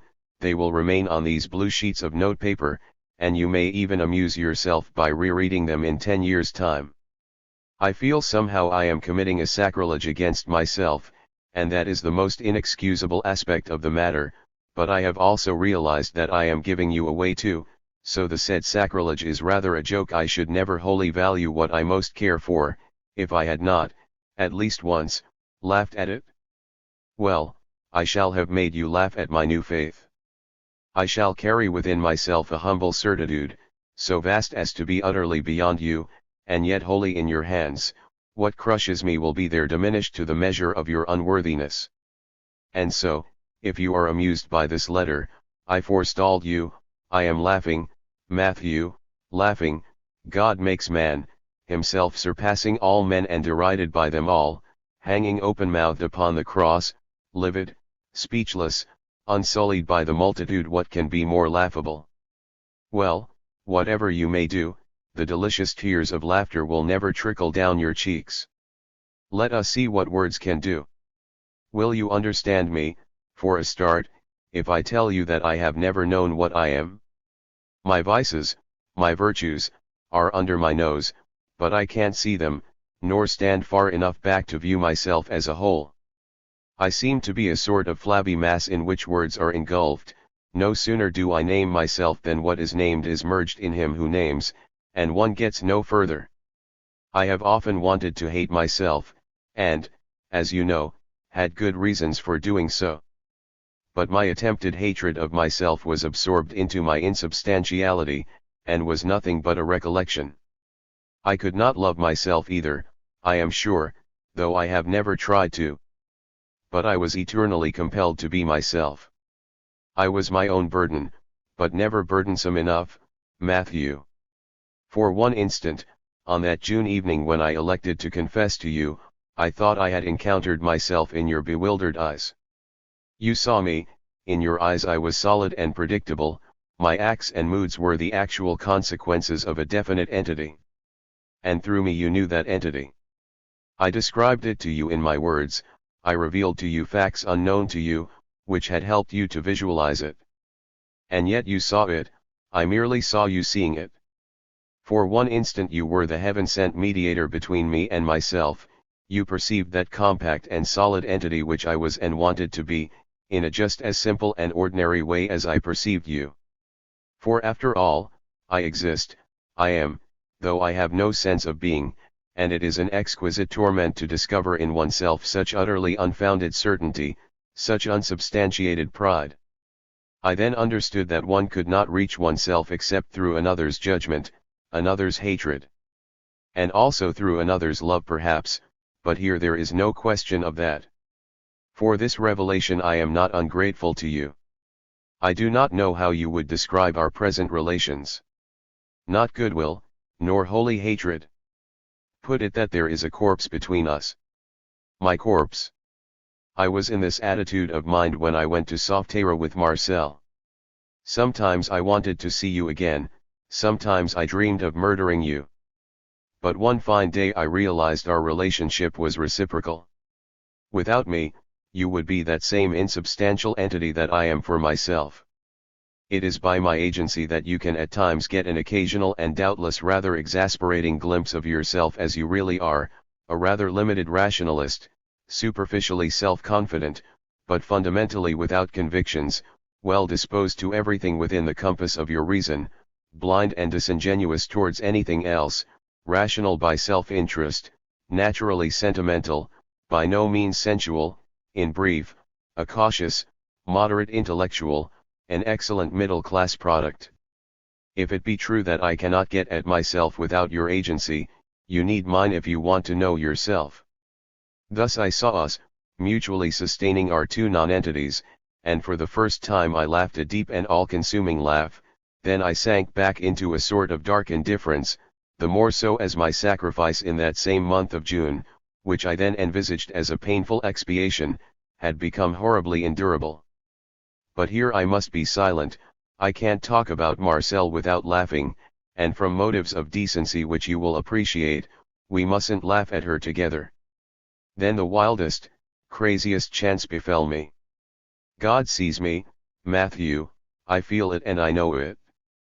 Now all is said, how I wish I were with you and could draw an even stronger certitude, if that were possible, from the spectacle of your laughter as you read these words.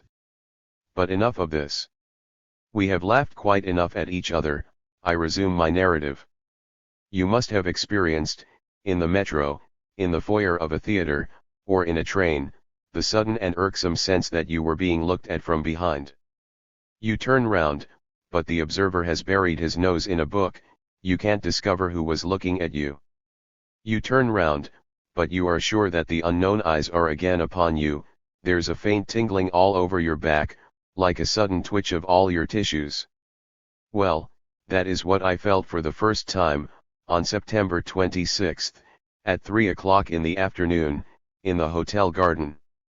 No one was there, you understand, Matthew, no one at all. But the look was there. Try to understand, I did not see it, as one sees a passing profile, a forehead, or a pair of eyes, for its essential character is to be beyond perception. But I became more compact and concentrated, I was both transparent and opaque, I existed in the presence of a look. Since then I have been continually under observation even in my solitary room, sometimes, the consciousness of transfixion by the sword blade, of that eye upon me while asleep, awoke me with a start. I have, in fact, almost entirely lost the capacity for sleep. Ah, Matthew, what a discovery!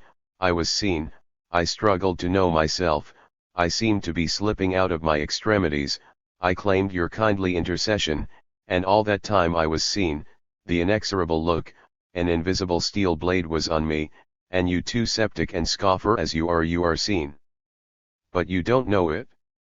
I can easily describe that look, it is nothing, it is a purely negative entity, imagine a pitch-dark night.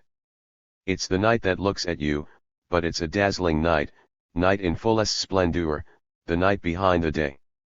I am flooded with black light, it is all over my hands and eyes and heart, and I can't see it.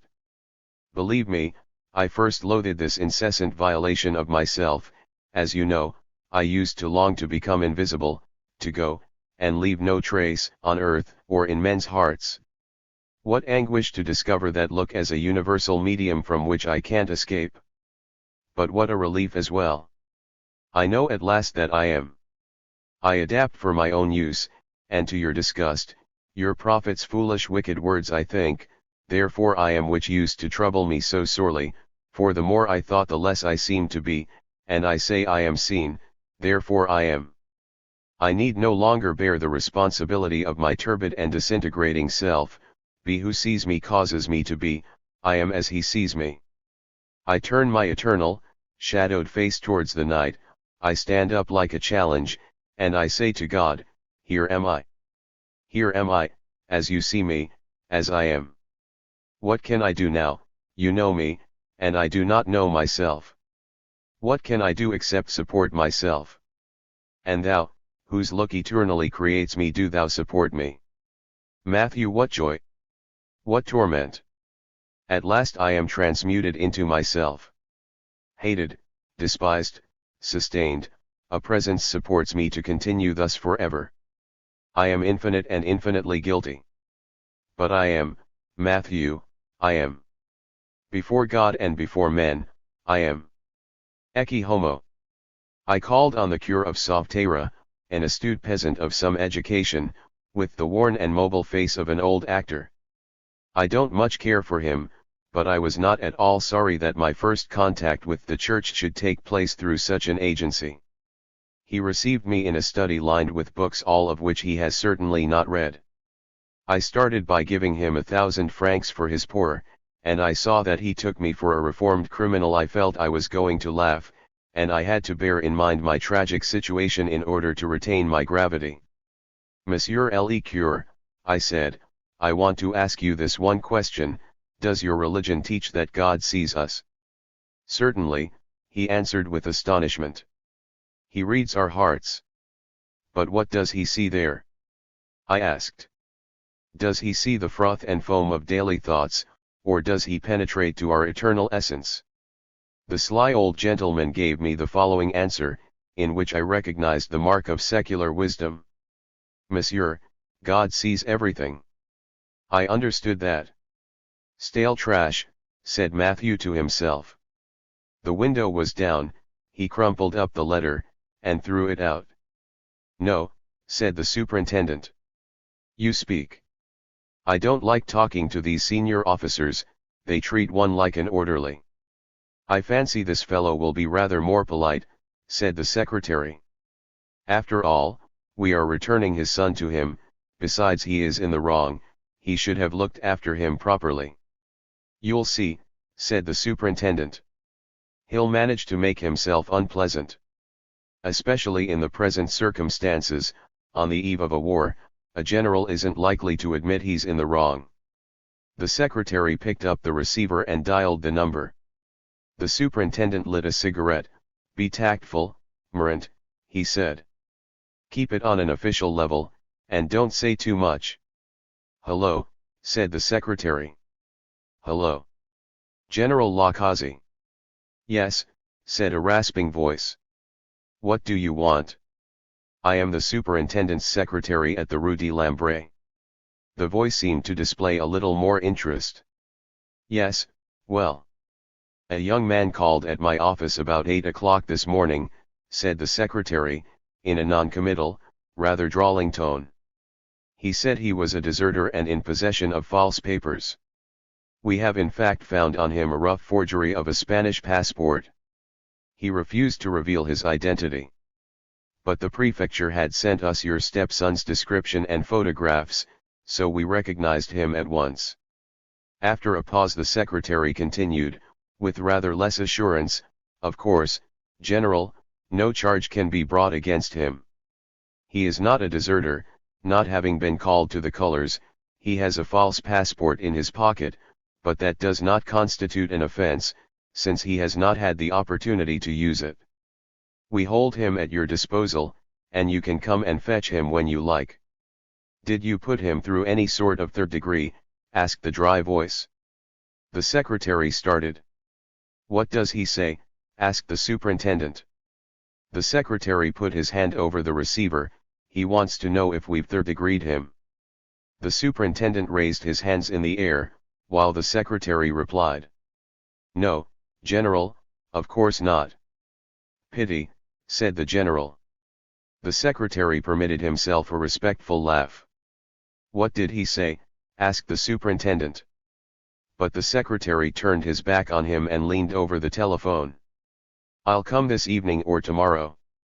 In the meantime keep him at the station, it will be a wholesome lesson for him. Certainly, General. The general rang off. What did he say? Asked the superintendent. He wanted the boy put through a third degree. The superintendent stubbed his cigarette in the ashtray. Did he indeed? He said ironically. 6:30. Sun on the sea. The sun went on setting, the wasps went on buzzing, and war came nearer. She flicked away a wasp with a vague gesture. Behind her, Jacques kept on drinking his whiskey in unending little sips. Life, she thought, is interminable. Every year for 15 years, father, mother, brothers, uncles, and aunts, had assembled in this drawing room on fine September afternoons, stiff and silent like an array of family portraits. She had waited for dinner every afternoon, at first beneath the table, then on a little chair, sewing, and wondering what was the good of being alive. There they all lay, those vanished afternoons, in the russet gold of this unreal hour. Father was there, behind her, reading the temps. What is the good of being alive? What indeed? A fly climbed laboriously up the window pane, slipped down, and then started again. Odette watched it, she was on the verge of tears. "Come and sit down," said Jacques. "Daladier is going to speak." She turned towards him. He had slept badly, he was sitting in the leather armchair, with the childish expression he assumed when he was afraid. She sat on the arm of his chair. "All days are alike. All days." She looked out of the window and thought, he was right, the sea has changed. What is he going to say? Jacques shrugged his shoulders, he is going to announce the declaration of war. She was conscious of a slight shock, but no more. 15 nights.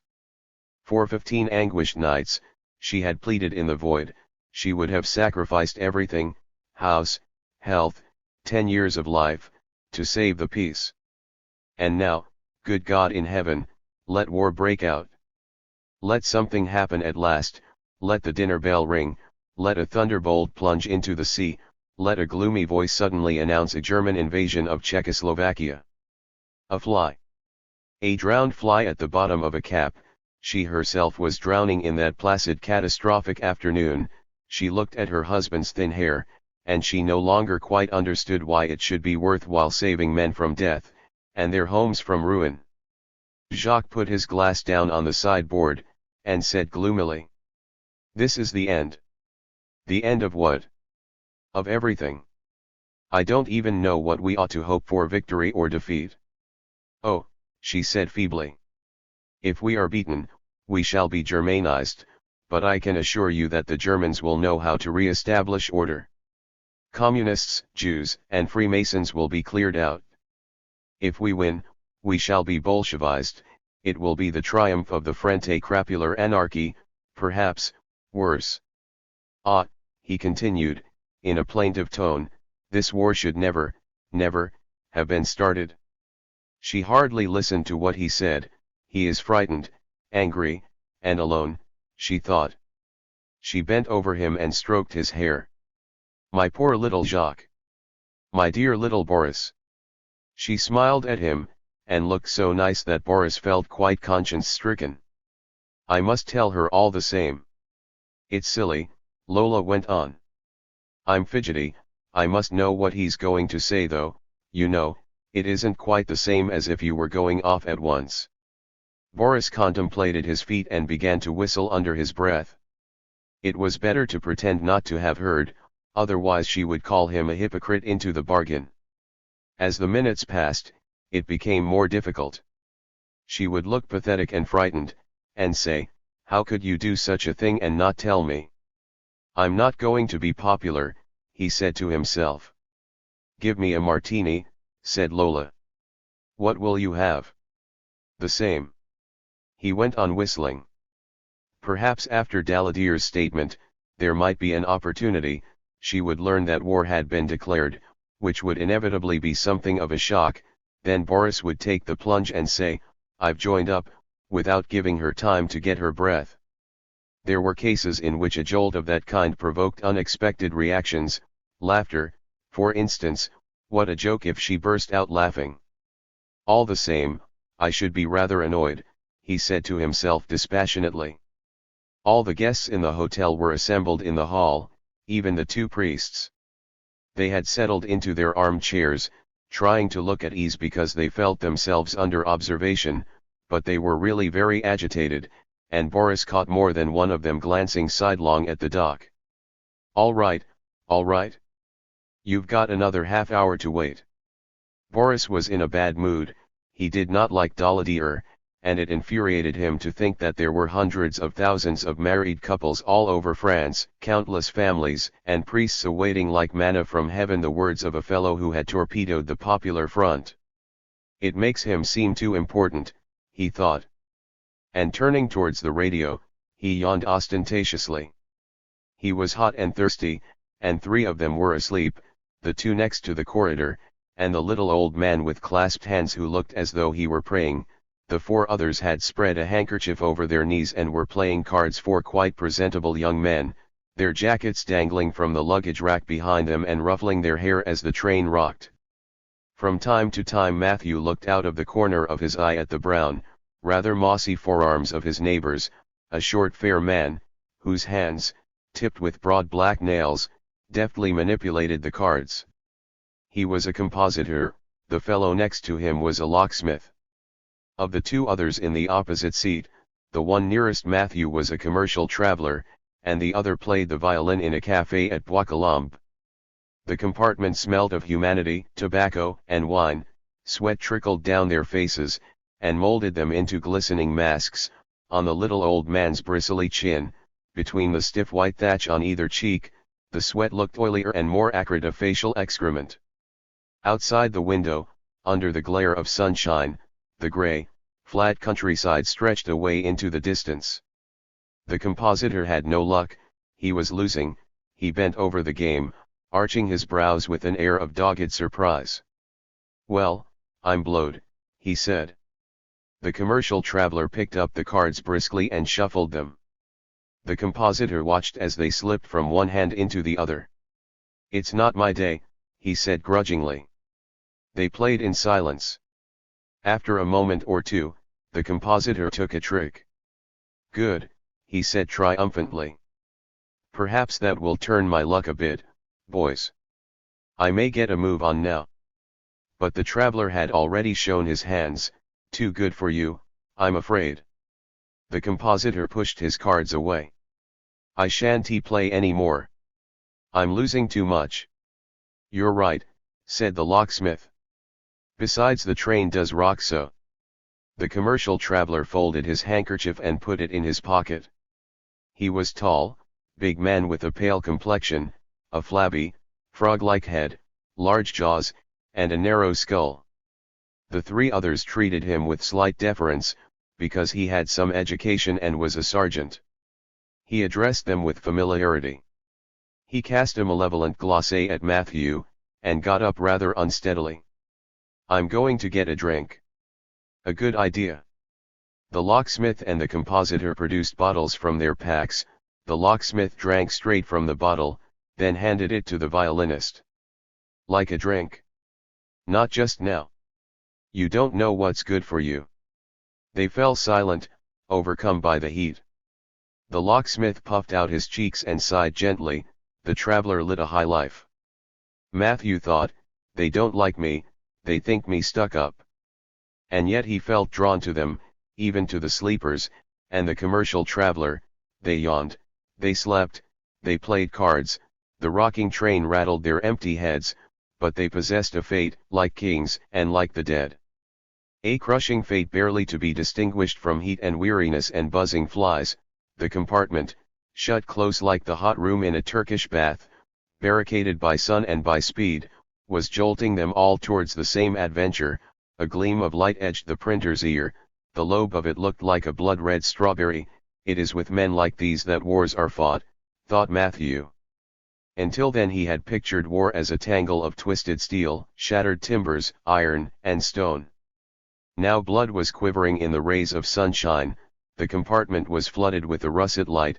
Bloody war was a fate, it would be fought with the blood of these 6 men, with the blood stagnating in their earlobes, with the blue current of blood beneath their skin, with the blood of their lips. They would be split like wineskins, all the excrement would gush out of them. The locksmith's intestines, which now and then emitted a waggish rumble, would be dragged through the dust, as tragically as those of a disemboweled horse in the arena. "Well, I shall go and stretch my legs," said the compositor, as though to himself. Matthew watched him get up and go but into the corridor. That phrase was historic. A dead man had uttered it in an undertone, one summer day, when he had been alive. A dead man, or what came to the same thing, a survivor. Dead men already. "That's why I can't talk to them." He felt quite dizzy as he looked at them. He longed to have a part in their great and historic adventure, but it was not permitted. He sweltered in their heat, he would shed his blood in the self-same roads, and yet he was not with them, he was just a pale, eternal halo, a man without a destiny. The compositor, who was smoking in the corridor, swung round, and said, "Planes overhead." "Where?" "They're there." "Oh, you don't say," said the locksmith. "Are they French?" asked the violinist, looking upwards with expressive and bewildered eyes. "They're too high up, I can't see." "Of course they're French," said the locksmith. "What else could they be? War hasn't been declared." The compositor leaned towards them, with both hands on the framework of the doorway. "How do you know? You've been in this train for the last 11 hours. I suppose you think they'll wait till you arrive before declaring war." This was a new idea to the locksmith. "You're right. I say, boys, we may have been at war since this morning." They turned to the commercial traveler. "What do you say? Do you think we're at war?" The commercial traveler looked unruffled. He shrugged his shoulders contemptuously. "You think we'll fight for Czechoslovakia? Have you ever looked at Czechoslovakia on a map?" "No." "Well, I have. And more than once. The place is a bloody nuisance. And about the size of a pocket handkerchief. There are 2 paltry million inhabitants who don't even speak the same language. Do you suppose that Hitler would bother to make a fuss about Czechoslovakia? And Daladier? In the first place, Daladier isn't Daladier, he's the 200 families behind him. And they'll tell Czechoslovakia to go to hell." He surveyed his audience, and concluded, "The truth is that this has been with us here and in Germany since 1936. So what did Chamberlain, Hitler, Daladier and co. do? They said to themselves, 'We'll settle those folk,' and they entered into a little secret treaty. Hitler's great dodge when the workers get restive is to shove them into the forces. That shuts their mouths for good and all. Got a grouse, eh? 2 hours fatigue, still got a grouse? 6 hours fatigue. After that the chaps are on their knees, all they think about is how they can get a lie down. So the other ministers said to themselves, 'We'll do the same, and that will put a stopper on war. We shan't fight about Czechoslovakia, any more than about the Grand Turk. But, mark you, we've been mobilized, we'll be in uniform for 3 or 4 years, and in the meantime they'll crush the proletariat at home.'" They eyed him rather doubtfully, they were not convinced, or possibly they had not understood. The locksmith said, in a vague way, "Well, as we all know, the big chaps break the glasses, and the small chaps pay the damage." The violinist nodded approval, and they fell silent once more. The compositor turned and laid his forehead against the large windows in the corridor. "Ah," said Matthew, "so they're not very keen to fight." He thought of the men of 14, their mouths agape, and their rifles garlanded with flowers. And afterwards? These fellows are right. They talk in proverbs but their words betray them, there's something in their heads that can't be expressed by words. Their fathers were responsible for a fantastic massacre, and for the last 20 years they have been told that war doesn't pay. Well, can they be expected to shout, "To Berlin"? However, their words and thoughts were no more than furtive flickers on the margin of their destiny. We shall one be saying the soldiers of 38, as we used to say, the soldiers of the year 2, the poilus of 14. They will dig their holes like the others, neither better nor worse, and then lie in them, because that is what they must do. And what about you? He thought abruptly. You, their uninvited witness, who are you? What will you do? And if you get back, what will you be like? The man tapped on the window. They're still there. Who? Said the violinist with a start. The planes. They're circling over the train. Circling? Don't be silly. Can't I see them? Now, said the locksmith. The little old man woke up. What's the matter? He asked, cupping a hand behind his ear. Aeroplanes. Oh, aeroplanes. He smiled beatifically and went to sleep again. Come and look, said the compositor. There must be 30 of them. I've never seen so many outside Villacoublay. The locksmith and the traveller had got up. Matthew followed them into the corridor. He saw about 20 small transparent insects, shrimps in the water of the sky. They seemed to exist intermittently. When the sun was not on them, they vanished. Suppose they're Fritz's. God forbid, we should be for it. Just imagine what a target this train would make. There were some 20 men in the corridor, all staring upwards. I don't like the look of them, said the traveller. They all looked nervous. One man was drumming on the window, another beating time with his foot. The squadron banked steeply and disappeared over the train. Phew, said a voice. Wait a bit, said the compositor. Wait. They're still over the train. There they are there. A tall lad with a mustache was leaning backwards out of a window. The planes had reappeared, one of them leaving a white track behind it. They're Fredolins, said the man with the mustache, standing up once more. Quite likely. Behind Matthew, the violinist sat up abruptly. He shook the two sleepers. What's going on? Asked one of them thickly, half opening his reddened eyes. War is declared, said the violinist. There'll be a mess up soon, Boche aeroplanes over the train. Lola grabbed Boris's wrist. Listen, she said. Listen. Jacques had grown pale. Listen, he said. He's going to speak. It was a slow voice, deep and monotonous, with a faintly nasal intonation. I had announced that this evening I would make a statement to the country on the international situation, but early this afternoon I received an invitation from the German government, to meet Chancellor Hitler, Monsieur Mussolini and Monsieur Chamberlain tomorrow at Munich. I have accepted this invitation. You will understand that on the eve of such important negotiations, it is my duty to postpone my promised statement. But before my departure, I wish to offer the people of France an expression of thanks for their courageous and dignified attitude. I want especially to thank those Frenchmen who have been called to serve their country, for the steadiness and firmness of which they have given this fresh proof. My task is hard. Since the beginning of these present difficulties, I have not ceased to labor with all my strength to safeguard peace and the vital interests of France. I shall continue in that effort tomorrow, with the conviction that I have the support of the entire nation. Boris, said Lola. Boris. He did not reply, and she went on. Wake up, darling, what's the matter? It's peace, there's going to be an international conference. She turned towards him, flushed and excited. He swore softly between his teeth. Lola's joy collapsed. But what's the matter with you, darling?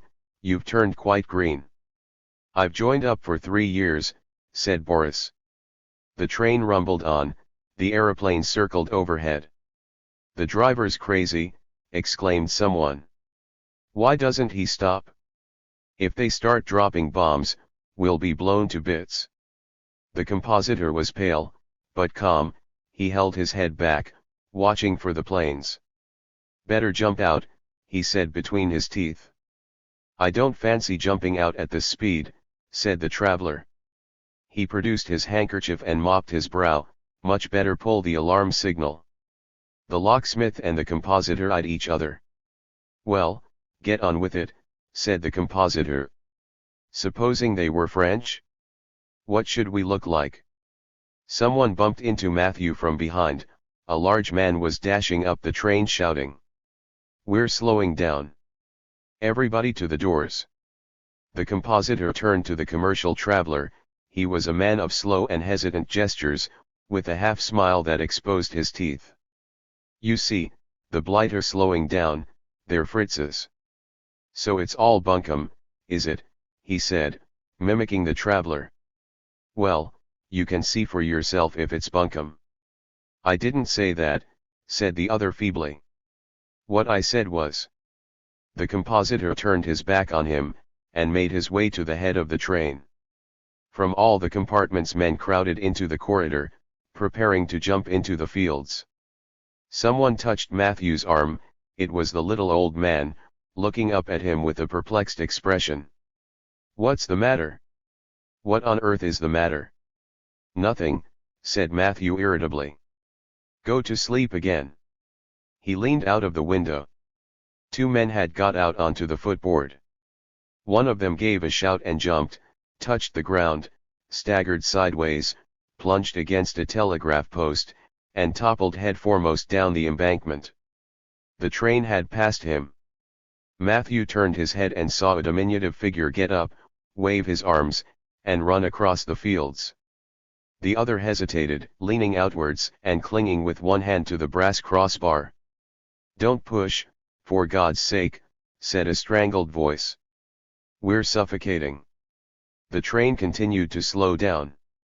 There were heads at all the windows, and all along the footboards men were standing ready to jump.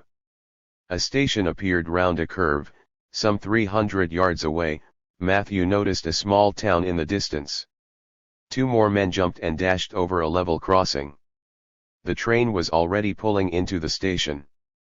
"And these," thought Matthew, "are our future heroes."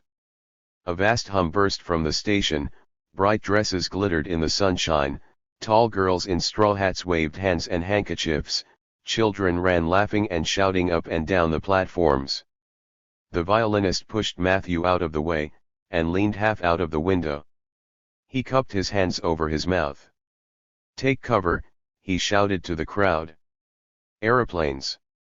The station staff looked at him in bewilderment, as they smiled and shouted. He raised an arm, and pointed a finger to the sky. The answer was a roar of cheers. Matthew could not hear at first, then suddenly he understood. "Peace. It's peace, boys." The entire train yelled, "Aeroplanes! Aeroplanes!" "Hurrah!" shouted the girls. "Hurrah!" Then they all looked upwards and waved their handkerchiefs in greeting to the aeroplanes. The commercial gnawed his nails. "I don't understand," he muttered. "I don't understand."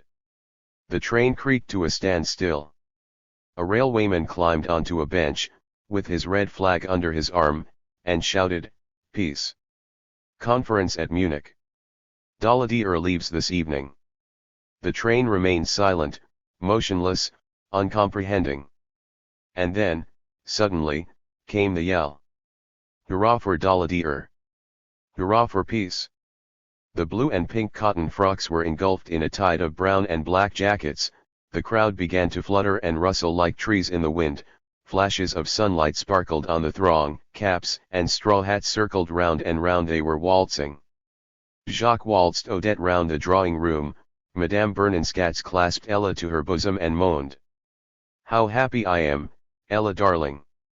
Beneath the window a young lad, flushed and laughing like a maniac, leapt at a peasant girl and kissed her on both cheeks. She laughed too, her hair ruffled and her straw hat awry, and cried, "Hurrah," as he went on kissing her. Jacques kissed Odette on the ear.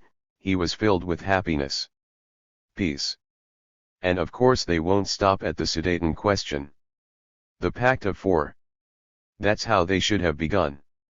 The servant peered through the door. "May I serve dinner, madam?" "Do," said Jacques. "Do. And then go down to the cellar and bring up a bottle of champagne and a bottle of Chambertin." A tall old man in spectacles had climbed on a bench. In one hand he raised a bottle of red wine, and in the other a glass. "A glass of wine, boys, a glass of wine to drink to peace." "Here you are," yelled the locksmith. "Hurrah for peace." "Aha, Monsieur l'Abbé, I'm going to hug you." The cure recoiled, but the old woman seized him and hugged him. Gressier plunged the ladle into the tureen. "Ah, children, it's the end of a nightmare." Zizette opened the door. "So it's true, Madame Isidore." "Yes, my dear, it's true, I've heard it everywhere, and on the radio. Your Momo will be back soon. Didn't I tell you the good God wouldn't stand for that sort of thing?" He danced around shouting, "Hitler's got it in the neck, but what does that matter now the war is off? Oh no, I had some inside information. At 2 o'clock I bought back everything. It's a 200,000 deal. Listen, my friend, this is an altogether exceptional occasion. For the first time in history, a war that seemed inevitable has been averted by the act of 4 heads of state. Their decision goes far beyond the present crisis. War is no longer possible. Munich is the first declaration of peace. Oh God, how I did pray. Oh God, I said, take my heart and take my life, and, oh God, you heard my prayer. You are great and wise and merciful. The Abbé drew back and said, but I have always told you, madam. God is wonderful. Blast the Czechs, let them get out of their own mess. Zizette was walking down the street. Zizette was singing, all the birds in my heart. The people in the street were smiling, and winked a greeting to each other as they passed. They knew, she knew, they knew that she knew. The same thought was in everybody's mind. Everybody was glad.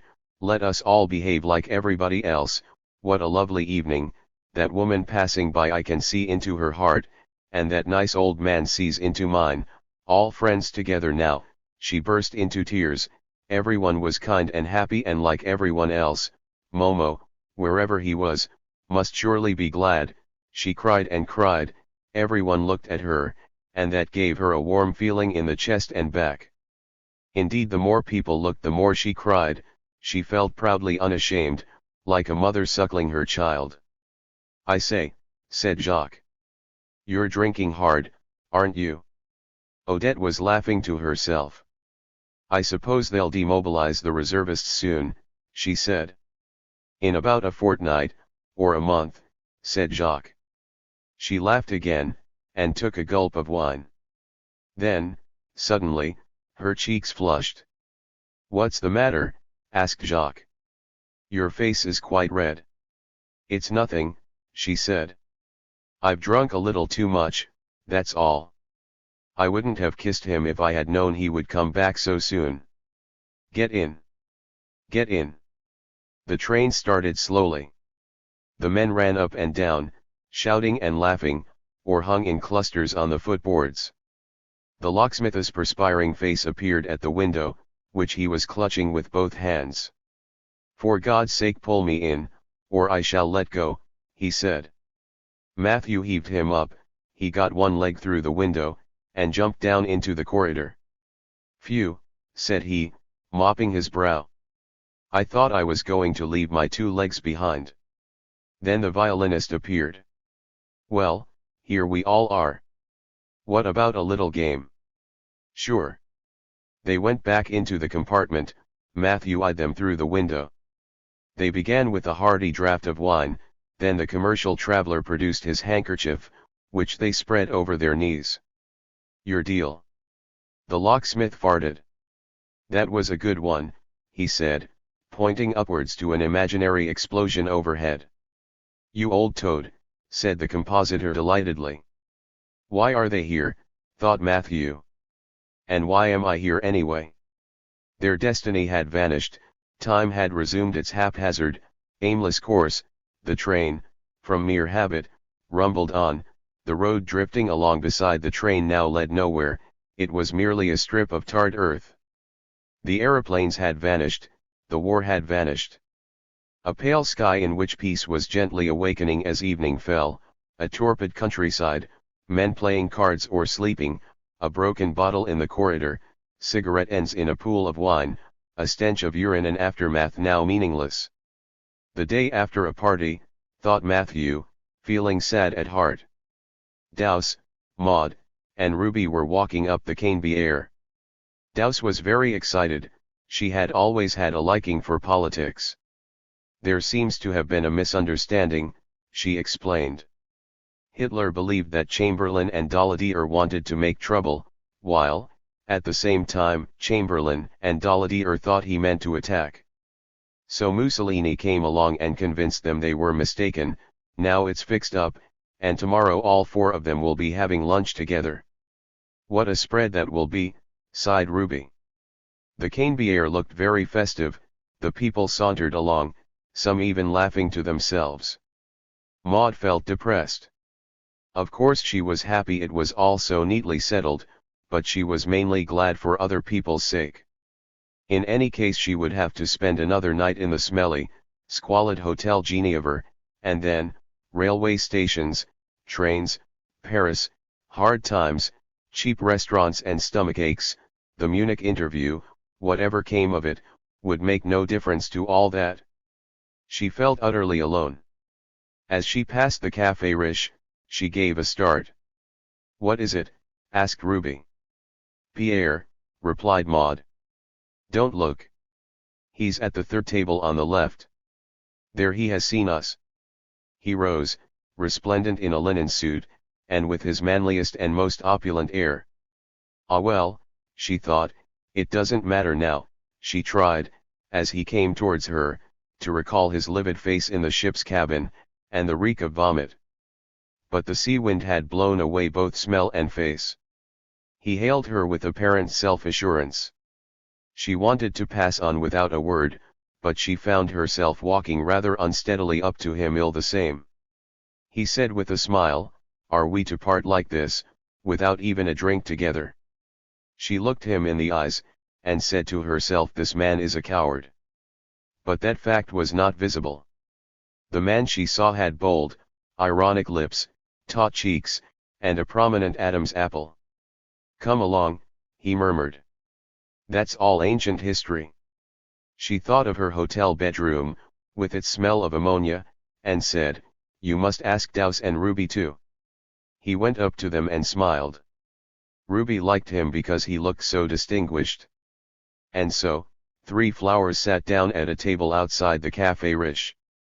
The place was a bed of flowers, sunlit murmurous faces, flags and fountains and sunshine. She looked at the ground and drew a deep breath. The sunlight blazed into her eyes. No one should pass judgment on a seasick man. Peace had come for her, too. "Why don't they like me?" He was alone in the bleak room, leaning forward with his elbows on his knees, resting his heavy head on his hands. On the bench beside him lay a plate of sandwiches and a bowl of coffee which a constable had brought him at midday, but he couldn't eat. This was the end. They would try to force him into the army, he would refuse, and that would mean the firing squad, or 20 years in jail. His life was over. He considered it with a deep amazement, a failure from start to finish. His ideas, dull and glib, drifted to right and left. One alone remained constant, an unanswerable question: why don't they like me? In the next room he could hear loud bursts of laughter. The policemen were obviously in good spirits. A deep voice exclaimed, "We must have a drink on this." No doubt some of these policemen liked each other. People in the streets and in houses smiled and helped each other, treated each other kindly and politely, and some liked each other very much, Zizette and Maurice, for instance. Perhaps because they were older, they had had time to get acquainted. A young man is like a traveler entering a half-full compartment during the night. The other passengers detest him, and manage to make him think that there is no more room. "But my seat was reserved on the day I was born. Perhaps there's something wrong with me." Another roar of laughter from next door, and he caught the word Munich. Streets, houses, trains, and the police station, a brimming world, a world of men, and a world that Philippe could not enter. He would live out his life in a cell like this, the burrow provided by humanity for its rejects. He saw a short, plump, laughing woman, with glossy arms, the hetaira. "Well, she'll wear mourning for me," he thought. The door opened, and the general entered. Philippe slid into the far corner, and cried, "Leave me alone. I'll take my punishment. I don't need your protection." The general laughed. He walked across the room with his usual brisk, quick step, and confronted Philippe. "Your punishment, indeed. Don't be a young fool." Philippe's elbow rose in spite of Philippe, and remained at the level of his cheek, ready to ward off a blow. But he lowered it, and said in a firm voice, "I am a deserter." "Deserter? My poor boy, Hitler and Daladier are signing an agreement tomorrow. There won't be a war, and you were never a deserter." He eyed Philippe with offensive irony. A man needs will and perseverance, Philippe, even to do wrong. You're just a timid, half-baked schoolboy, all you have done is to worry your mother nearly out of her wits. Several policemen peered through the half-open door and grinned. Philippe leapt to his feet. But the general gripped him by the shoulder and forced him down again. You will listen to what I have to say. This last escapade proves that your education must be started all over again. Your mother agrees that she has been much too weak. From now on I shall take charge of you. He had approached Philippe, who raised his elbow and cried, If you touch me, I'll kill myself. We shall see, said the general. He forced down the boy's elbow with his left hand, and with the right he struck him twice. Philippe collapsed onto the bench, and burst into tears. There was a cheerful commotion in the corridor, a woman was singing Va Petit Mousse. How he hated all these tiresome women.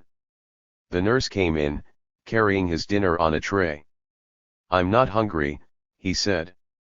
But you must eat, Monsieur Charles, to keep up your strength. Here's some good news to give you an appetite, there won't be a war, Daladier and Chamberlain are to have an interview with Hitler. He looked at her dumbfounded. True, this Sudeten business of theirs was still going on. She was rather flushed, and her eyes were shining. Well? Aren't you pleased? They've dragged me like a parcel away from the place I know, and nearly killed me in the process, and now they aren't even going to fight. But he wasn't angry, it all seemed so very far away. What do you expect me to do, he said. Night of 29 to 30 September. 1:30. Messrs. Hubert Masaryk and Mastny, members of the Czechoslovak delegation, were waiting in Sir Horace Wilson's room at the hotel in the company of Mr. Ashton Gwutkin. Mastny was pale and perspiring, with dark circles underneath his eyes. Hubert Masaryk paced up and down.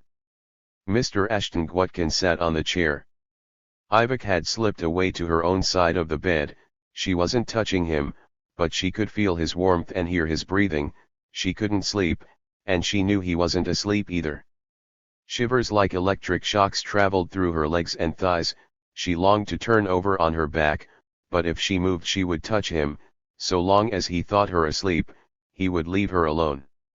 Mastny turned to Ashton Gwutkin and said, It's lasting a long time. Mr. Ashton Gwutkin made a vague gesture of apology. The blood rose into Masaryk's face. The accused await the verdict, he said in a dull voice. Mr. Ashton Gwutkin did not seem to hear. Won't the night ever end, thought Ivik. She suddenly felt soft flesh against her hip, he thought she was asleep, she mustn't move, otherwise he'll realize that I'm awake. Flesh slid across her back, rather feverish and flabby flesh, it was a leg. She bit hard on her lower lip. Masaryk continued, to complete the resemblance, we were welcomed by the police. What do you mean, said Mr. Ashton Gwutkin, assuming a look of astonishment. We were driven to the Hotel Regina in a police car, explained Mastny. Tut, tut, said Mr. Ashton Gwutkin disapprovingly. And now a hand, it moved lightly, almost casually down her side, fingers flickered over her stomach. It's nothing, she thought, it's an insect. I'm asleep. I'm asleep. I'm dreaming. I shan't move. Masaryk took the map handed to him by Sir Horace Wilson.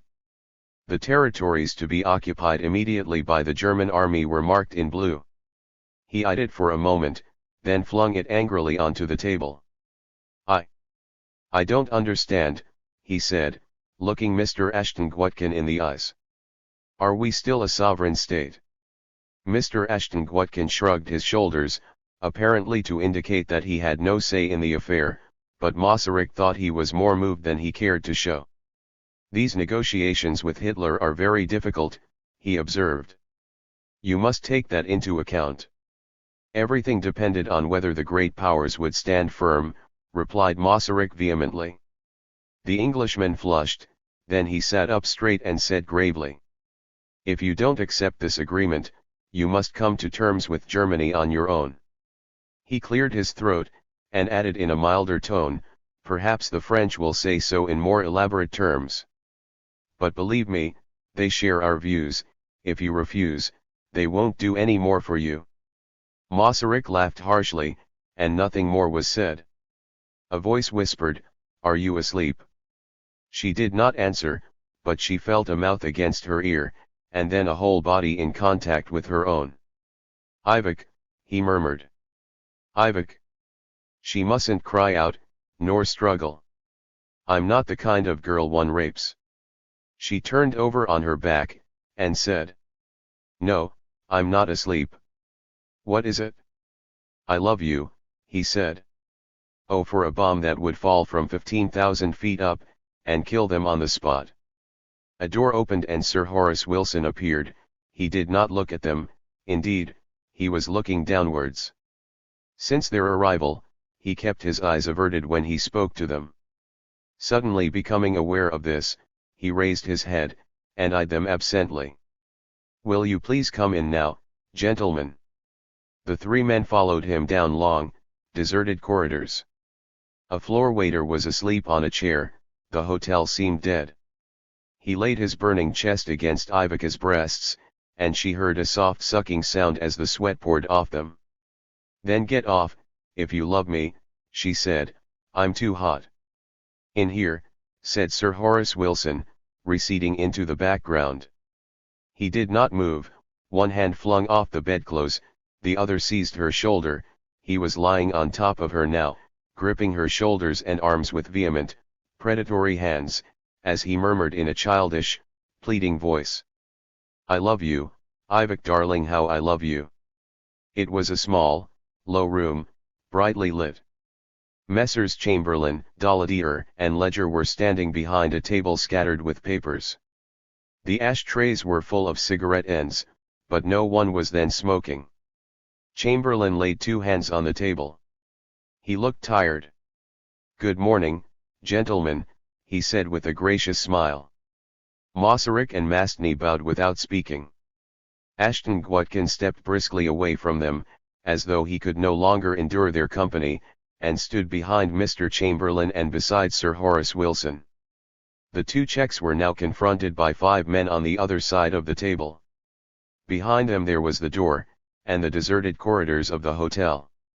There followed an instant of oppressive silence. Masaryk looked at them all in turn, and then tried to catch Ledger's eye. But Ledger was putting some documents away in a portfolio. "Will you sit down, gentlemen?" said Mr. Chamberlain.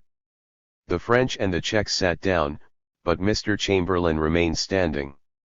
"Well," said Mr. Chamberlain. His eyes were red with lack of sleep. He looked hesitantly at his hands, then stiffened abruptly, and said, "France and Great Britain have just signed an agreement on the German claims in regard to the Sudetens. Thanks to the goodwill displayed by all parties, this agreement may be considered as embodying a definite advance on the Godesberg Memorandum." He coughed, and was silent. Masaryk sat stiffly on his chair, waiting. Mr. Chamberlain seemed to want to continue, but changed his mind, and handed a document to Mastny. "Here is the agreement, perhaps you would read it out." Mastny took the paper. Someone was walking softly along the corridor. The footsteps died away, and a dock in the town struck 2. Mastny began to read, with a nasal and rather monotonous intonation. He read slowly, as though he were pondering between each phrase, and the paper quivered in his hands. "The 4 powers, Germany, the United Kingdom, France, and Italy, taking account of the arrangement already established in principle for the cession to Germany of the territories of the Sudeten Germans, have agreed upon the dispositions and conditions regulating the said cession, and the measures thereby involved. 1. The evacuation will begin on October 1st. 2. The United Kingdom, France, and Italy have agreed that the evacuation of the territory in question shall be completed by October 10th, without destruction of any of the existing installations. The Czechoslovak government will assume responsibility for effecting this evacuation, in such a way that no damage shall be done to the said installations. 3. The conditions of this evacuation shall be determined in detail by an international commission composed of representatives of Germany, the United Kingdom, France, Italy, and Czechoslovakia. 4. The progressive occupation by Reich troops of those territories where there is a German majority shall begin on October 1. The 4 zones indicated on the attached map shall be occupied by German troops in the following order. Zone 1-1 and October 2. Zone 2-2 and October 3. Zone 3-3-4 and October 5. Zone 4-6 and October 7. The other territories in which Germans predominate shall be determined by the International Commission, and occupied by German troops between this date and 10 October. The monotonous voice rose up into the silence, in the center of that somnolent town. It stumbled, stopped, then quavered on. Millions of Germans, as far as I could reach, lay asleep, as it described how a historic murder was to be committed. The pleading whispering voice, "Oh my dearest darling, how I love your breasts, I love the very smell of you, do you love me?" rose into the night, and the hands beneath that burning body were committing murder. "I should like to ask one question," said Masaryk. "What are we to understand by territory in which Germans predominate?" He spoke to Chamberlain, but Chamberlain looked at him in silence, with a slightly dazed expression. Obviously he had not been listening. Ledger replied, addressing himself to Masaryk's back. Masaryk swung his chair round until he could see Ledger in profile. "The reference is," said Ledger, "to majorities calculated in accordance with the proposals already accepted by you." Mastny produced a handkerchief and mopped his brow, and then went on. 5. The International Commission mentioned in paragraph 3 will determine the territories in which the plebiscite shall be held. These territories shall be occupied by international contingents until the completion of the plebiscite. He paused and said, "Will these contingents be actually international, or will only British troops be used?" Mr. Chamberlain yawned behind his hand, a tear trickled down his cheek. He withdrew his hand, and said, "That question is not yet finally determined. The idea is that Belgian and Italian soldiers shall participate. This commission," Mastny continued, "will also fix the conditions under which the plebiscite shall be conducted, taking as a basis the organization of the plebiscite in the Saar. It will, moreover, fix a date for the opening of the plebiscite, being not later than the end of November." He stopped again and said to Chamberlain in a faintly ironic tone, "Will the Czechoslovak member of the Commission have an equal right of vote with the other members?" "Of course," said Mr. Chamberlain benevolently. A sticky flow, like blood, tingled over Ivica's thighs and stomach and slipped into her blood. "I won't be violated." Then she yielded, shivers of ice and fire thrilled up into her chest, but her head remained serene and secure, and, in her head, she cried, "I hate you." 6. The final frontiers will be settled by the International Commission. This commission will also be competent to recommend to the 4 powers, Germany, United Kingdom, France, and Italy, in certain exceptional cases, limited modifications of the strictly ethnological determination of the zones transferable without plebiscite. "Are we," asked Masaryk, "to consider that article as a clause guaranteeing the protection of our vital interests?" He had turned to Daladier and was eyeing him insistently. But Daladier did not reply. He looked aged and dejected, and Masaryk noticed the butt of a dead cigarette in the corner of his mouth. "We were promised such a clause," said Masaryk with emphasis. "In one sense," said Ledger, "that article may be considered as embodying the clause to which you refer. But we must not be too ambitious at the start. The question of guarantees for your frontiers will be a matter for the International Commission." Masaryk laughed curtly, and folded his arms. "Not even a guarantee," he said, shaking his head. 7. Mastny read on. "There will be a right of option for inclusion in, or exclusion from, the territories transferred. This option shall be exercised within a period of 6 months from the date of the present agreement. 8. The Czechoslovak government will release, within a period of 4 weeks from the conclusion of the present agreement, all the Sudeten Germans who so desire, from military formations or police forces to which they may belong. Within the same period, the Czechoslovak government will release the Sudeten German prisoners at present serving sentences of imprisonment for political offenses. Done at Munich, September 29, 1938. That's all, he said. He looked at the paper as though he had not finished it. Mr. Chamberlain yawned, and began to drum on the table with his fingers. That's all, repeated Mastny. It was all over, the Czechoslovakia of 1918 had ceased to exist. Masaryk gazed at the white document which Mastny then laid on the table, then he turned to Daladier and Ledger and eyed them fixedly. Daladier was sitting hunched in his chair, his chin on his chest. He took a cigarette out of his pocket, looked at it for an instant, and then replaced it in the packet. Ledger was rather flushed and looked impatient. Do you expect, said Masaryk to Daladier, a statement or a reply from my government? Daladier did not reply. Ledger bent his head and said rapidly, Monsieur Mussolini has to get back to Italy this evening, there is not much time. Masaryk was still looking at Daladier. He said, not even a reply? Am I to understand that we are obliged to accept? Daladier waved a hand wearily, and Ledger, from behind him, answered, what else can you do? She had turned her face to the wall and was crying silently, her shoulders quivered. Why are you crying? He asked hesitantly. Because I hate you, she replied. Masaryk rose, Mastny also, and Mr. Chamberlain indulged in a prodigious yawn. Friday, September 30th. The small soldier came up to Gros Louis waving a newspaper. It's peace. Gros Louis set down his bucket. What did you say, mate? I said it's peace. Gros Louis eyed him dubiously. Peace, but there hasn't been a war. They've signed a peace, old thing. You've only got to read the paper. He handed it to Gros Louis, who pushed it away. I can't read. Is that so? Said the lad sympathetically. Well, look at the picture.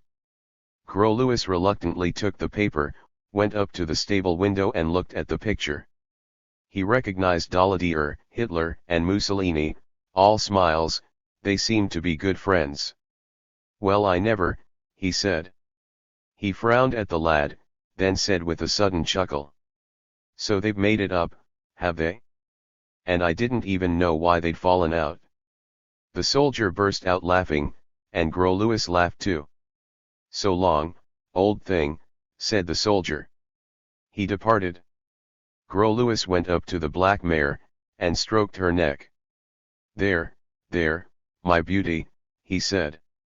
He felt confused, and said to himself, well, and what am I to do now, I should like to know. Bernenskatz hid behind his newspaper, a vertical thread of smoke rose above the outspread pages, Madame Bernenskatz fidgeted in her seat. I must see Rose about that vacuum cleaner. It was the third time that she had mentioned the vacuum cleaner, but she did not go. Ella gazed at her frigidly, she wanted to be alone with her father. Do you think they'll take it away again? Asked Madame Bernenskatz, turning to her daughter. You keep on asking me that. I don't know, Mama. Yesterday Madame Bernenskatz had wept for joy, clasping her nieces and her daughter to her bosom. Today the same joy rather baffled her, it was indeed a large amorphous joy, very like herself, which would soon be transmuted into prophecy, unless she found someone to share it with her. She turned to her husband, Gustav, she murmured. Bernenskatz did not reply. You haven't got much to say to us today. No, said Bernenskatz. However, he lowered his newspaper, and eyed her over his spectacles. He looked weary and old, Ella felt her heart contract, she would have liked to hug him, but it was better not to indulge in any demonstrations before Madame Bernenskatz, who was only too disposed to them. Well, I hope you're pleased, anyway, said Madame Bernenskatz. Pleased about what? He asked curtly. Oh come, she said. Already in a tone of lamentation, you told me over and over again that you didn't want war, that war would be a catastrophe, and that we ought to negotiate with the Germans, so I thought you would be pleased. M. Bernenskatz shrugged his shoulders, and went back to his newspaper. Madame Bernenskatz fixed a surprised, reproachful look on the rampart of newspaper, her lower lip was quivering. Then she sighed, rose with difficulty and made her way to the door. I no longer understand either my husband or my daughter, she said as she went out. Ella went up to her father and kissed him gently on the top of his head. What is it, Papa? M. Bernenskatz laid down his spectacles and looked up at her. I have nothing to say. I was no longer of an age to take part in this war, was I? So the less said the better. He folded his newspaper with meticulous care, then he muttered, I was in favor of peace. Well. Well. He tilted his head to the right and raised his right shoulder in an oddly childish movement. I feel ashamed, he said darkly.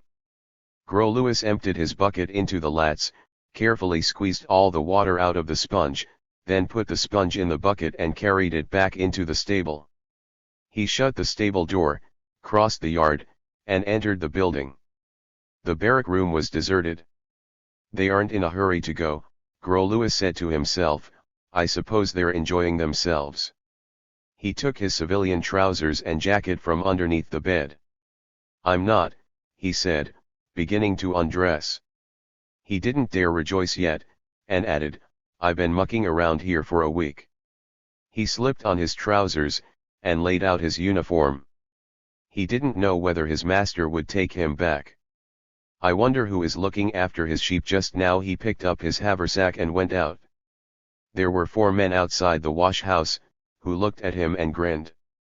Gros Louis waved a hand at them, and crossed the yard. He hadn't a penny left. He would have to walk back. I can do a turn at the farms on my way, just to earn my food. Suddenly, he saw the sky, pale blue, above the heathland of the Canigou, the sheep's small jostling rumps, and realized that he was free. Hello, you. Where are you off to? Gros Louis turned. It was the corpulent little company sergeant major, Peltier. What's the meaning of this? He said, running across the yard. He stopped 2 paces away from Gros Louis, gasping and crimson with rage. Where are you going? He repeated. I'm going away, said Gros Louis. Going away, said the sergeant major, folding his arms. Going away. And where are you going to? He asked furiously. Home, said Gros Louis.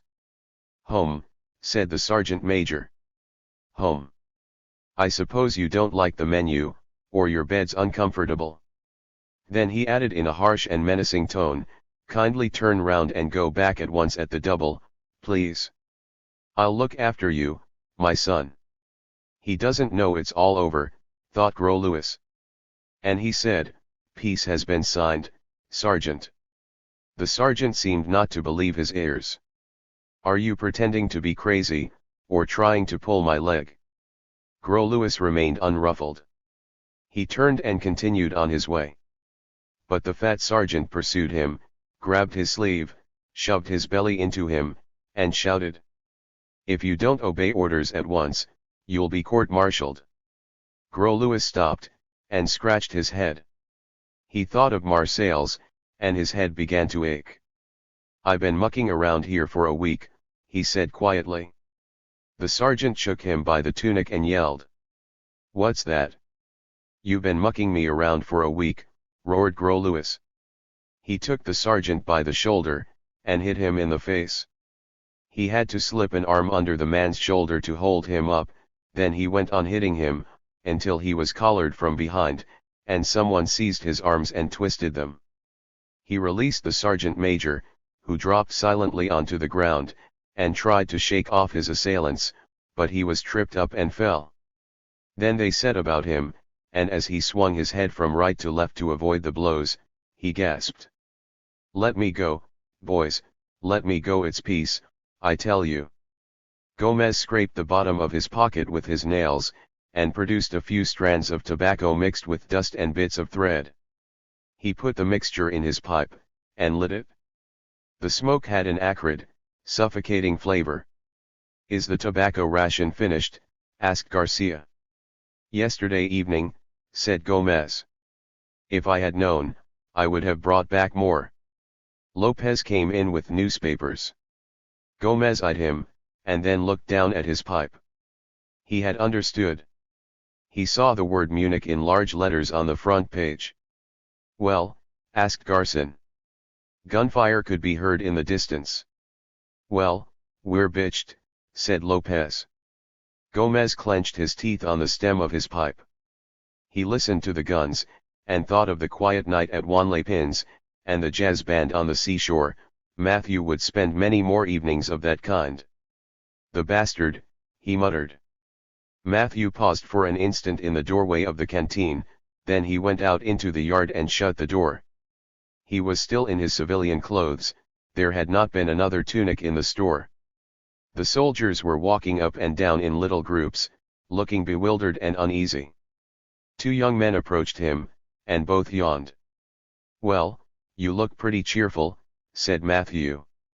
The younger of the two shut his mouth, and said with an air of excuse, "It's all a bloody mess." "Hello," said someone behind Matthew. It was a certain Georges, his neighbor in the dormitory, a man of moon-like, melancholy countenance. He smiled. "Well," said Matthew. "How are things?" "Not so bad," said the other. "Not so bad. I'm sorry for you," said Matthew. "You oughtn't to be here, you ought to be on the job." "So I should," said the other. He shrugged his shoulders, "but I don't much care." "No," said Matthew. "I'm glad, because I shall see my little girl again," he said. "Otherwise, I shall go back to the office. I don't get on with my wife, we shall read the papers, and worry about Danzig, just like last year." He yawned and said, "Life's the same everywhere, isn't it?" "It is." They smiled feebly. There was nothing more to say. "See you soon," said Georges. "See you soon." Beyond the gates, someone was playing the accordion. Beyond the gates lay Nancy, Paris, 14 lectures a week, Ivok, Boris, Irena, perhaps. Life was the same everywhere, it was always the same. He steered slowly towards the gates. "Look out." Some soldiers waved him out of the way, they had marked a line on the ground, and were nonchalantly throwing coins. Matthew paused, he watched a few coins roll across the line, then some more, and then some more. From time to time a coin spun like a top, quivered for an instant, and fell, partly covering another. The players stood up and shouted. Matthew walked on. So many trains and lorries streaking across France, so much misery, so much money, such floods of tears, such vociferation on the wireless all over the world, threats and challenges in every language, councils in high places, and what was the end of it all? Men strolling round a barrack yard, or throwing coins in the dust. All these men had striven to get away dry-eyed, all of them had suddenly seen death face to face, and all, with varying degrees of self-command, had made up their minds to die. And here they were, dazed and baffled, embedded for one more moment in a life which they no longer knew how to use. A day of dupes, he thought. He grasped 2 bars of the gate and looked out, sunlight on the empty road. In the business quarters of every town, peace had reigned for the last 2 days. But barracks and fortifications were still encompassed by a faint, dissolving haze of war. The invisible accordion was playing Madeleine, a warm breeze eddied the dust in the road. And my own life, what am I going to make of it? Quite simple. In the Rue Huygens in Paris, a flat awaited him, 2 rooms, central heating, water, gas, electricity, green leather armchairs and a bronze crab on the table. He would go back home, unlock his front door, and go back to his desk at the Lycée Buffon. Nothing would have happened. Nothing at all. His life awaited him, the life he knew so well, he had left it in the sitting room, and in his bedroom. He would slip into it again quietly and without fuss, no one would allude to the Munich interview, in a month it would all be forgotten, nothing would remain but an almost imperceptible scar or fracture in the continuity of his life, the memory of a night when he thought he was off to the war. No, he said, gripping the bars with all his might. It shan't happen like that. He turned abruptly and smiled, as he looked at the windows glittering in the sunlight. He felt strong, he was conscious of a now familiar little stab of pain that had begun to give him confidence. A nobody from nowhere in particular. Possessing nothing, he now was nothing. The sad night hours of yesterday would not be lost, this upheaval would not be wholly futile. Let them sheath their swords if they so pleased, let them have their war, or not, I don't care, I am not fooled. The accordion was mute. Matthew resumed his walk round the yard. I'm free, and shall remain so, he thought.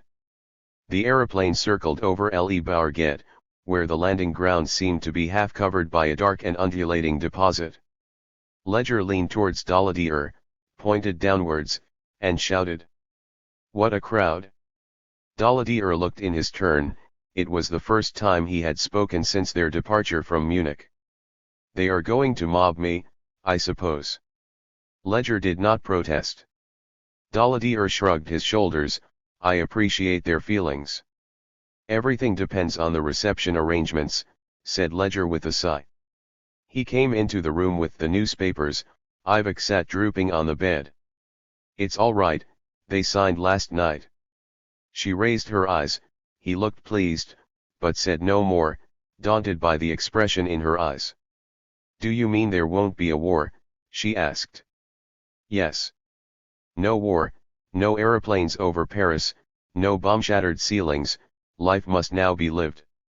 No war, she sobbed, no war, and you look pleased. Milan came up to Anna. He swayed a little, and his eyes were red. He touched her belly and said, well, I know who's going to be unlucky. What do you mean? The baby. He limped up to the table, and poured himself out a glass of spirits, the fifth since the morning. Do you remember, he said, that time you fell downstairs? I thought you would have a miscarriage. Well, she said curtly. He turned towards her, glass in hand almost as though he were drinking a toast. It would have been better if you had, he said with a grin. She looked at him, he raised the glass to his lips with a slightly shaky hand. Perhaps, she said. Perhaps it would. The aeroplane had grounded. Daladier climbed heavily out of the cabin, and set his foot on the ladder, he was pale. A vast clamour greeted him, the crowd surged through the cordon of police, and swept the barriers away. Milan drank, and said with a laugh, to France. To England. To our glorious allies. Then he flung the glass against the wall, they shouted, Hurrah for France! Hurrah for England! Hurrah for peace! They were carrying flags and flowers. Daladier stood on the top step, and looked at them dumbfounded. Then he turned to Ledger and said between his teeth. The blind fools!